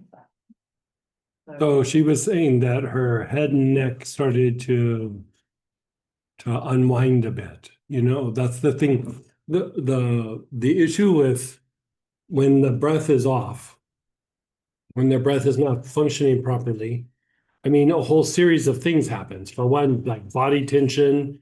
Somebody else was saying like your shoulder thing felt better. So it decreases body tension. It would have an impact on pain levels. So like if you're in pain a lot, just doing the breath work will decrease the level of pain that the body feels, right? So there's that component. It has cardiovascular impact, you know, because a lot of times, you know, the cardiovascular system, you can tell when it's really wound up because the diaphragm will be wound up. So like you go through and you treat the cardiovascular issues, but you also really focus in on the diaphragm. You know, that's all I'm always going diaphragm this, diaphragm that, you know, I'm always talking about the diaphragm, right? And, you know, part of the issue is if you were to make a list of like what one area could I really target and shift the nervous system in the body, diaphragm would definitely be the top three. You know, your neck, your diaphragm, and your psoas, which is your hip flexors. Those three, you shift those, you can totally shift the nervous system in the whole body. Now, if you think about it, most times when people are doing spiritual practices, what do they usually focus on? The breath, right?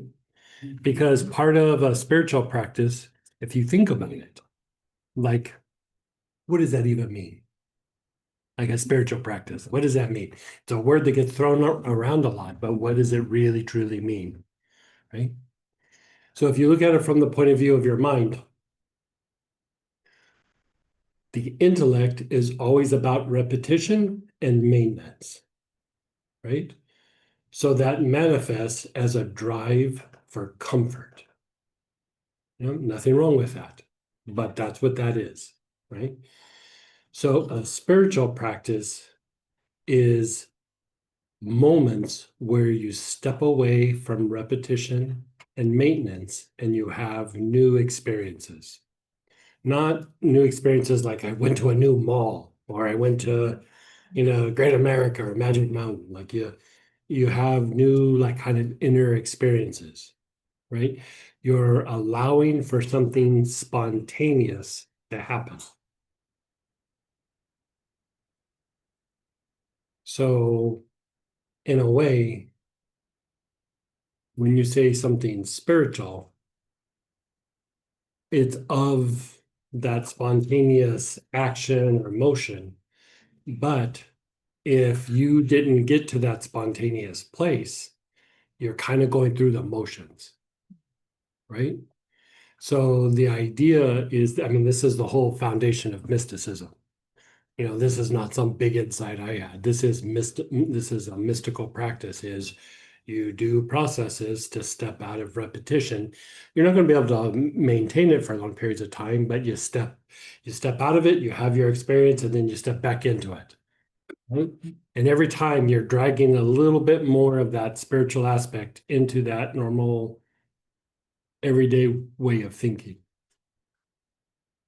So the big gatekeeper and stepping into that more spontaneous action, stepping into that realm is the unconscious, right? So the more that you work the breath, the more you slow down the breath, the more you deepen the breath, the more you're able to control the breath, and the inhalation and the exhalation gives you greater levels of access to the unconscious, which then can be regulated, shifted, purified, whatever you want to call it. So then when that starts to happen, your ability to access the inner world, and here we could be talking about something spiritual. We just as easily could be talking about deep levels of healing. Like if you have a serious health issue, your ability to have a good, solid, deep breath accelerates your body's ability to heal. Like it deepens the healing response. Just because our bodies can heal doesn't mean that our body is doing it. It does not mean that at all. If you're very dominant in the sympathetic part of the nervous system, which is fight, flight, and action, then the byproduct is your body heals very, very slowly, and sometimes not at all. I once treated this woman. She had something removed, and she had an incision, and it had been 3 years, and it had been sewn up by the doctor many times. 3 years, it still hadn't closed. 3 years. The body naturally heals those things, except when the body doesn't heal. You know, if the body's not healing, things just don't get better. You know, they just keep degenerating. You know, producing inflammation, you know, things just stop working like they should. So, you know, all these pieces obviously have an impact, but, you know, cardiovascular system obviously is important. But if you really had to go, if it only worked one spot, where would it be? It would be a coin toss between respiratory system and probably digestive system.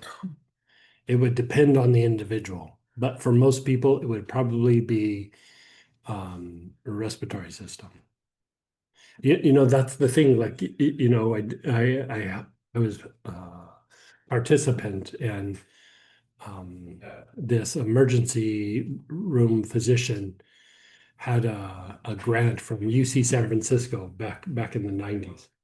And her and I partnered up and we treated all these whiplash patients. And so we were looking at people who had acute whiplash, you know, so it happened in the last like 30 days. And then we had people that were like a year out, 2 years out, 5 years out. But some of the people were also 10, 15, 20 years out. And, you know, we were looking at, I was treating them, but I was gathering stats and she was gathering stats in the emergency room itself. And then we would pull all the information together and then we would look at it. And, you know, you think of whiplash as being like a neck injury and then maybe sometimes neck injury and then low back. Almost everybody had digestive issues, but not at first. It was always down the line. A lot of people had respiratory issues, not at first, but it was down the line. A lot of people had migraines, not at first, but down the line. People had elevated blood pressure, again, not at first, but 6 months, a year down the line. You know, one of the biggest ones was digestive issues. And who would think of that as being part of a whiplash syndrome? But it was. And I mean, it was like when we looked at the numbers, we were just kind of flabbergasted and we just got kind of quiet. And, you know, we just happened to be in this thing where we weren't just looking at symptoms. We were like, let's just gather a bunch of data and let's just see what we see, you know. And what started happening is we started putting protocols in place to start treating the digestive issues before they arose and start treating the respiratory issues before they arose for prevention. You know, some people did it, some people didn't. But if you boiled it down, what was happening? It was a vagal tone issue, bottom line. The neck injury, vagal tone issue. Respiratory system, vagal tone issue. High blood pressure, vagal tone issue. Digestive issue, vagal tone issue. Diaphragm issue, vagal tone issue. Everything was a vagal tone issue. You know, once we saw the data and we stepped back, we were like, oh, that blows me away. And then, you know, we were both just looking at the information for a while and I was like, why does that even blow us away? Mechanically, it makes total sense. But in that kind of mentality of looking at symptoms, we kind of lost what was happening. And when we stepped back and we looked at all the information, it was like it's simply mechanics. It's mechanics in the body. It's what produced the issue was, you have the injury. The injury is to the neck, which just that is going to cause vagal tone issues. And then it just had a cascading effect.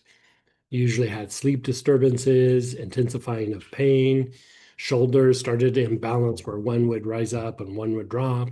Like all these things were happening. It was just a cascading effect of vagal tone issues. And back in the day, vagal tone was not a thing. Like back when we were looking at it, people talked about it a little tiny bit, but it was not like how it is now. Yeah. So, again, even things that might be a repetitive thought that just it won't go away. Sometimes mood issues might not be going away. It could simply be respiratory oriented issues. Yeah, you might not have a sinus infection and you might not have asthma, but the respiratory system is not functioning like it should.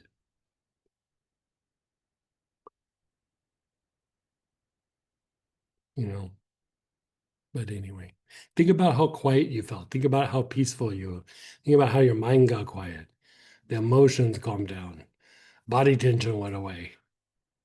All you did was improve the whole respiratory system and improved in vagal tone, which is just another way of saying you reduced stress in that system. Because a lot of times when something's not getting better, that area is in a stressed state. It's sympathetic nervous system dominant. The nervous system is not switching like it should. That's all it means. Yeah, go ahead, Lucinda. Hey, Lucinda. Hi. I had kind of a different experience. So my body calmed down, but my mind was like got this earworm of different songs running through it, and it just wouldn't calm down.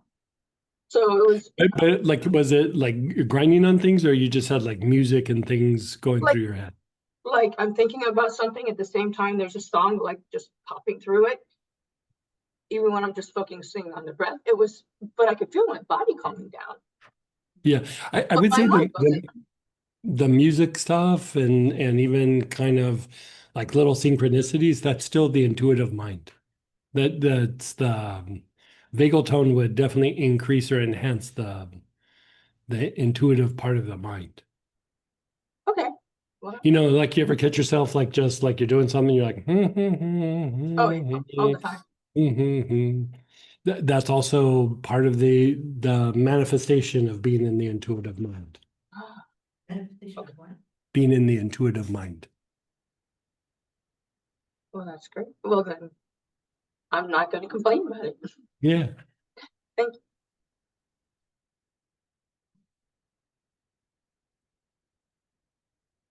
So would you say that whiplash is more about the sympathetic nervous system getting jacked from like flight kind of stuff, or is it mechanical that affects the vagal?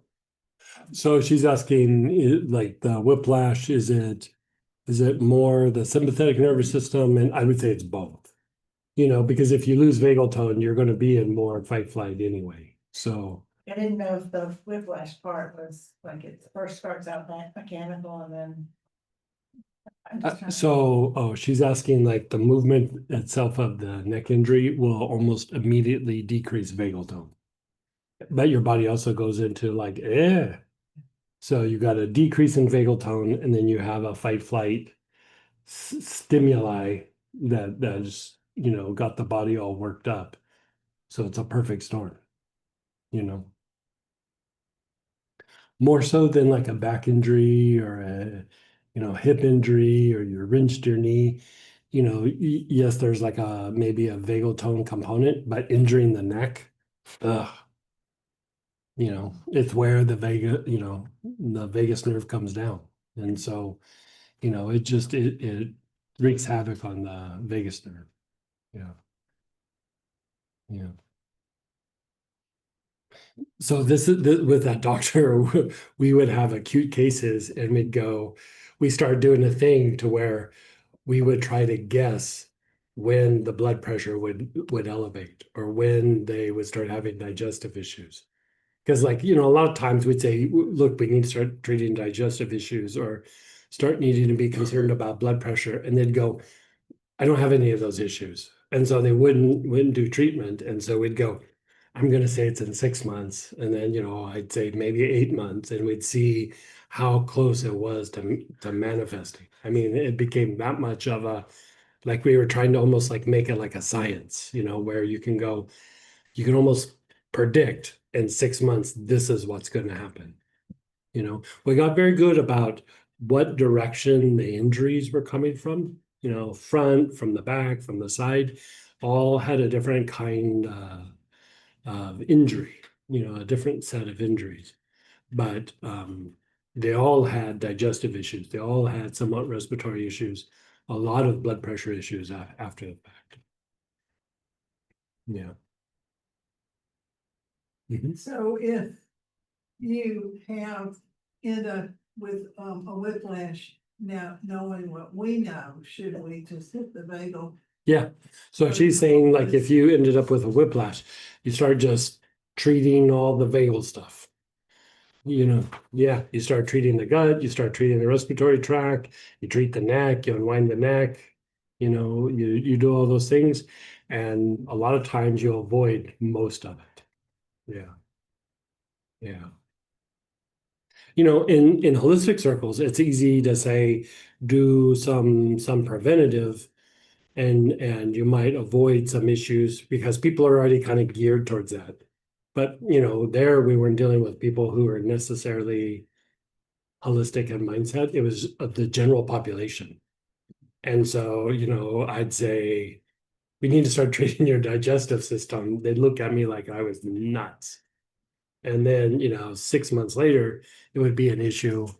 And they'd go, yeah, but it has nothing to do with it. Because, the mind was like, well, the accident was 6 months ago. I would have had digestive issues immediately. But you don't see that it's just a chain event that just keeps going and going and going and going. The mind, the intellectual mind doesn't see it like that. Intuition sees it like that. But intellect just sees right here, right now, nothing happened. I walked away. I'm good. So I'm astounded. Yeah. Thank you. So I mean, the good side of that was we got a bunch of data from people who didn't want to treat things. We could actually chart out, this is what's going to happen in 6 months to a year. And so, yeah. Kind of interesting, huh? Yeah. You know what that study was for? Was seatbelts. Remember when they had that big push on seatbelts? Yeah. Yeah, that's what that was about. Yeah. It's funny because I don't even remember that doctor's name. She was very nice. She's very sweet. Go ahead, Linda. Hey, Linda. Hey, hi there. So I was in a very severe whiplash incident 40 years ago. And it's fascinating to hear you talk about this because everything you're hitting on is like, oh, I've had issues with that my whole life. I've had issues with that my whole life. Right, right. It's really exciting to have an opportunity to think I could unwind all of that. And I just have to say, once again, thank you for reading my mind from the past week, because the past week I've really been asking, like, what do I do so that these symptoms I keep having, they go away for a while, but then they come back, and then right. And I kept asking the universe, what do we do? How do we actually get to the root? And I just feel like everything you're presenting us today, kind of like a tool for that. And I certainly feel wonderful. The processes are definitely moving me into a very lovely, calm state. Good.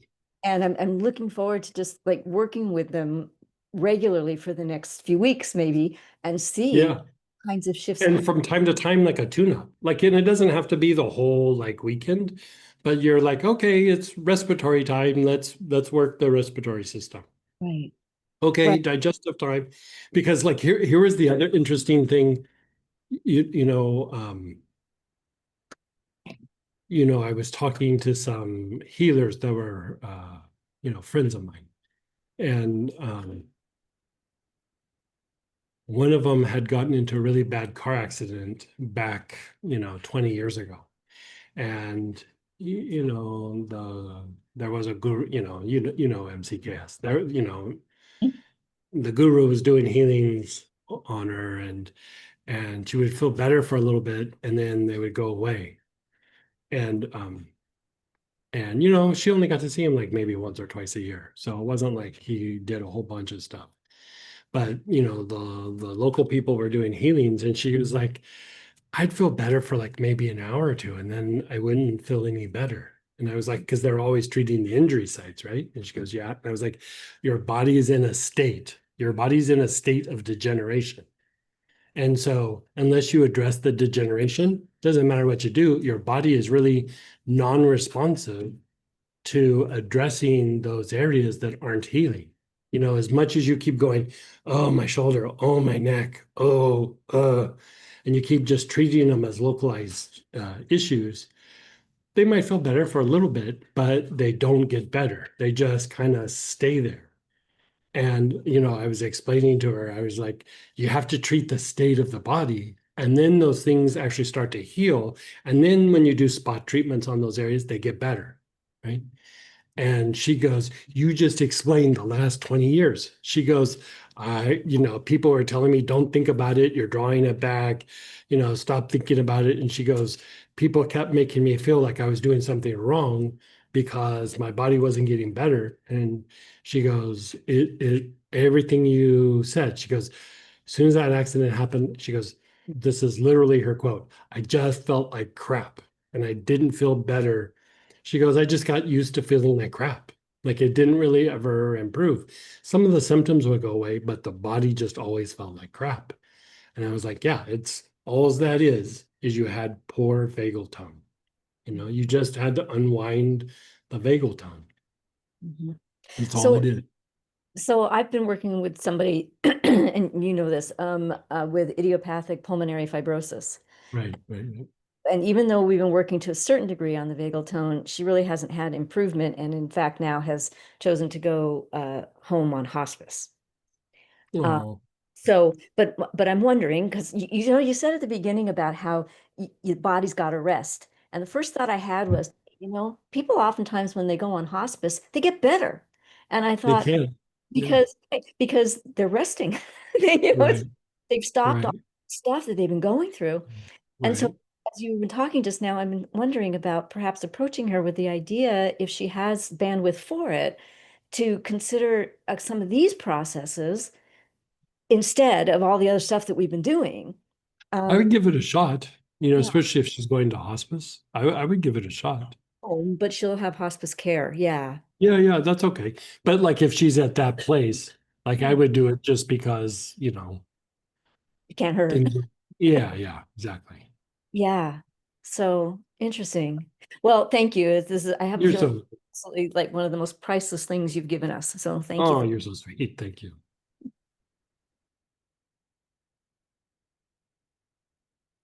It's super fun going deep, diving Yeah. into like the vagal tone, Right. like right. this and this Yeah. and this. When doing the protocols, like that last one, the respiratory, took us a while. Mhm. Like, how could we break that up in a week? Like just one protocol? Yeah, you could just do one little piece of it. I mean, I would kind of go through and do it all, like say within a week, but you could do like, each little application one a day, and just do a little 15, 20-minute thing. Yeah, you could totally do it that. Actually. Yeah, that would still work. Yeah.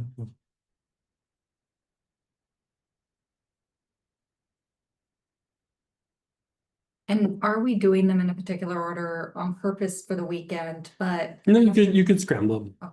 Yeah. like on doing the vagal tone for the respiratory tract. I like doing the bronchioles kind of towards the end, just because the bronchioles are, if you were to give your respiratory tract a personality, your bronchioles are very stubborn. You know, they're the stubborn person in your family. Like you sometimes open them up and they're like, "Reh," and they just crank right back down again.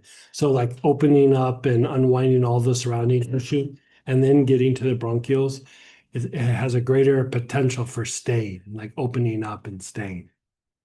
But like what you're addressing is, it's almost like how you get a cramp in your calf, you get a cramp in your bronchioles and it just doesn't go away. They get really constricted. So the way to check to see, we just did this process. So, I mean, might not be as telling, but the way that you tell from bronchial spasms is you take a long, slow, deep breath in through your nose, and then you'll hold your breath for a second. And then on the exhalation, you try to make it slower than the inhalation, right? So you go.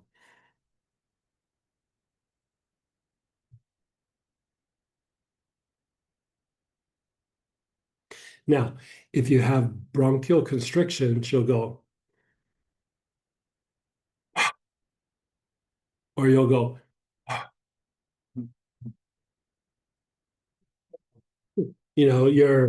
your exhalation will get really chaotic because it's in spasm, so you can't control it. So you either exhale really quick or it's a really fluctuating exhalation. If you have that, you have bronchial spasms. Bottom line, that's what's happening. So the way to always check is just, and then try to really make it slow.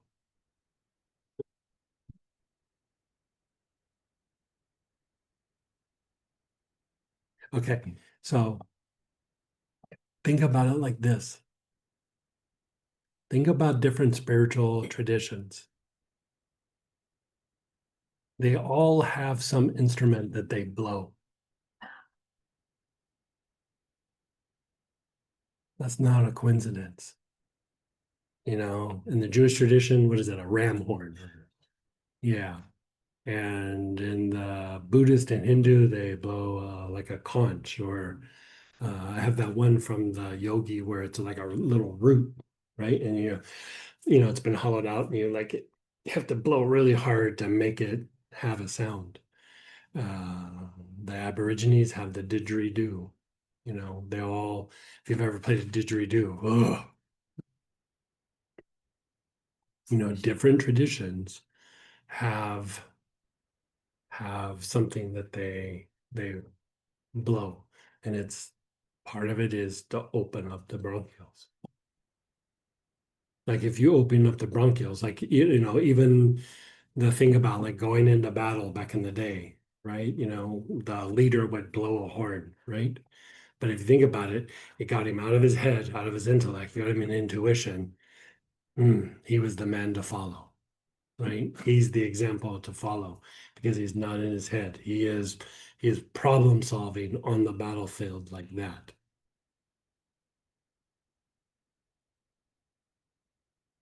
It's all about the breath. There was I think it was the Polynesians. Then when whites started to come, they'd go, yeah, we don't really take them serious. They don't know how to breathe. They breathe with their chest. They don't breathe like the lower abdominal breath. And so at first they didn't take them serious. They're like, we'll take them. They don't know how to breathe. Meaning we could beat them in battle. They don't know how to breathe.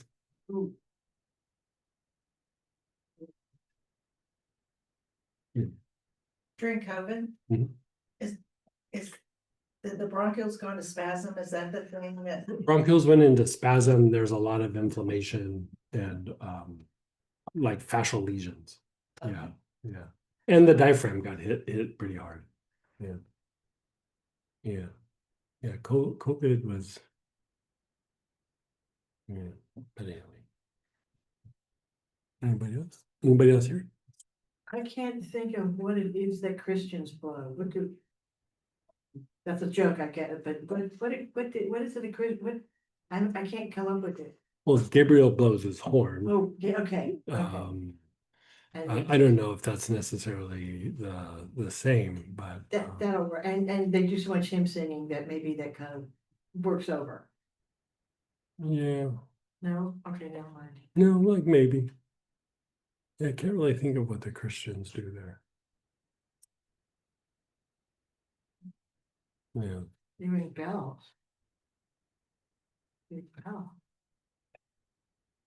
Amen. Even the Tibetans, they have that long horn. Yeah, those are hard to blow too. Really super hard to blow. This is 20 foot open horns. Yeah. So anyway, anybody else? I think that might be it for respiratory. Shares. Okay, so we are going to drop down to page 20 and we're going to start doing the digestive tract. So if you have any sort of digestive issue or poor digestion, you have vagal tone issues in the gut. Bottom line. You know, like kind of a fancy way of saying it is you have a stress-plagued digestive tract. That's just another way of saying poor vagal tone in the digestive tract. I mean, everybody's got it to a certain extent. It might be in certain areas. You know, a very common place in the digestive tract is the liver and the small intestine. Very, very common places to have really super poor vagal tone. But here we're going to go through just like we did the respiratory system. You know, again, I wrote out a bunch of things about peristalsis and, you know, how we absorb nutrients and elimination and bacteria, the gut-brain axis. You know, there's some things here for you to read if you're into that. If not, you can just do the treatment, but I tried to not be long-winded, but be as specific as I could with the things that I wrote out. So we're going to start by treating the digestive system as a whole. So you have choices of absinthium, sage, wormwood, or Paracelsus.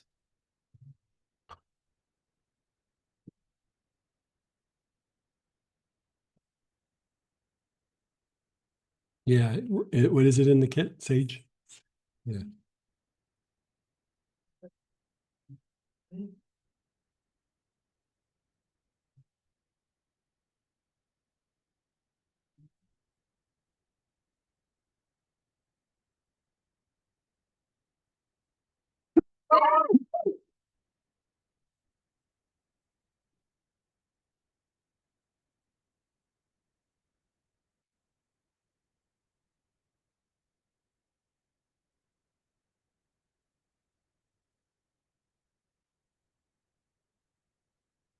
Okay, so I think the kit was sage, right? And then you have the choice of absinthium or wormwood or Paracelsus. So let's go ahead and start the process. Keep in mind the digestive tract is not just the abdomen, but it's also the mouth and the esophagus, right? Like it starts here and ends down where you know it ends. Right? So you're inhaling, your awareness is on the jaws where they hinge in front of the ears.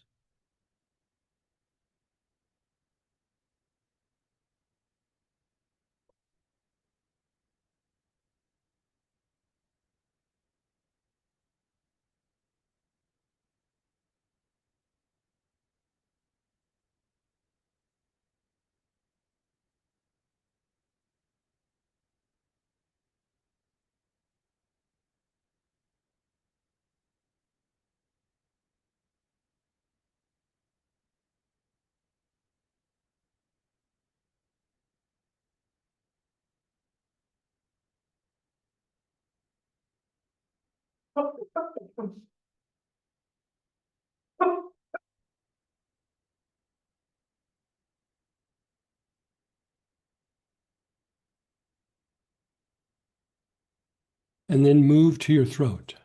Your awareness is on the throat.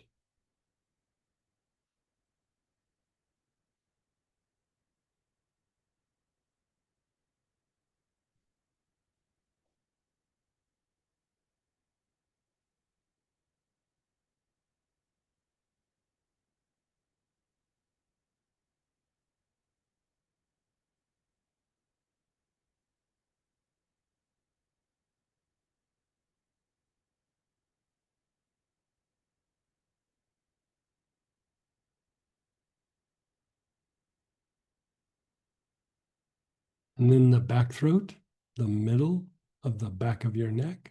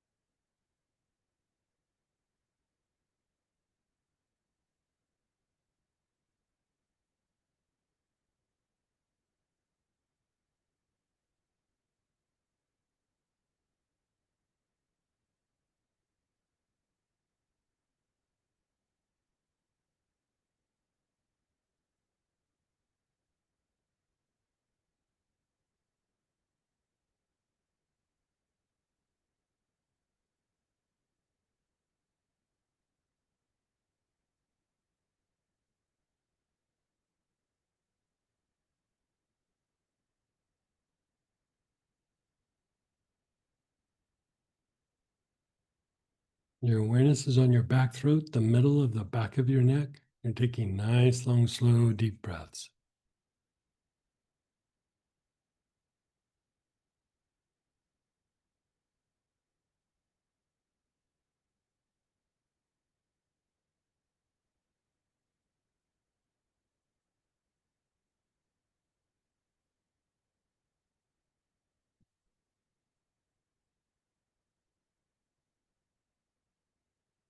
Your front solar plexus, that area below your ribs on your upper abdomen.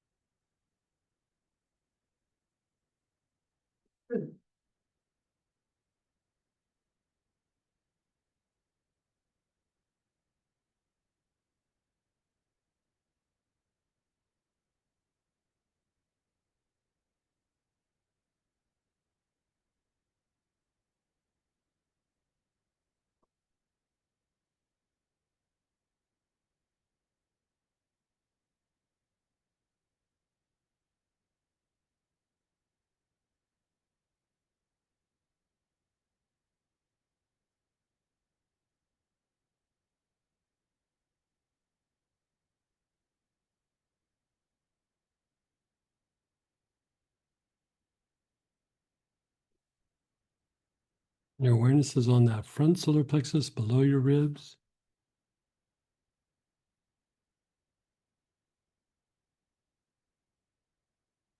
Your back solar plexus, the mid back area.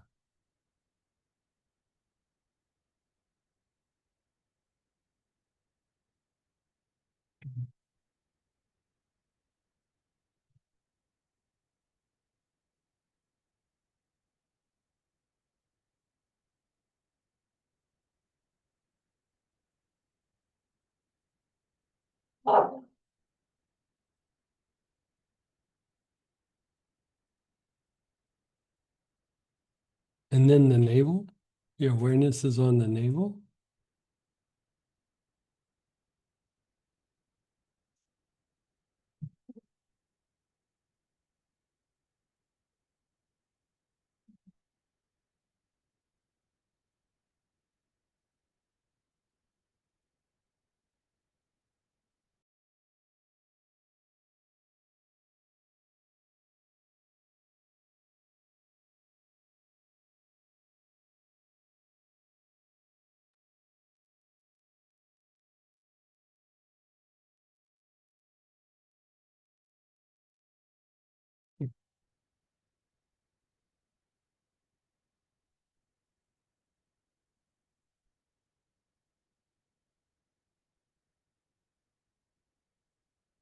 Bottom of your tailbone.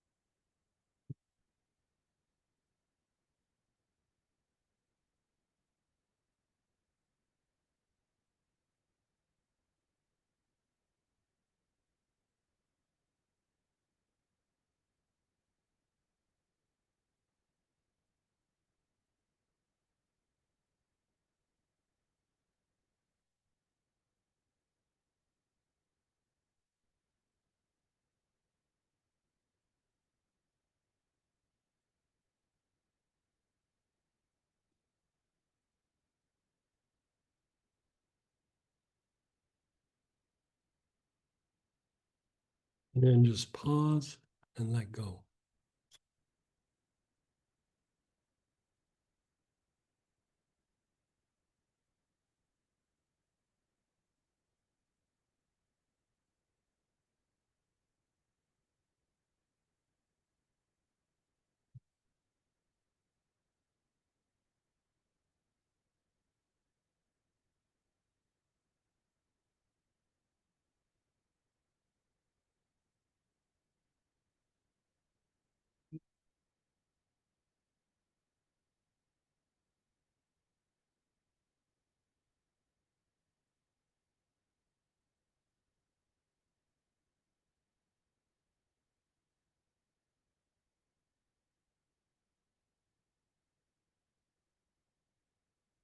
Let's do that one more time. Your awareness is on the jaws where they hinge in front of the ears.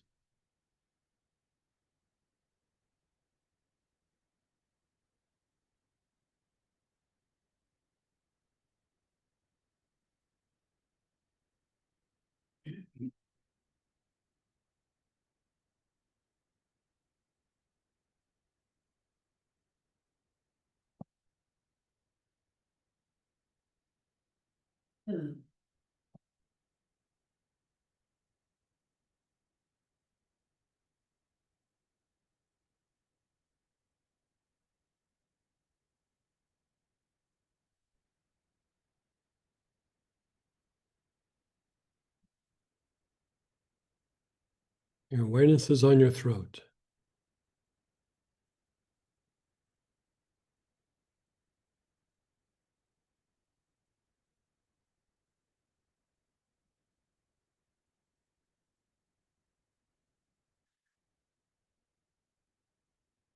You're inhaling the oil, you're taking nice, long, slow, deep breaths.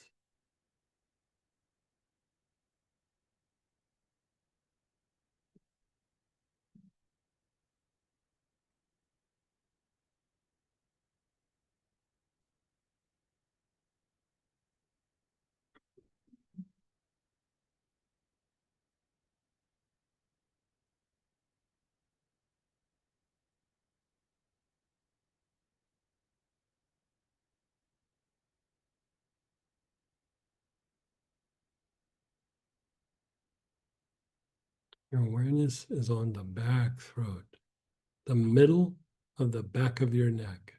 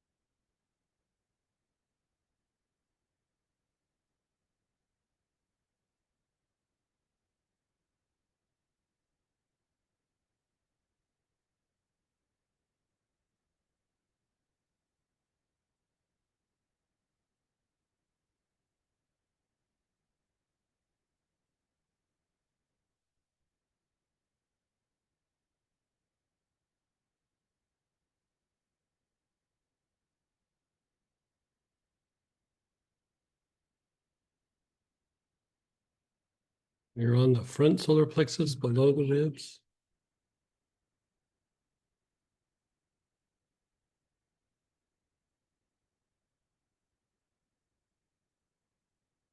You're on the back solar plexus, the mid back area.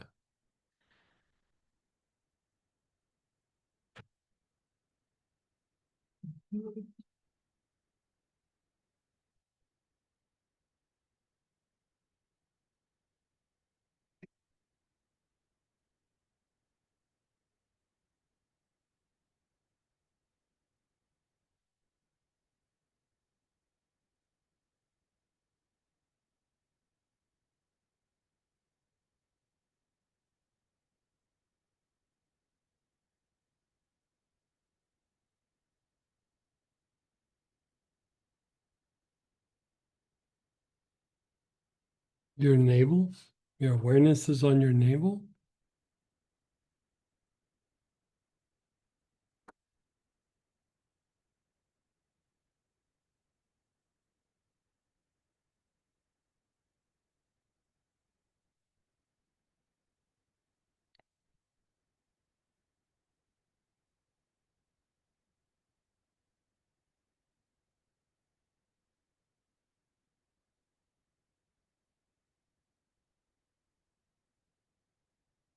And then the bottom of your tailbone.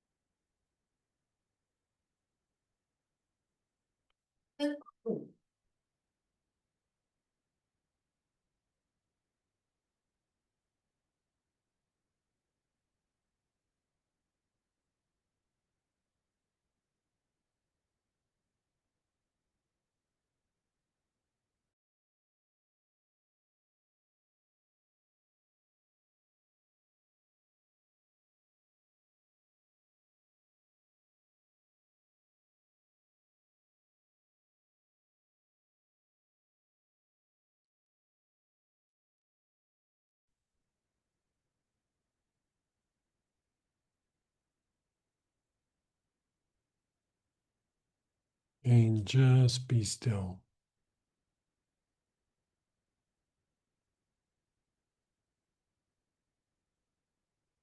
Thank you.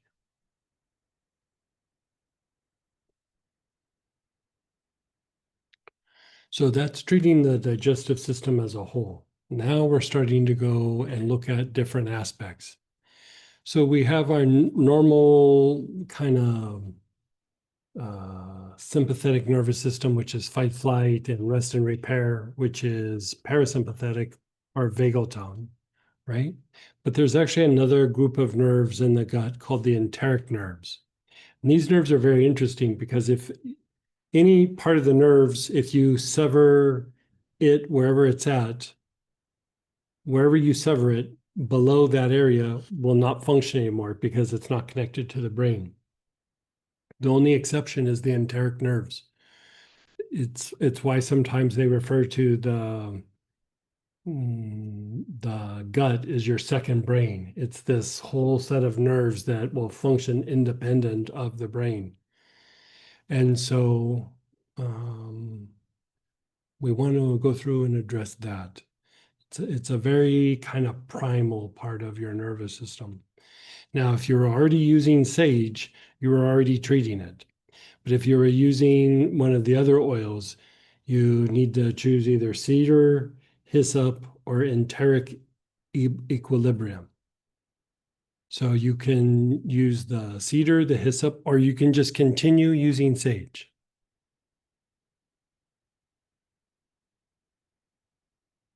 Yeah. We're already doing this pattern. You already kind of did it if you were working with sage. We're just going to do it a little bit more. Yeah.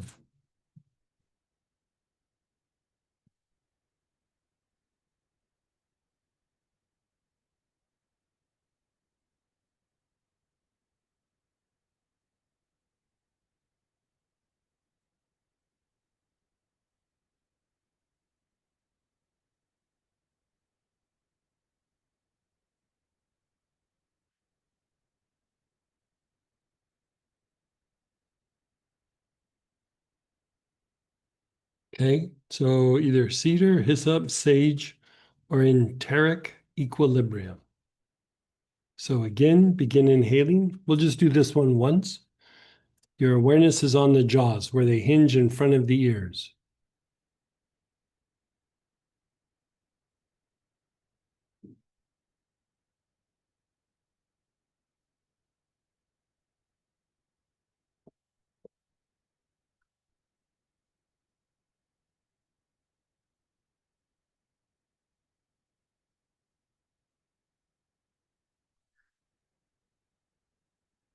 Nice, long, slow, deep breaths.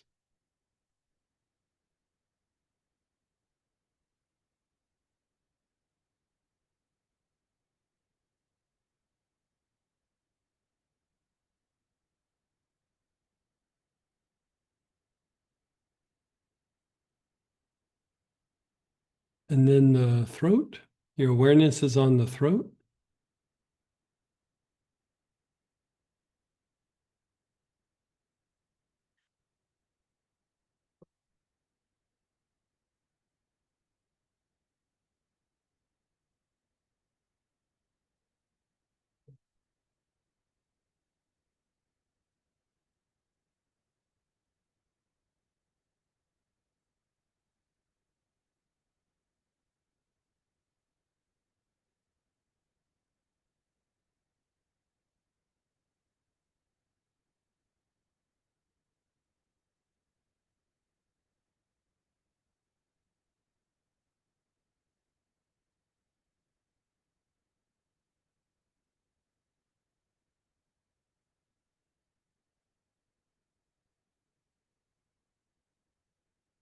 Your awareness is on your throat. You're doing nice, long, slow, deep breaths.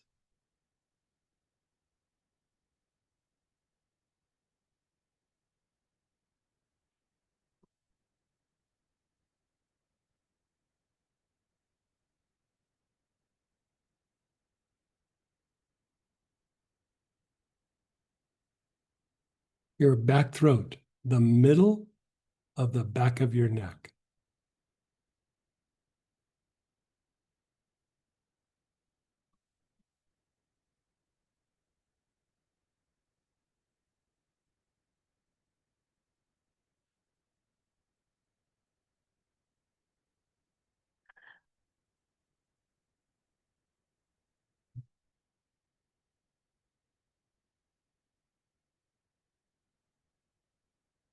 The front solar plexus.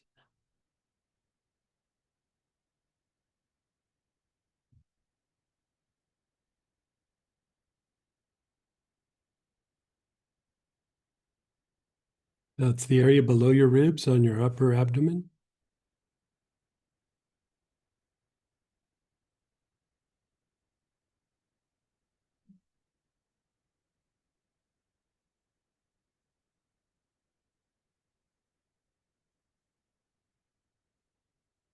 And then the back solar plexus.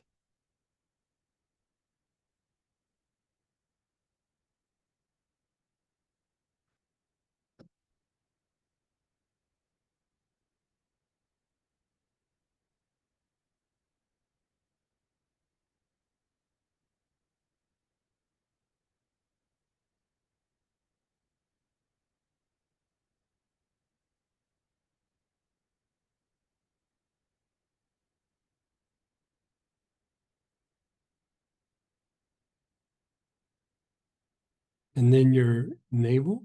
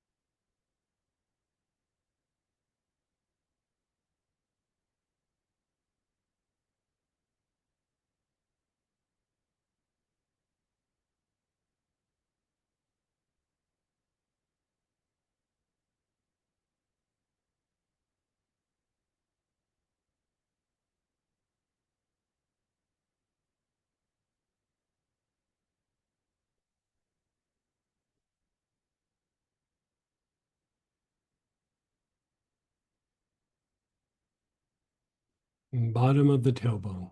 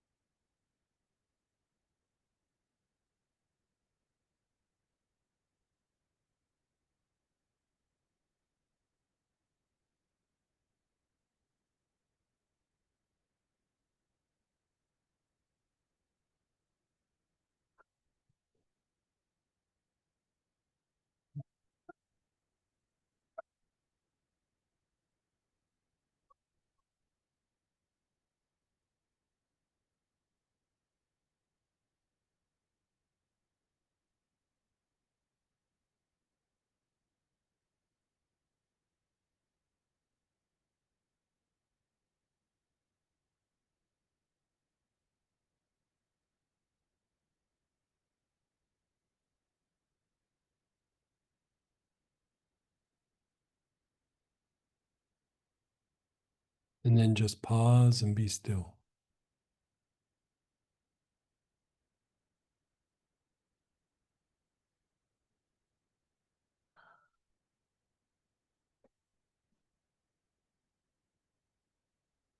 So for this next piece for the esophagus, which is like how the food travels down, there's this not very common oil that we use. I realize that probably a bunch of people on Zoom aren't going to have it. If you don't have, it's, I don't even know if I'm saying it right, Ambroise. How do you say it? Oh, I misspelled it in here, huh? Yeah. So, It actually spells checks as that, and that's what happens. oh, that's what happened. I was a victim of spell check, apparently. Yeah. So, what is it? Arbois. Armois. Yeah. Yes, it's French. So, if you don't have it, try using marjoram. It won't work as well, but it will still work.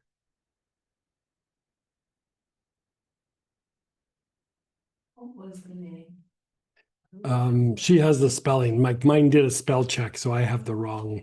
Yeah. Armoi. Right. So it's in the Artemisia family. Like it's in with like wormwood and Artemisia and absinthium, mugwort.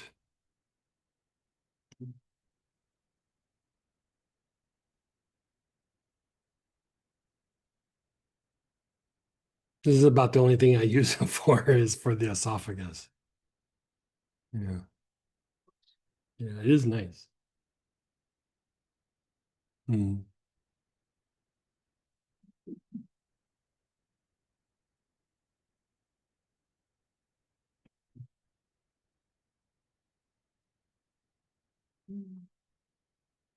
Okay, so you're inhaling, your awareness is on the jaws, the jaw minors, where they hinge in front of the ears.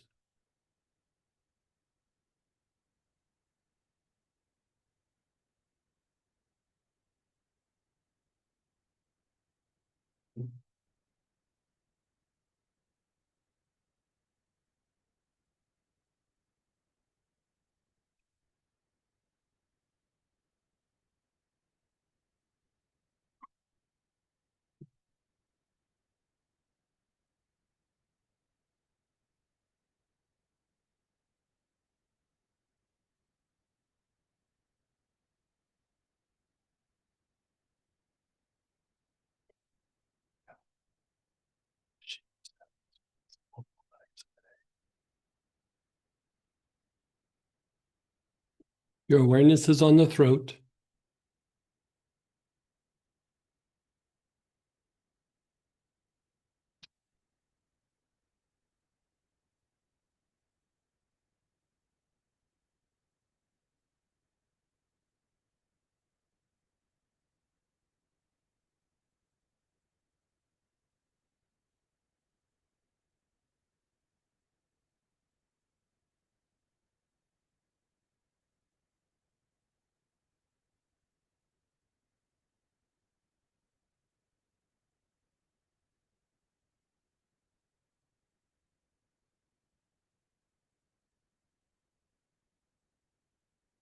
The back throat, the middle of the back of your neck.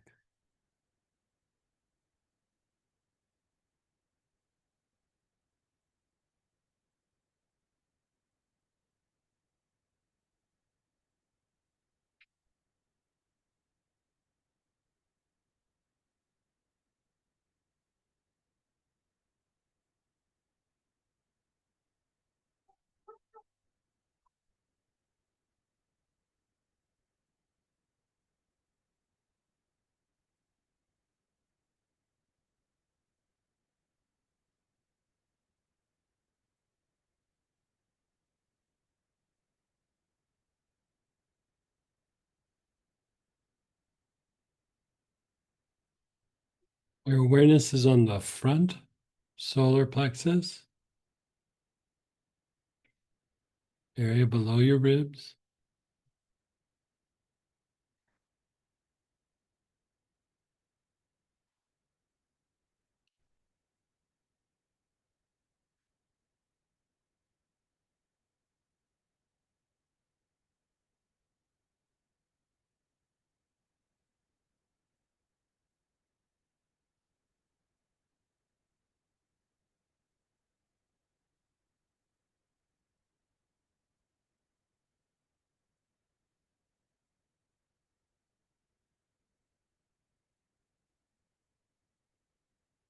The back solar plexus, the mid back area.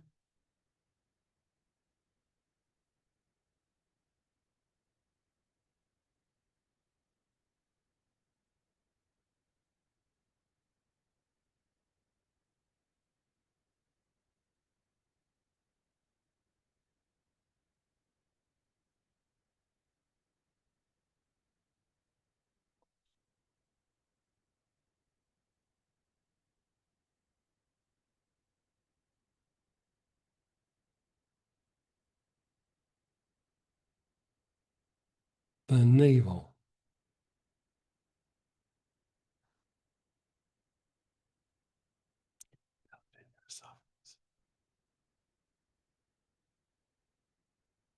Mm.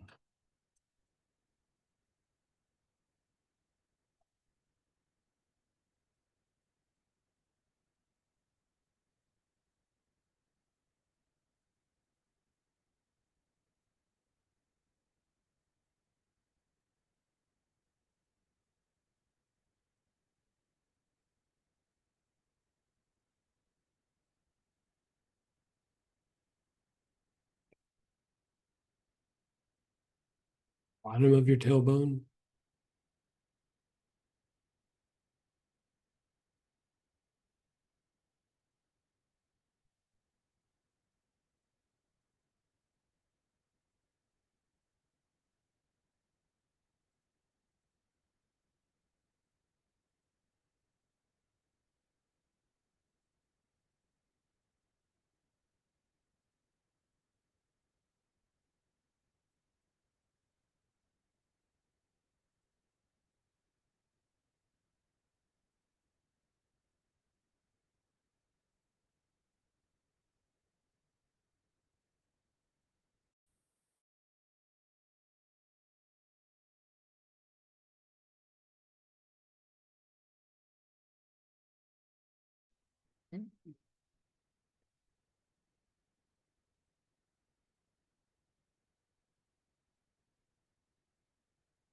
And then just pause.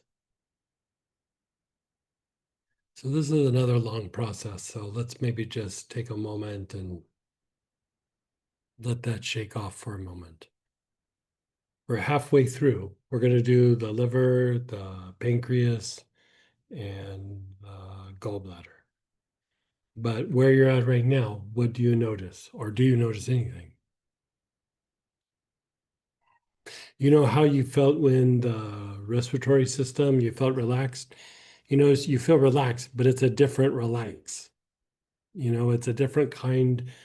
The respiratory system takes a lot of tension out of the whole body. This is a little bit different. Some areas in the body. I always kind of feel it in the head as well. But You know, some forms of anxiety, how I was talking about, sometimes it's the breath, sometimes it's the heart, sometimes it's the digestive tract. Tension in the digestive tract will cause insomnia and anxiety.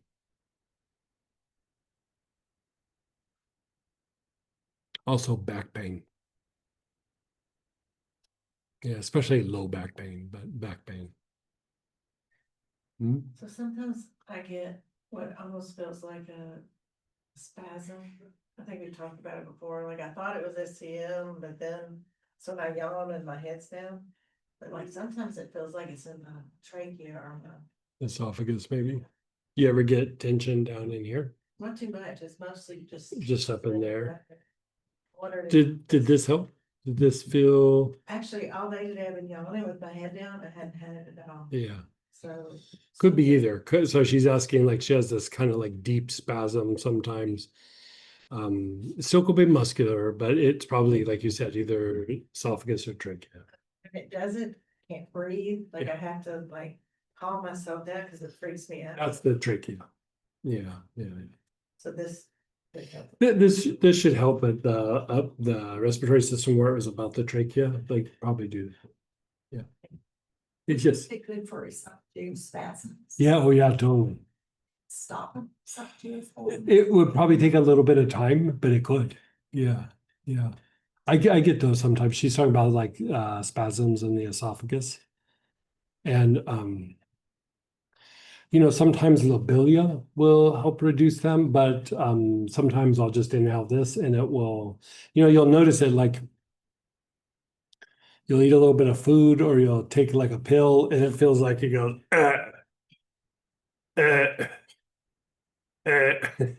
it just feels like somebody's like wringing your, yeah, yeah, right. Oh, really? Not even saliva.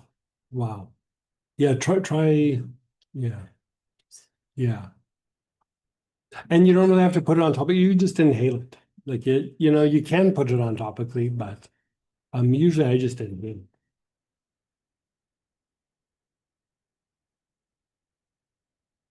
Anybody else? On there, anybody else? What do you notice? You look like you're, I know, like I feel different here, but really because of the arm, well, since the arm noise, Right. not the, I don't know, maybe the other ones were affecting it too, but like feels relaxed. yeah. Samantha was like, when she's saying she feels relaxed, she was going like this, but then like especially up in this area. Yeah. You know, especially if you have like a neck issue. It's not that this is causing the neck issue, but it could be impacted by the neck issue.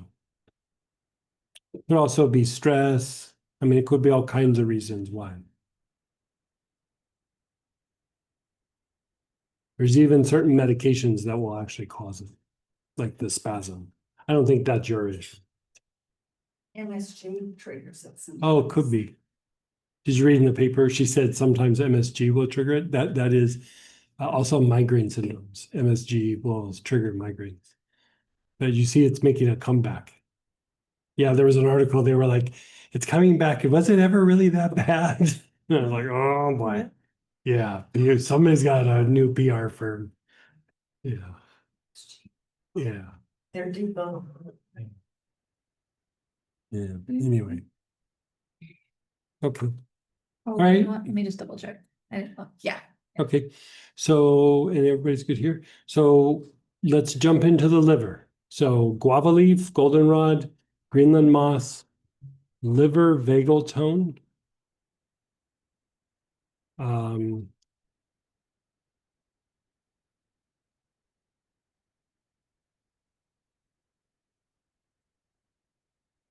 There's gonna be people who don't have this.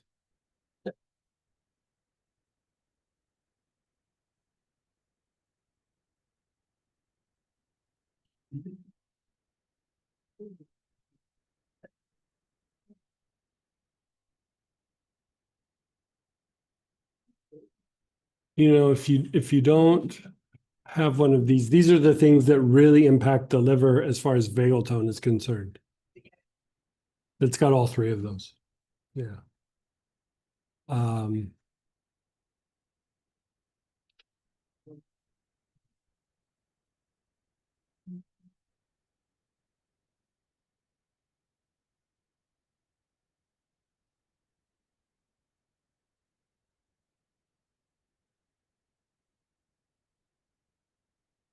as far as the digestive tract is concerned, the liver usually needs a lot of work. The liver usually needs a lot of work. Yeah, yeah. So we're going to do a few cycles of this. There's probably people who don't have. Oh,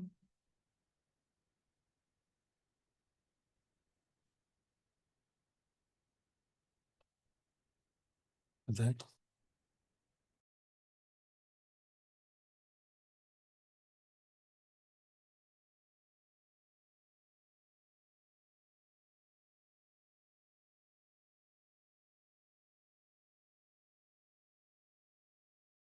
But at least I'll do something.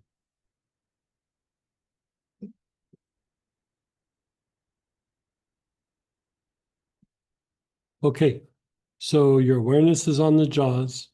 I know we're working the liver. You would think just go right to the liver, but this process does more for the liver than just treating the liver specifically. So your awareness is on the jaws.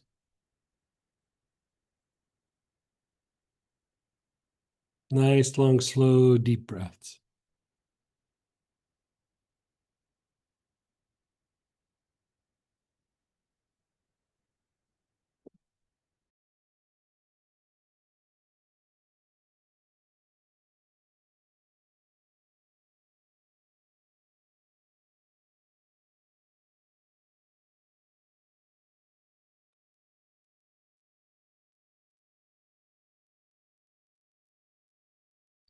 And then the throat.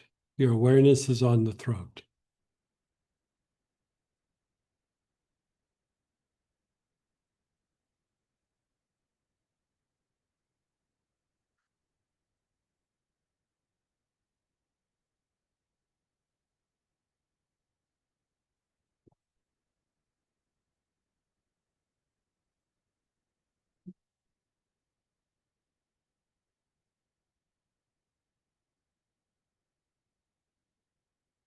And then the back throat. So the middle of the back of your neck.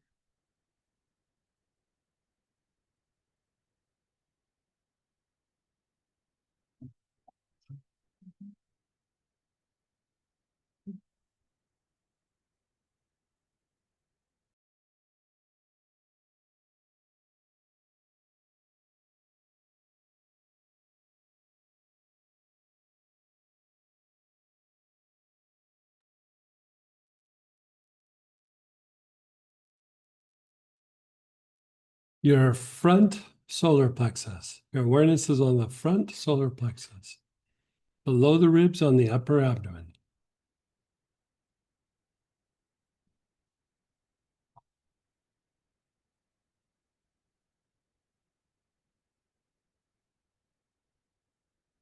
Nice, long, slow, deep breaths.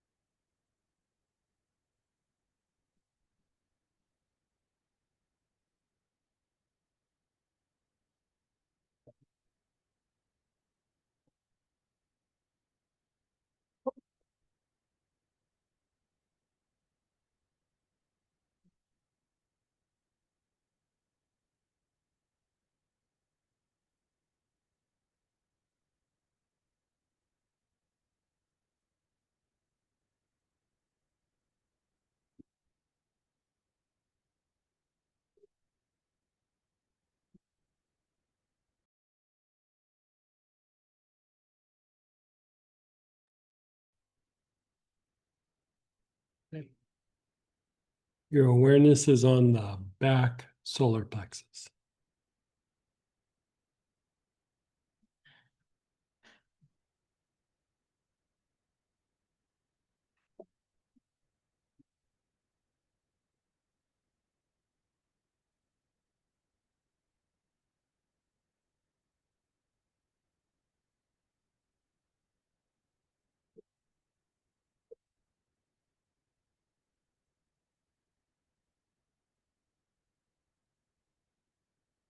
And then the navel.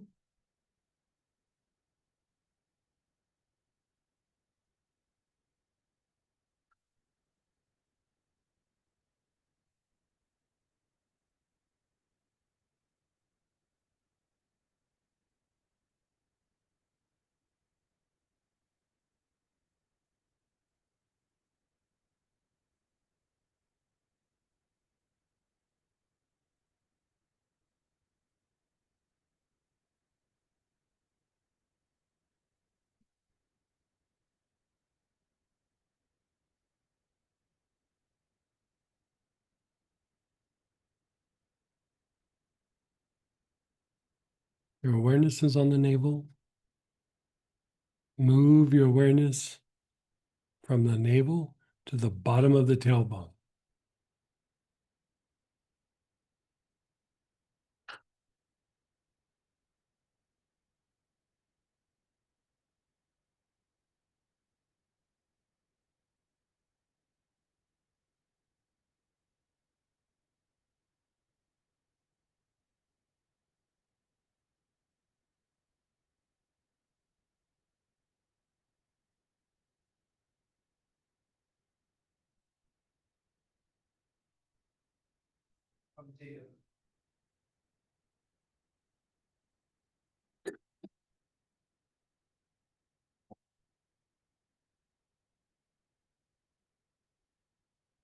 Bottom of the tailbone. Nice, long, slow, deep breaths.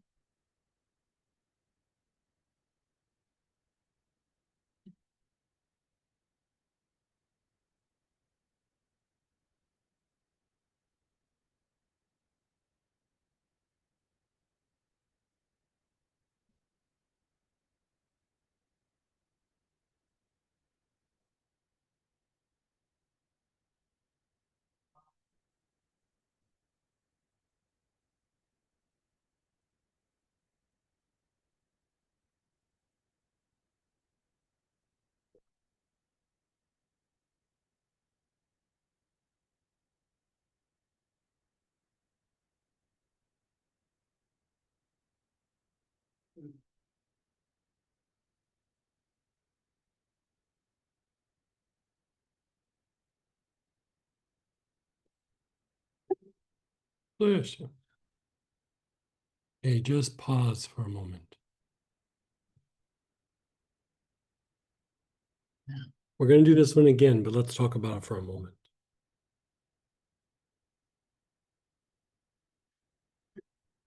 So you're improving the function of the liver, right?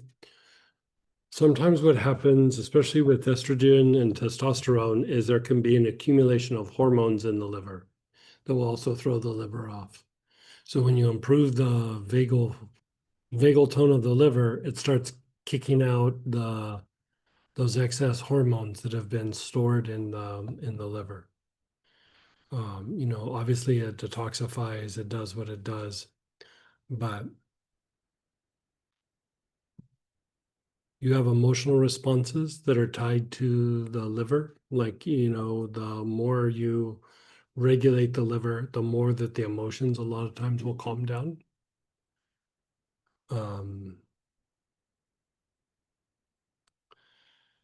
You know, in different practices, people will say anger is associated with the liver. I would say somewhat, but it's more of the effects of pain and trauma are what is getting released right now when you regulate the vagal tone of the liver. The anger is a byproduct of it. You know, a byproduct of the trauma. It's a byproduct of the pain. It's not that anger is the issue in the liver. There's lots of different kinds of anger. But it's like when you regulate the vagal tone of the liver, the effects of pain and trauma on the body are being released. Like your body goes into a less stressed out state, specifically trauma oriented or pain oriented. And so one of the things, like when somebody has like a really chronic pain issue, is one of the ways that you try to enhance the pain relieving properties of whatever else you're using on the person is you treat the liver. You know, and if you look at a lot of the things like helichrysum is a good example. Helichrysum is really good for pain management. It's really good for reducing inflammation, really good for the liver. You know, there is a direct correspondence, right? And so the liver needs a tune up from time to time. Even if you looked at this whole protocol and go, if I could just do one thing, do the liver, do the liver, do the liver, do the liver, do the liver.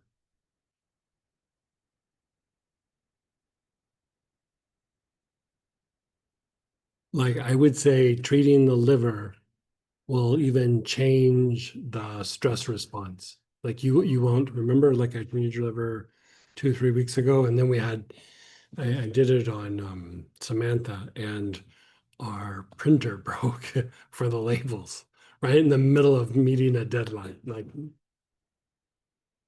and pretty chill about it, right? Well, actually, it broke twice. The first time she was not chill about it, but then I treated her liver, and then the second time it broke again, and I would say a little bit more of an issue the second time because we weren't able to even get it fixed. You know, we had to send it off to get it fixed. And so second time she was just like, yeah, printer broke. But the first time, you know, it was upsetting. But the only difference was the liver had been treated. And so the stress response was like, yeah, this is not good, but we can only do what we can do. Right. And so we put it all in motion, but we can only do what we could do. And so whenever you feel like, man, I get triggered really easy, I get stressed out really easy, I get reactive really easy, treat the liver. Go to the liver. You know, there's hot spots. Treat the lungs, treat the liver, treat a little bit of the cardiovascular system. But I would say, especially when it's a strong emotional response, treat the liver. Go to the liver. Yeah.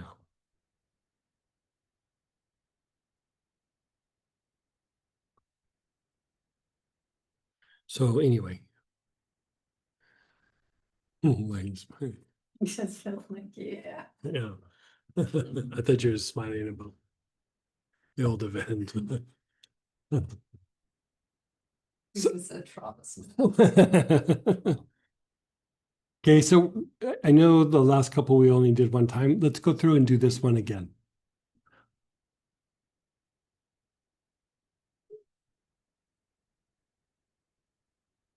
So again, you're using the same oils. Your awareness is on the jaws, the jaw minors.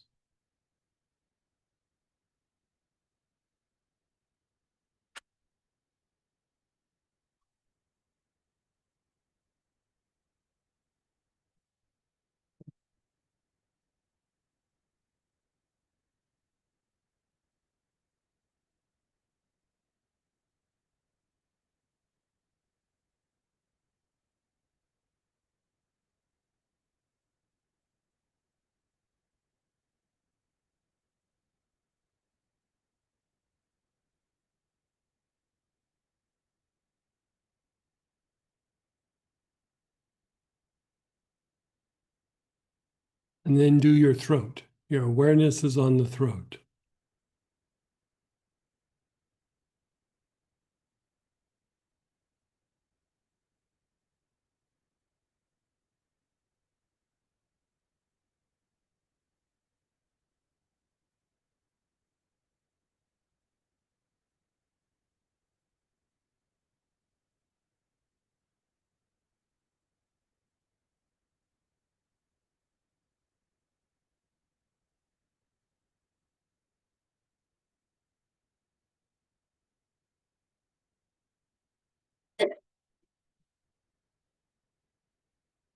The back throat, the middle of the back of your neck.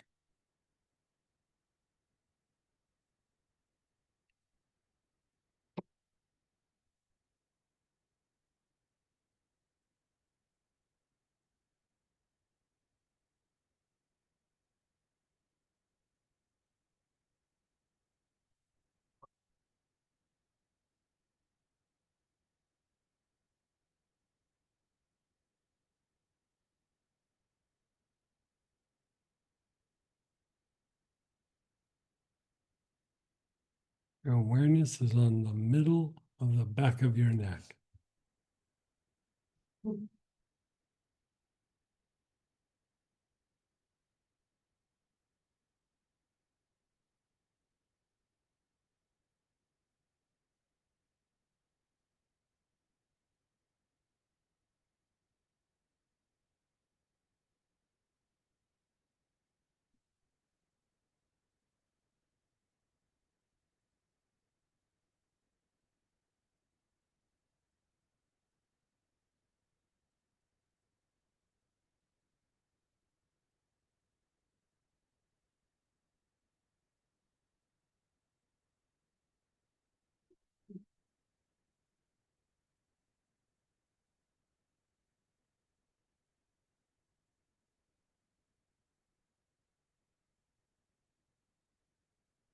Front solar plexus.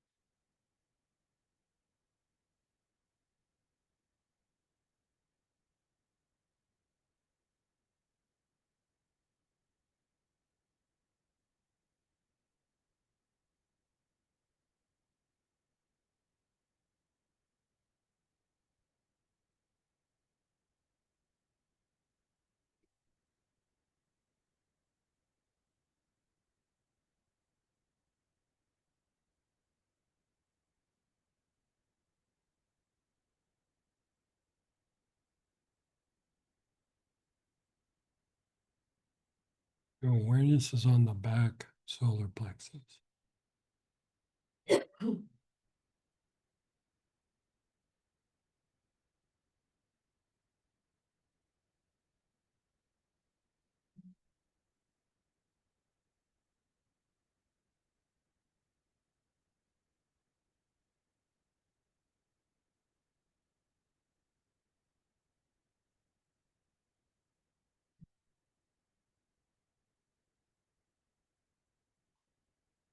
The navel.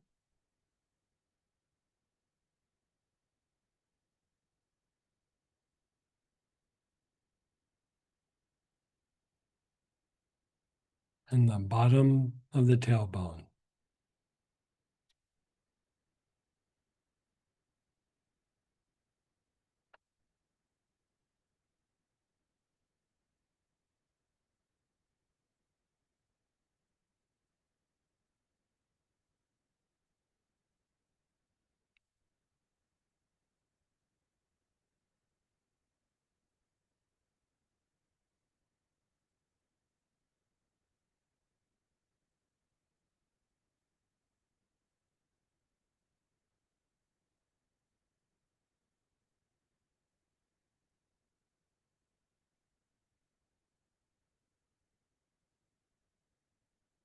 And then be still.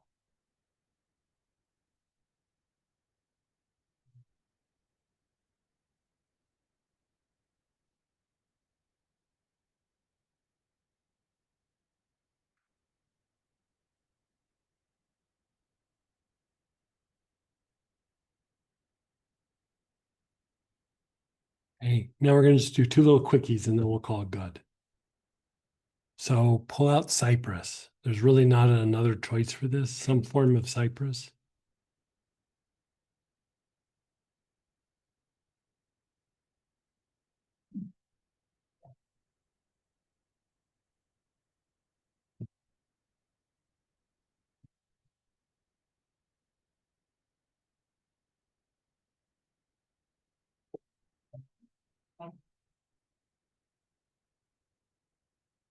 How you doing?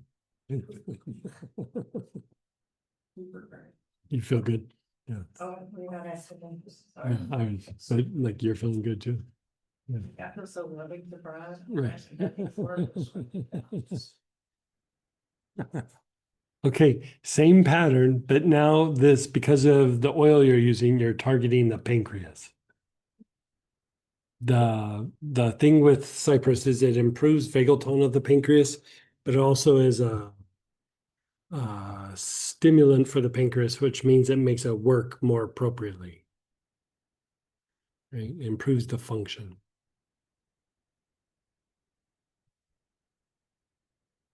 So again, the jaws.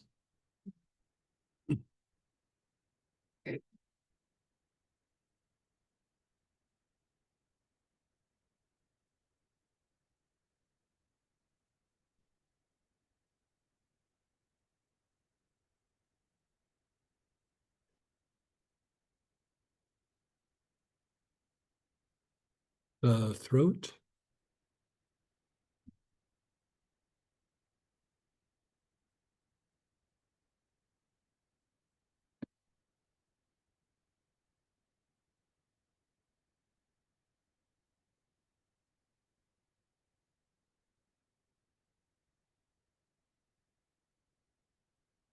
The back throat, the middle of the back of your neck.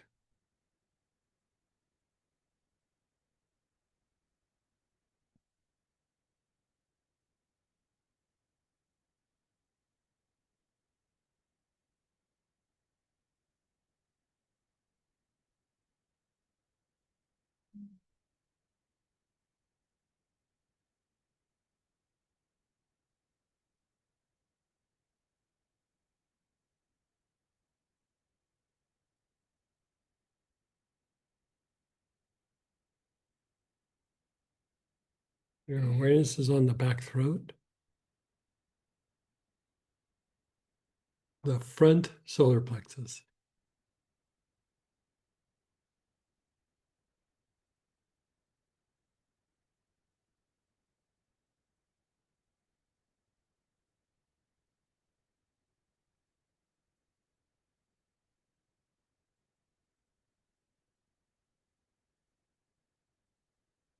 The back solar plexus.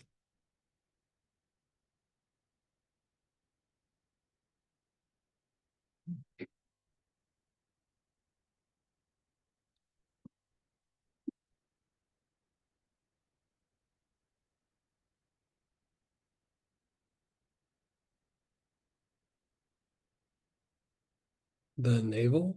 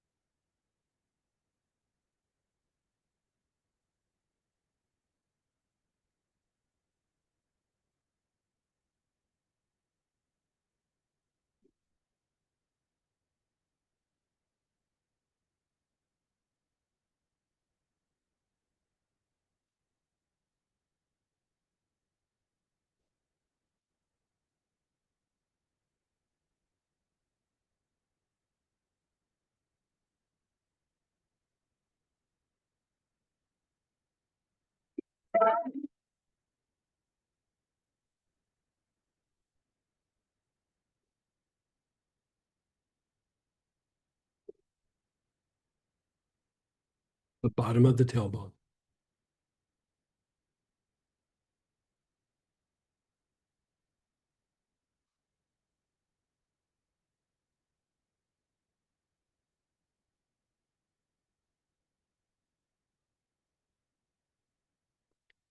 And then let go. How you feel?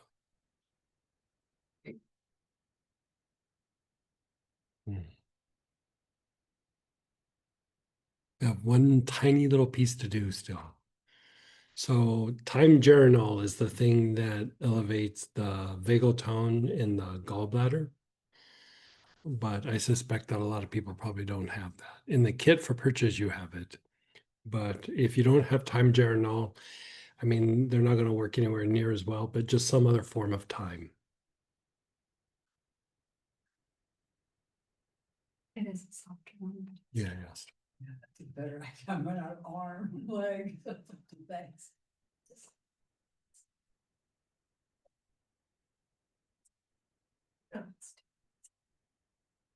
When you say move from one spot to the next, do you slide like the thumb or you just pick it up? Yeah, I'm just picking up and move to the next spot. Yeah. I mean, you can slide if you want, but yeah.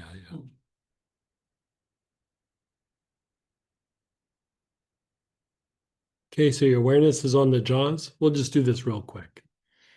Your jaws.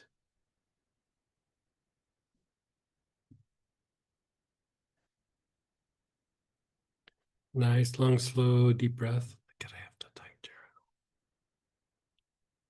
Do a little black out.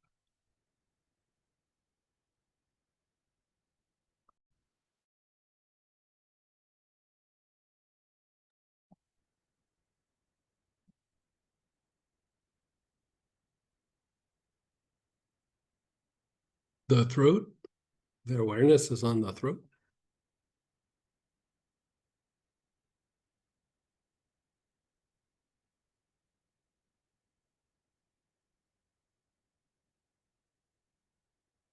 And then the back throat.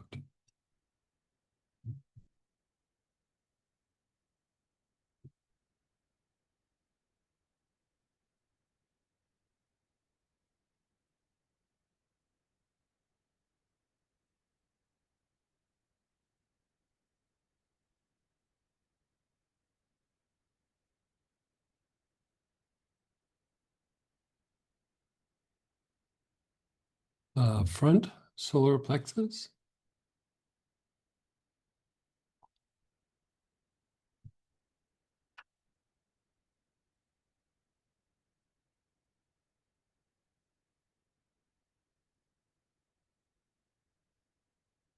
The back solar plexus.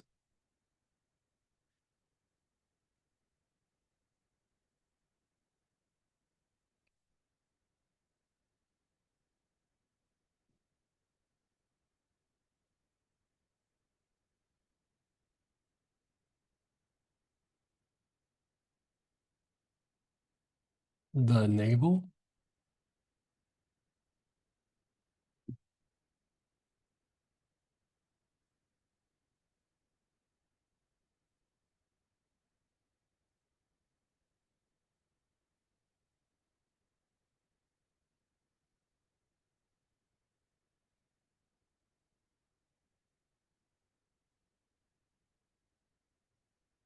And then the bottom of the tailbone.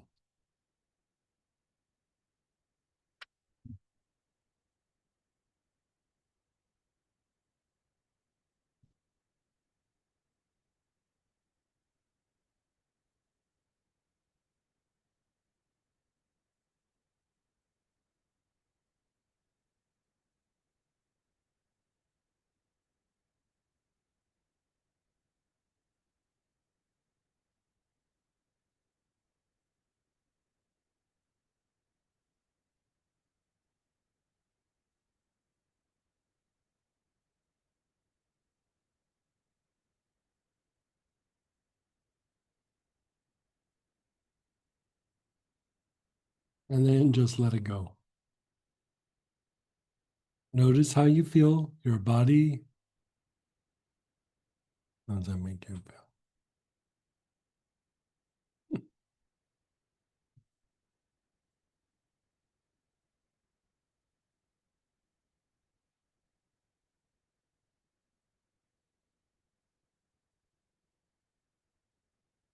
So one of the areas that stress really hits is the digestive tract, even injuries, the digestive tract, other people being upset at you, digestive tract. You know, if you think about like the body perceives, like say your boss gives you a what for, you know, or you get into an argument with somebody. Emotionally, mentally, you know what it's about. Your body just feels conflict. So it protects the vulnerable spots of your body. the throat tightens and your digestive organs tighten, because those if somebody was to come up and punch you, that's where it would do the most damage. So those areas start to tense up. So sometimes it's not even about a physical trauma. It could be an emotional trauma or verbal trauma, or, you know.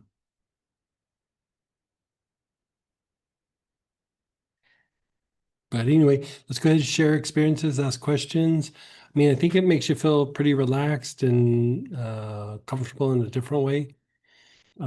Tracy was sharing that after doing this process, you love your husband a little bit more. I did. Right. I didn't do anything. Right. She didn't do anything different. She didn't text him. He didn't bring her flowers. She just worked on her digestive tract. No, that went with pancreas. Cyprus. Mm. And go ahead, Denise. Hey, Denise. Thank you very much. I just wanted to ask a question. You said like, I think lungs, liver, especially if it's emotional. And did you say cardiovascular? Was that the third Yeah. one? Yeah, Okay. yeah. But ideally kind of work through these, like one a day, one of these protocols. Yeah. Leaving the bronchioles towards the end, right? Did I get Right. that right? Okay. Right. You're Yeah. very good. Thank you so much. I mean, if you think about a lot of times in other classes when we're talking about things, I didn't really go into a whole bunch of things about the respiratory tract. I kept talking about the bronchioles and the diaphragm. And even in the cardiovascular thing, I didn't go into a lot of details. I was just like, work the cardiovascular system. When we get into the digestive tract, there's different things to look at, the way the nerves innervate the whole system itself. But I would say the liver needs more attention than we realize. I think I would agree with you there. Yeah. And the cardiovascular, more so than the digestive? Depends on the person. Okay. Usually most people, it's respiratory and digestive. But like a deeper issue is usually more cardiovascular. I see. Even young people will have issues in the cardiovascular system as far as poor vagal tone. Yeah. That's worked them all pretty much. Yeah. Thank you so much. You're so welcome. You're so welcome.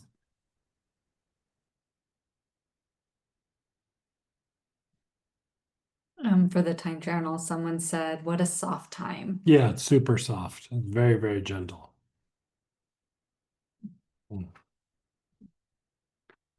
Do these protocols work energetically as well?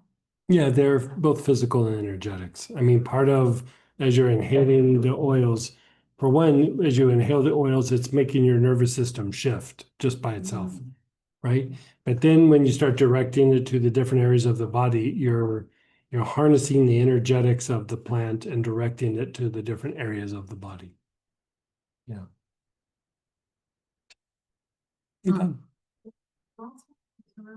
Uh-huh. What was it? Gallbladder. Oh. Yeah, we did those pretty quick. Yeah, it was everybody's Pretty good. pretty worked. Yeah. Is there a substitute for large in the respiratory section? So larger bronchioles for elevating the vagal tone. There's other things that would work for just relaxing the bronchioles, but as far as vagal tone is concerned, it's large. Yeah, there's not really another choice. If you're just trying to relax the bronchioles, then you have a big list. Sitka, some form of like white spruce, German chamomile, anula, Amyvis nigra, hyssop. There's a bunch of choices, but here we're really targeting vagal tone. So with vagal tone, it gets much narrower. Yeah. All right, I'm sitting here and I'm enjoying myself. It's really awesome. I have these little bottles I'm gonna take home. When you're not there saying it to me, Mhm. Do I need to memorize this and go through it? Or No, there's a or- booklet. There's a booklet that okay. comes with it. Yeah. I don't know if we have your email, but it gets emailed to I you. just gave it. Yeah, it gets emailed to you. Yeah. So it sounds like some of them repeat a little bit. Oh, yeah, you totally, yeah, it depends on which one it is. Right. Yeah. So what if you use the wrong smell with the right order? Or a different smell? Different plants do different things. I mean, you're not causing harm, but you're just not being very efficient. Okay, so it's Yeah. efficiency that, Yeah. okay, Yeah. cool. Yeah. Good. Does cypress work topically for the pancreas just as well as this process? It doesn't work as well, but it does have an impact. But I would say for treating the pancreas, cypress is best taken internally. Yeah. Internally or inhalation. Topical, it'll do something. Mhm. Well, I'm just like, what else did I learn today? And I knew that there was a gut brain thing, but I didn't realize the enteric. So Yeah, thank the you. enteric nerves. You know, like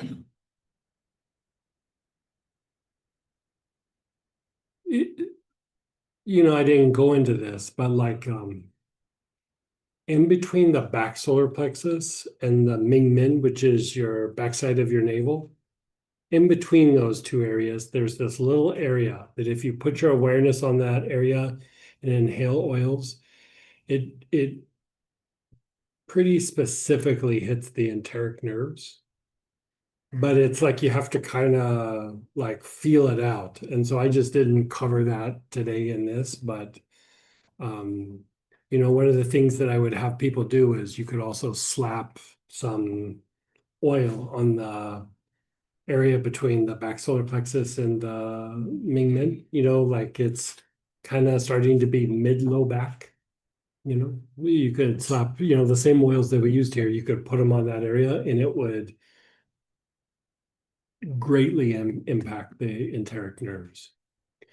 Sometimes like even when people are having like a stress response or emotions or one of my clients goes, when you feel all every time she does that, it cracks me up. A lot of times it's the enteric nerves. It's not your emotional body, it's not your mental body, it's actually the nerves. It's the nerves in your gut. Oh, that's a startery smell? Well, she's saying, like you just feel like crazy. Like, it's not so much the startle response, but it's just like, how you just feel like you're a little bit out of control. It's the enteric nerves. If you calm down and regulate the enteric nerves, that feeling goes away. Is that area you're talking about, is it the spine where the nerve? No, it's like it almost looks like a pale chakra. Like it's like a pale chakra. Okay. Like it's this area, it's about so big usually on most people, and it's just in between.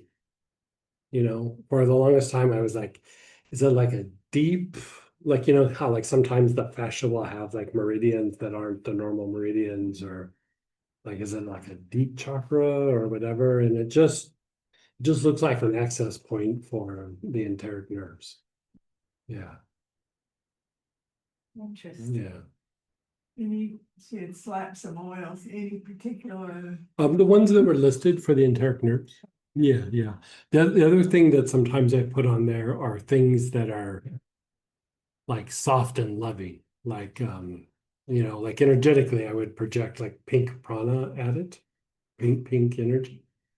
And so you could like rose or angelica or anything pink, just soft and pink. It's like nice baby, good baby, nice baby, good baby. You're just trying to calm down this really primal part of your nervous system. So pink is very soothing. It's just very, very soothing. It doesn't really heal, it just soothes. Right. So in that particular case, it just soothes those parts of the nerves. Doesn't really change the vagal tone or anything, but it can soothe that area. Yeah.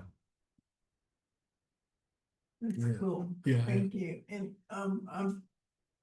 I was watching you and Sam taking Uh-huh. a few drops of something straight. What was that? Oh, I took 3 or 4 different things. So he took 3 or 4 different ones, mostly digestive, and I took cypress. Yeah. Wow. Yeah. I was going, whoa, she's talking. In your mouth? Mhm. I've got some of the herbal vagal tone Right. tincture. Mhm. We use this. Dropper full twice a day. Yeah. Yeah. Yeah. You just put it in your mouth and swallow it. Yeah. Yeah. Yeah. Yes. And it just. Yeah. It's like the vagal tone tincture. It's just like a general overall thing. It's just Like you said, we could use rose. What about rose geranium? yeah, sure. Okay. Rose geranium. I think like there's I don't know if it's been in a class. Has the pink healer been in the class? I don't think pink healer's been in a class, right? No. It's not, I was looking at it, I'm like, have we? It hasn't, but it's like rose and some other things, but it's got a thing called, you know how there's Palmarosa? It has a cousin called Jamarosa. And it's got like Jamarosa in it. So like any of those Palmarosa, Jamarosa, you know, even a little lemongrass. I would put lemongrass on in like a lotion or a massage oil because lemongrass can be a little too much on the skin. Rose, neroli is a little pricey, but like you know, anything that's like soft and soothing, you know. Yeah. In that area. Yeah. Is it also the oils that we did today? Yeah, exactly. You know how many different oils there are? We have what, 2,500 things on our site? Yeah. Yeah. Quite a selection Yeah, back there. Yeah. Someone shared, I'd like to say that I really appreciate the written information which Greg has given us.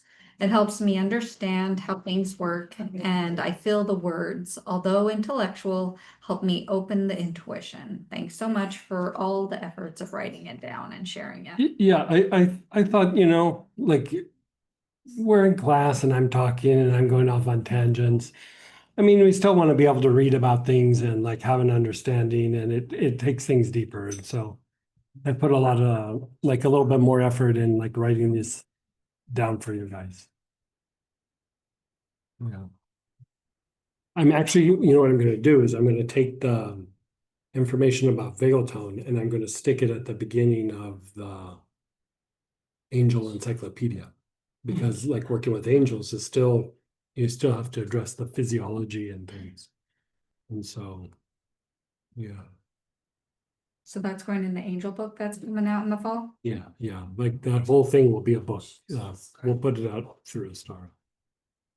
I mean, you guys already got the booklet, but I mean, you know, we'll do it officially. Can you talk about an angel for, or is this not in class? Yeah, we have a few minutes. I'm out of questions. Yeah. Okay. Yeah, what was it? Are they all different? Yeah, oh yeah. And they all? So I would think of an angel, like a lot of times we think of it as a thing, like it's a being, but think of it more as, you know, there's divine intelligence. And so another way of saying divine intelligence is light, divine light, right? So think of an angel as like a portal to a specific aspect within divine intelligence. It's not really a being that's walking around and like going, Kind of, let's do something down on earth. It's more of this energy with consciousness. So when you invoke a name, it's like you're opening up a portal to a specific kind of energy that's within divine intelligence. okay. Is the best way to say it. Okay. Like even in some of the older writings, they say like the Archangel Michael, it's not really like a being the way we think of a being. It's almost like a job title. And again, it's like a different way of saying it's an access point to a certain kind of energy.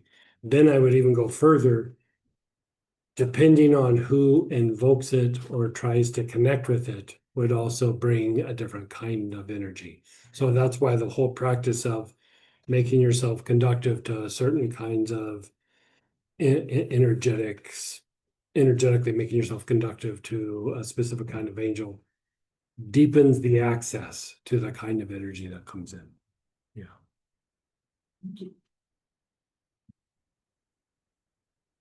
Mhm. Just an aside, since the angel class on plants. It's not that they talk to me, like I said, they talk to me, but I can look at them and know like if they're happy or like if what they need. Very interesting. So she was saying since the angel class, she said she can kind of get information about like if her plants are happy in her house. But all I would say is that's deeper levels of intuition. Working with angels is really just deeper levels of bagel tone. That's all it really is. Yeah. It's just much, much, much deeper version of it, but it's the same idea. Yeah. All right, you guys. So I think we're good. Yeah.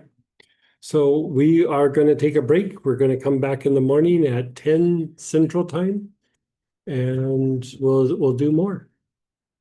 You did the hard ones today, so the long ones. So tomorrow will be a little bit easier. This was spirit.